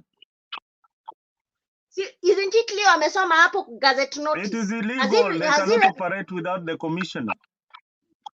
So who Leo? Nah, tayari the court directed. These are court directives, Stella. You are in the law courts, in the Okay, what is happening is this, Zalendo. They cannot operate without the commission. The selection committee is there. They were sworn in this month. There is no court order. They got a court order that allowed them, actually cleared them to continue with their work of selecting. First of all, they started by selecting their chair and their assistant chair. So they're supposed to start their role. But what is happening, it is this issue of NADCO, whereby Azimio threatened that if they continue without considering the recommendation from the NADCO, then they won't accept that one to happen. So in that case, we can say that the presidency is weak because somebody cannot hold you at ransom, and you also ignore. There are those people who lost their MP. They've gone months without a by-election, and several MCS. Those guys have not been represented. So it is because of this NADCO and everything that they can't operate. But I don't know how this one is going to happen because right now, Mzalendo, we are having 3 years to elections. Imagine. And remember, by end of April, we should be having the review of the boundaries, the electoral boundaries, like the review of the constituencies and such kind of things. We are likely to get into a constitutional crisis. Very true, Leo. We'll get into a constitutional crisis because you see, if as the taxpayer, even we don't have inetangwaje, how do I put it? Tumenyanyaswa. That's why I'm telling you. Sasa sahi tumesikia tumechoka tu kabisa. Tunataka a functioning government. We want to see doctors are being paid. History ya doctors every time nini wanashinda wakistrike. Me, I was saying like this, Leo. If people like IBC cannot be selected, and I'm telling you, this thing will come maybe 2026. We are going to be in a crisis. And I'm telling you, we can go back to 2007. I am sorry to say, but it's true. Because hakutakuwa na transparency. If the transparency hata hii ya kuappoint hawa watu na hawezi fanya hiyo kazi, whose fault is that? That's the president's duty. That's his work. NADCO report is going to Parliament. It is going to be passed by both houses, and the commissioner for IBC will be appointed. The reason why we don't have a commissioner is because Azimio were protesting because of IBC. That is the one thing. And the government said, okay, if that is the issue, let us have it on the report and implement it. Let me tell you, it is the government who would. If the government can snap and have something like MCAs and MPs to go for trips in Singapore, why is this different? They can do it in, the thing is, if they are trying to drag their feet, they want to buy time. Mzalendo, hata ukijaribu kuja na 200 NADCO reports, end of the day, it is the government who is dragging their feet. Maybe you are right. Maybe the government is dragging their feet. That one I'm not in government to comment on that. That is beyond my paycheck. So what I can comment on are the realities and the facts. The facts are that this issue is in the NADCO report, and it will be brought in Parliament. It will be debated. Raila said it must be passed the way it is without any alteration. Ruto say the same. So I think they're in the right direction, and the boundaries will be reviewed, and things will happen that the way it's supposed to happen according to the Constitution of Kenya. Otherwise, there's nothing much we can do. The remaining secretariat they are powerless without a commissioner, and the issue is in court. Even if they do anything, somebody can go in court and say, this is illegal, and you know that very well. So they just have to follow due process, and it's a political process right now to appoint the commissioners in IBC. Because if the president goes ahead and appoints the commissioners, maybe as an appointing authority or gives directive, you know what will happen. So let us not even think about it. Yeah, so let them play the politics they want to play, both the opposition, because the opposition also wants to gain with the commissioners who are going to be appointed. Ruto also wants his men there. So, I mean, that's what they want. So, nyinyi wananchi wa kawaida, mko pale, who is representing you? Nobody.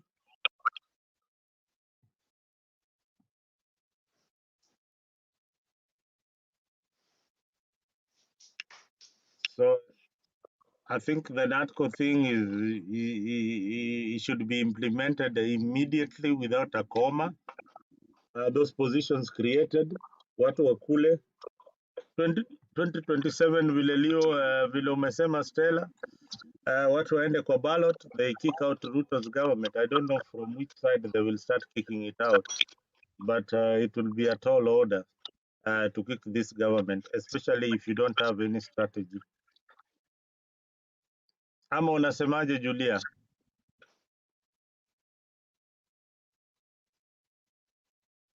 Julia ameenda kulala. I think that is Mzalendo, with what Stella and you and Stella are arguing, it seems we are not ready for the next 2027 election, even the review of the boundaries and all that. So if we, by any time we bypass the constitutional mandate to do that, I think there'll be a crisis and there'll be a recipe for chaos. And not forgetting that a hungry man is an angry man. So kutakuwa mteremko hivyo, hakutakuwa ati mteremko hivyo ati tumeenda election, tumevote, ati yule mtu amekuwa president. Sasa hebu niambie, ile anga mlikuwa nayo after election na ile anga mtakuwa nayo 2027 gani ndio kali? Sasa ni anga ya nani? This time, so you know 2022 you people used weapon against it was some of people are voting against Raila. Listen, let me finish Mzalendo. The words that people are using was against one man called Raila Odinga. But you are forgetting now, Raila is no longer in the equation. That is one. Neither is Uhuru in the equation. So we are back to square one to decide who is in the equation. And the equation right now, watu wamenyanyaswa. That is the equation. So don't think it will be, things don't always go the same way. Even when before 1990, Moi Hawks were talking the way you are talking. Okay? And before 2002, Moi Hawks was speaking the way you are speaking. Ati KANU ni mama yao na baba yao. Na KANU itakuwa kwa mamlaka for 100 years. Literally, they expect akibaki tosha moment. So, Mzalendo, I would like to tell you that vitu vichenjanga. Be prepared. Unajua Julia, nikikuona mkisema hivyo, yani I just remember the way you were saying that a few years back towards the election. You kept on saying, even after the election, you kept on hoping that. Even now, I can say that. Even after election, you say some people hoped that Ruto will die. No, and, even now, I and can still say that. Mzalendo, I can still say that because I'm one of those who believe that Ruto stole the elections. So I can still repeat what I said before the election. Forget about Ruto for a minute and the election in Kenya. Trump supporters and what they are saying. Trump believes that he won the elections and the elections were rigged. But each and every time he told to produce the evidence, they come up with some very, very funny, similar to what you are talking about. If you are white today, Julia, you'd belong to the red states, and you'll be claiming the same things, that elections were stolen. But if you are No, told to prove that cannot elections were compare. stolen, you can't prove it. The wrong idea to compare American politics and Kenyan It politics. is the same people who conducted the elections and the same issues. It's No, mathematic. American standards are not like Kenyan standards. You cannot even compare the two. It's like comparing heaven and earth. I think elections in Kenya are very interesting. Nobody loses elections in Kenya. Even the loser claims to be a winner. So hii election at anywhere ukienda, hata loser, hata even Lee Njiru, if you ask him huko Nakuru, he will tell you he won against the other lady. So in elections in Kenya, the loser is normally the winner. Yeah. So it is not a new phenomenon. It is something that we will see even in 2027. And that is the reason why we have the NADCO report. The NADCO report puts squarely those who will be contesting will have positions, and there will be no demonstration. That is the only thing. These guys will let us talk on the issues that really are burdening the taxpayers. The real issues that are burdening the taxpayers. Over-representation, that is what is burdening us right now. Yeah, when you look at the NADCO report, you see that both sides of the aisle want to benefit. Even Ruto, when he gets out of power, he still come back looking the way the report has been constituted. And if it is implemented without a comma, so be it. Ole wetu sisi wale nyinyi wale wanjonge, uwe pande ya serikali ama uwe pande ya Azimio. What is wrong? It's wrong. It can never be right. The NADCO report is a sham. It's a complete sham. And if they wanted to implement something, they would have gone to the Kriegler report, removed it from the shelf, the 8 points that Kriegler had recommended during the National Accord, and implemented them. That was a waste of taxpayers' money. And Kriegler said it very, very clearly. If you don't implement this report in totality, there will be problems and chaos in Kenya.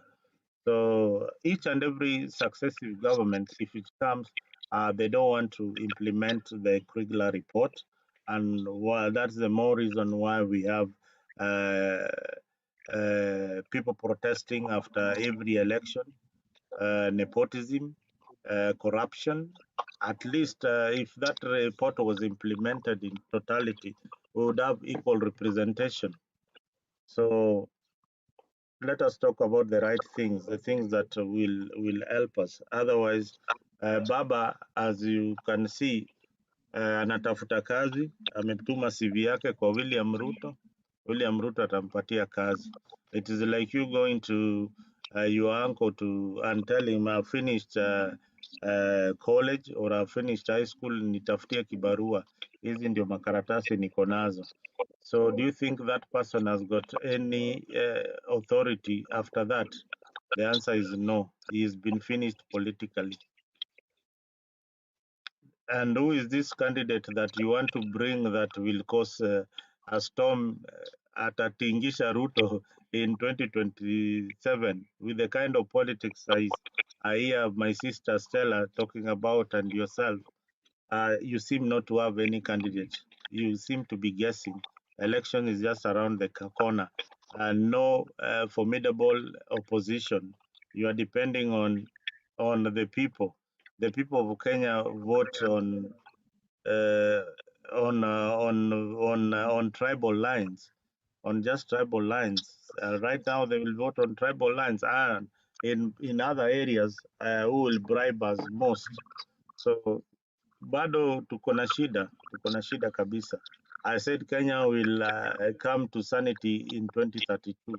So even if we come to this particular platform, let us think of a better country after Ruto in 2032. But 2027, this guy has completely destroyed the opposition. There is no voice. Hawana sauti, hawana chochote. hawana chochote. They have got nothing. They just ni kupiga tu kelele.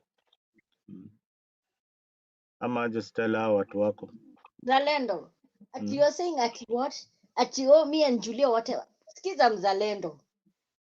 Me and Julia, we are not going on tribal. Where your mentality is about tribal lines on election. Kenya Right votes here. on tribal lines. Ni Wakikuyu wanapiga kura aje? Lazima tukue na mtu Mkikuyu. Lazima tukue na Mkikuyu. Bas, No. wewe ndio unasema hivyo. But the majority. No, the thing, my question is, you, because you're saying that you don't have anyone, and you have said even Azimio they don't have anyone. I'm asking Mzalendo, are you trying to check on our tribal lines that if it is Mount Kenya gets their Mount Kenya. If it is Western, they get their Western. If it is Kamba, they get their Kamba. Is that what you're trying to say? Stella, unless you are living in our neighboring country, look at what Ntembea is doing in Western. Look at what Raila is doing in Nyanza. It is tribal. Look at what Gachagua is doing in Central. So which country do you live in? No, that is your narrative. Narrative. It's not a narrative. When Gachagua is in Central, he's talking. Listen, Mzalendo, that's your narrative. Me and Julia, we are coming. Whoever comes, we don't care whether you're a Somali or what. We need to remove these people from this government, which is very important because they lied to us. Another thing, this tax implication, it is affecting everyone. They don't care whether you're a Luo or a Jaluo or what. Now, now we are neutral. So whoever comes, and I've said, if you get young persons, they form a group, hata kama inaitwa Punda Tubebe Muzigo party. We don't care whether they are for whoever comes, unless our national concerns, and also to tell us what they can do for us, not to lie for us. We do not care. But me and Julia, we are not looking on tribal lines. Okay. Unfortunately, you are the minority, and that is the sad reality. The majority. I'm not getting divided. I am a Wanjiko. Listen, you are a Wanjiko, but you form the minority. The minority elites who would vote on policy and not on tribal lines are very few. The ignorant are the masses. That's why you need to inform each and every person of why they need to vote and why they need to cast their vote on 2027. Because hii nchi shida ni ujinga. Watu wanapiga kura kama wamefunga macho. Wengine wanaambiwa, wengine kama Julia, mtu ameenda shule mpaka nini, anakuambia I'm waiting for Baba to give me direction. We don't believe in that. Sai tumechanuka. Sasa ndio umeanza kuchanuka, ndio nakwambia sasa ndio safari imeanza ya kutafuta kiongozi ule. Like Babu Owino, they say that they are going to break the table if they are not going to be put on those stocks. So that means this year should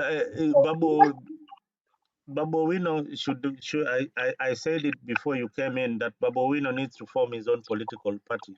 Party na akuje nini Mount Kenya ama aende Western ama aende huko Ukambani. Exactly, he needs to, but you see he's so scared. Have you seen him in person? No, Zalendo, have you met him in person? Have you met him? No, have you ever met him in person? He's my MP. I've never met him in person. I've never met him.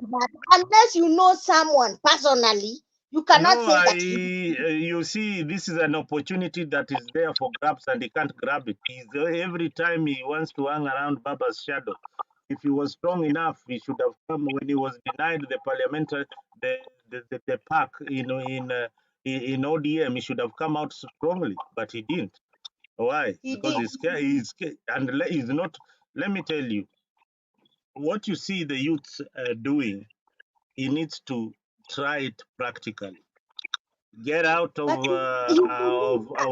ODM, form your own political party, go back to the ballot the way Baba did, and you get your own mass following. Remember Babu Owino akichaguliwa as an MP in Embakasi. There is so much in Babu Owino's closet. Unajua, there's a lot in his closet. Akichaguliwa, hebu sema hapo.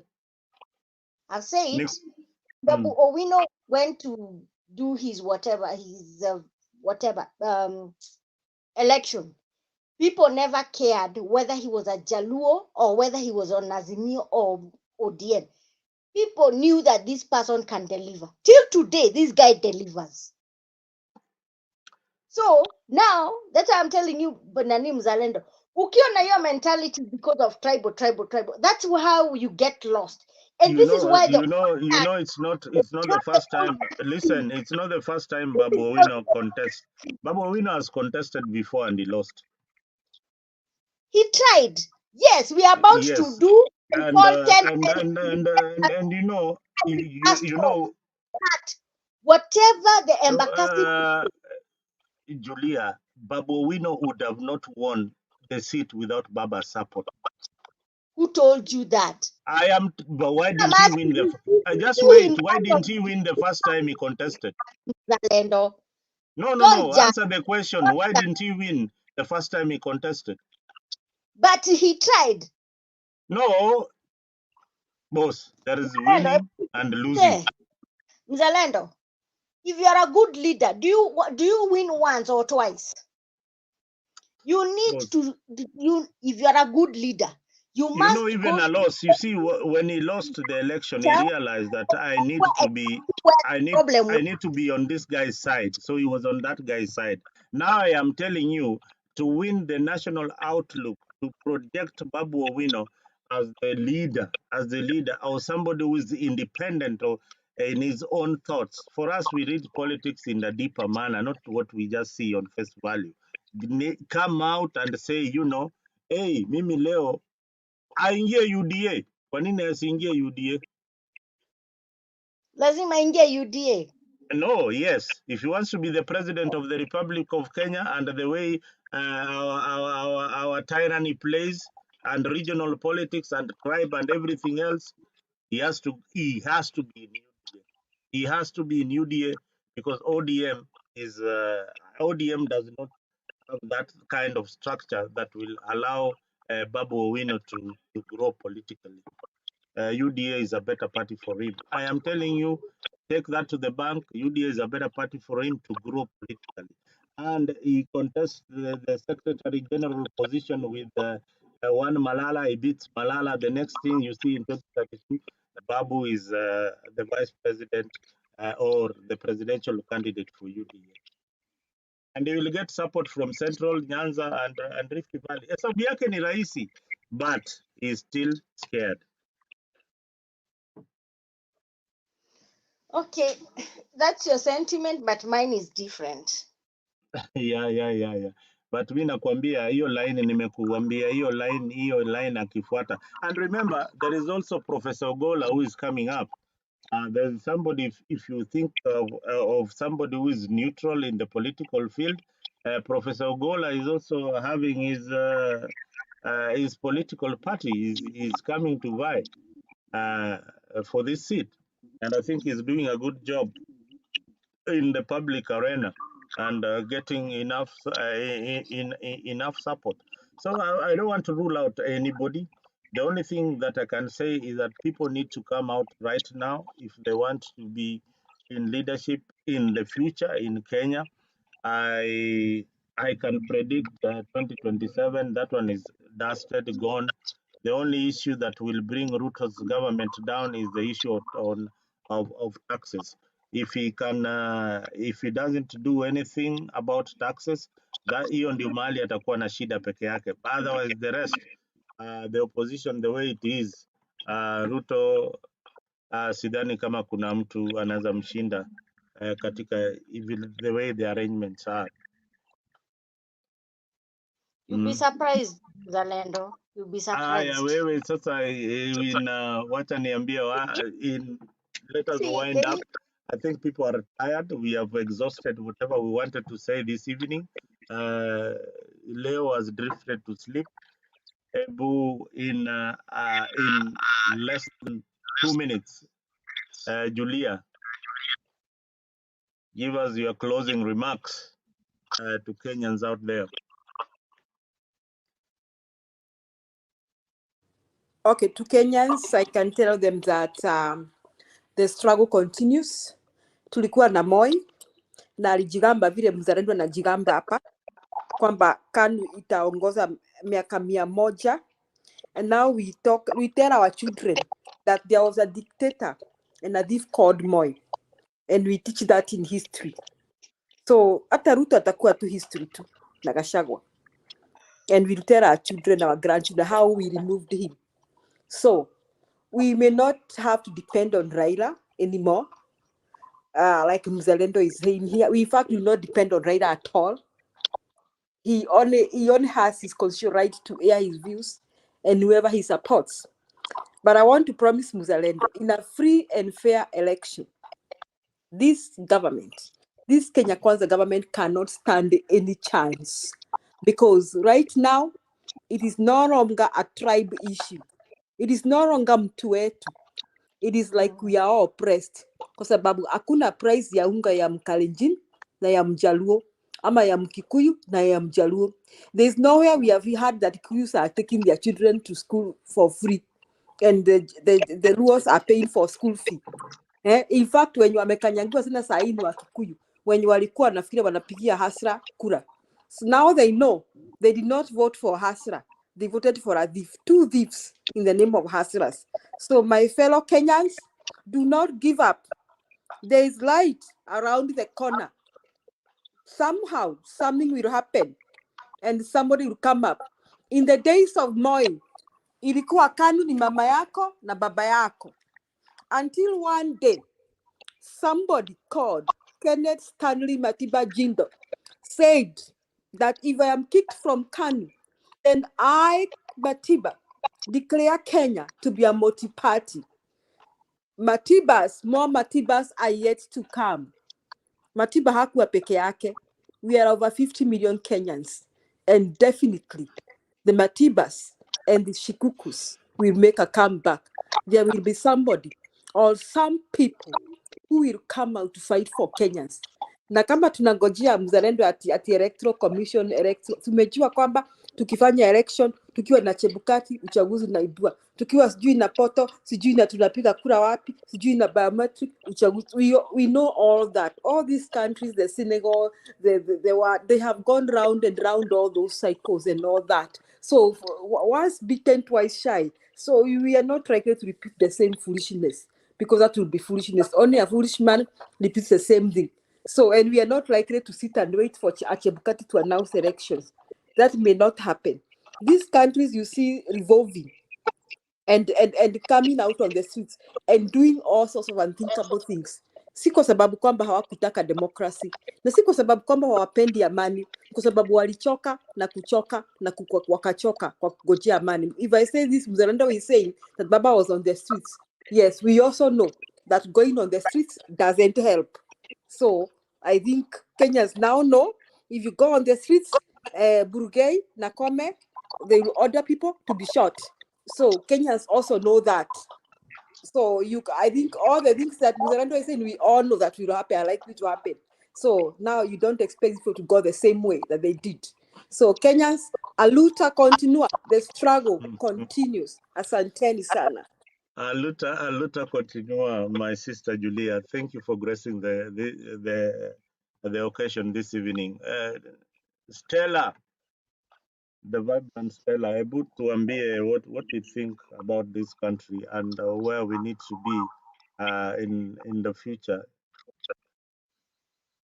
As Julia said, aluta continua.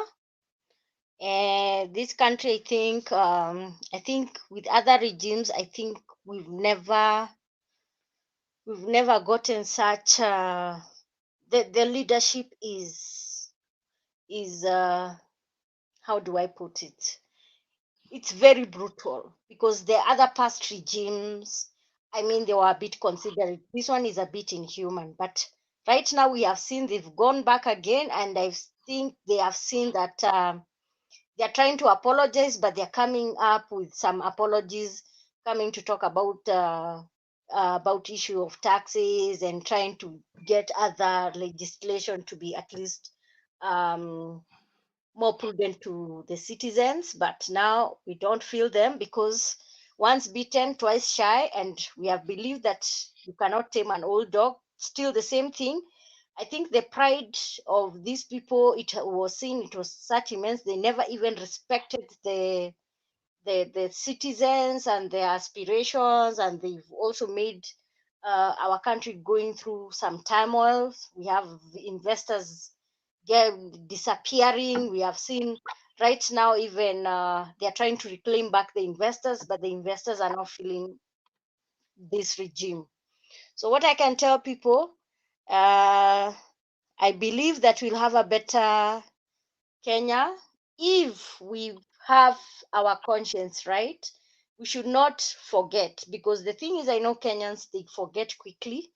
Then their politicians wanakuja kwa sunroof, they come and tell them a lot of bunch of hot airs, then they get 50 bob. Then what happens? Then they go to the vote without, to the voter, going to the ballot without their conscience. Right now, if you know that your politician will come and give you a batch of hot air, you need to resist. Ask him one thing. You brought such regimes, tax regimes, or you changed the laws, or you brought impunitive regimes.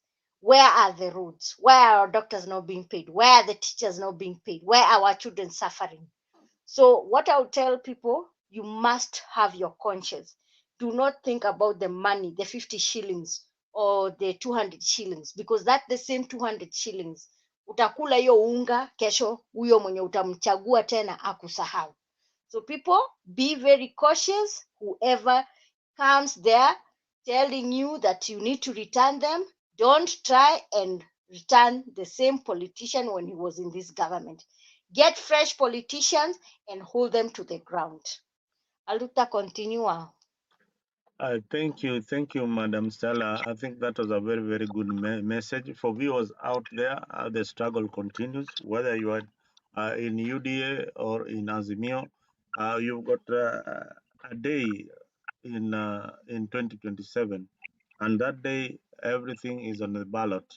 Your kind of leader lies on the ballot, on that voter's card that you have. That is the most important document that you have. Right now, if you think that the issue of taxes are affecting your life and daily being, make sure that in 2027 you exercise that civic duty of voting out the current government and bringing a government of your choice. That is what citizens ought to do. Even as we campaign here, be independent of your thought. Don't wait for politicians to make that decision. As Julia has put it and Stella has put it, luta continua. And people have done it before. Young people have come to the stage and done it. Look at John Lewis when he was 23 years of age. Look at the Senegalese president right now. The power is with us, and nobody can stop us. Otherwise, thank you very much. I leave you with the speech of John Lewis, the senator, who at the age of 23 managed to command a very big movement that brought the civil rights in the US. Thank you very much. But what political leader can stand up and say, my party is a party of principles? For the party of Kennedy is also the party of Islam. The party of Javits is also the party of gold.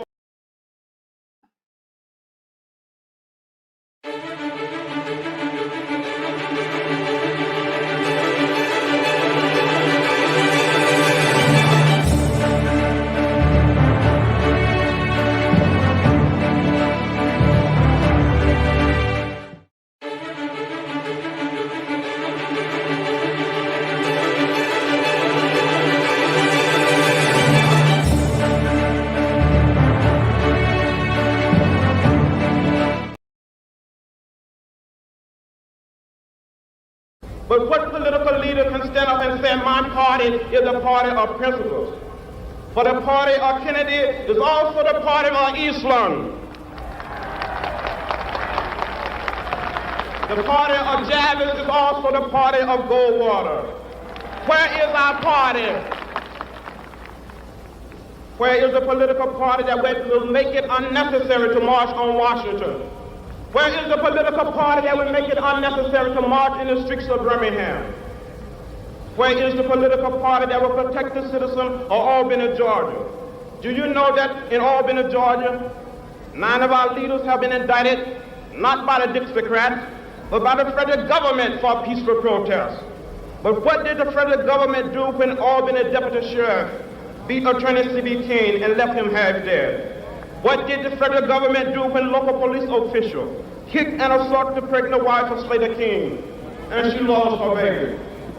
Those who have said be patient and wait, we must say that we cannot be patient. We do not want our freedom gradually, but we want to be free now.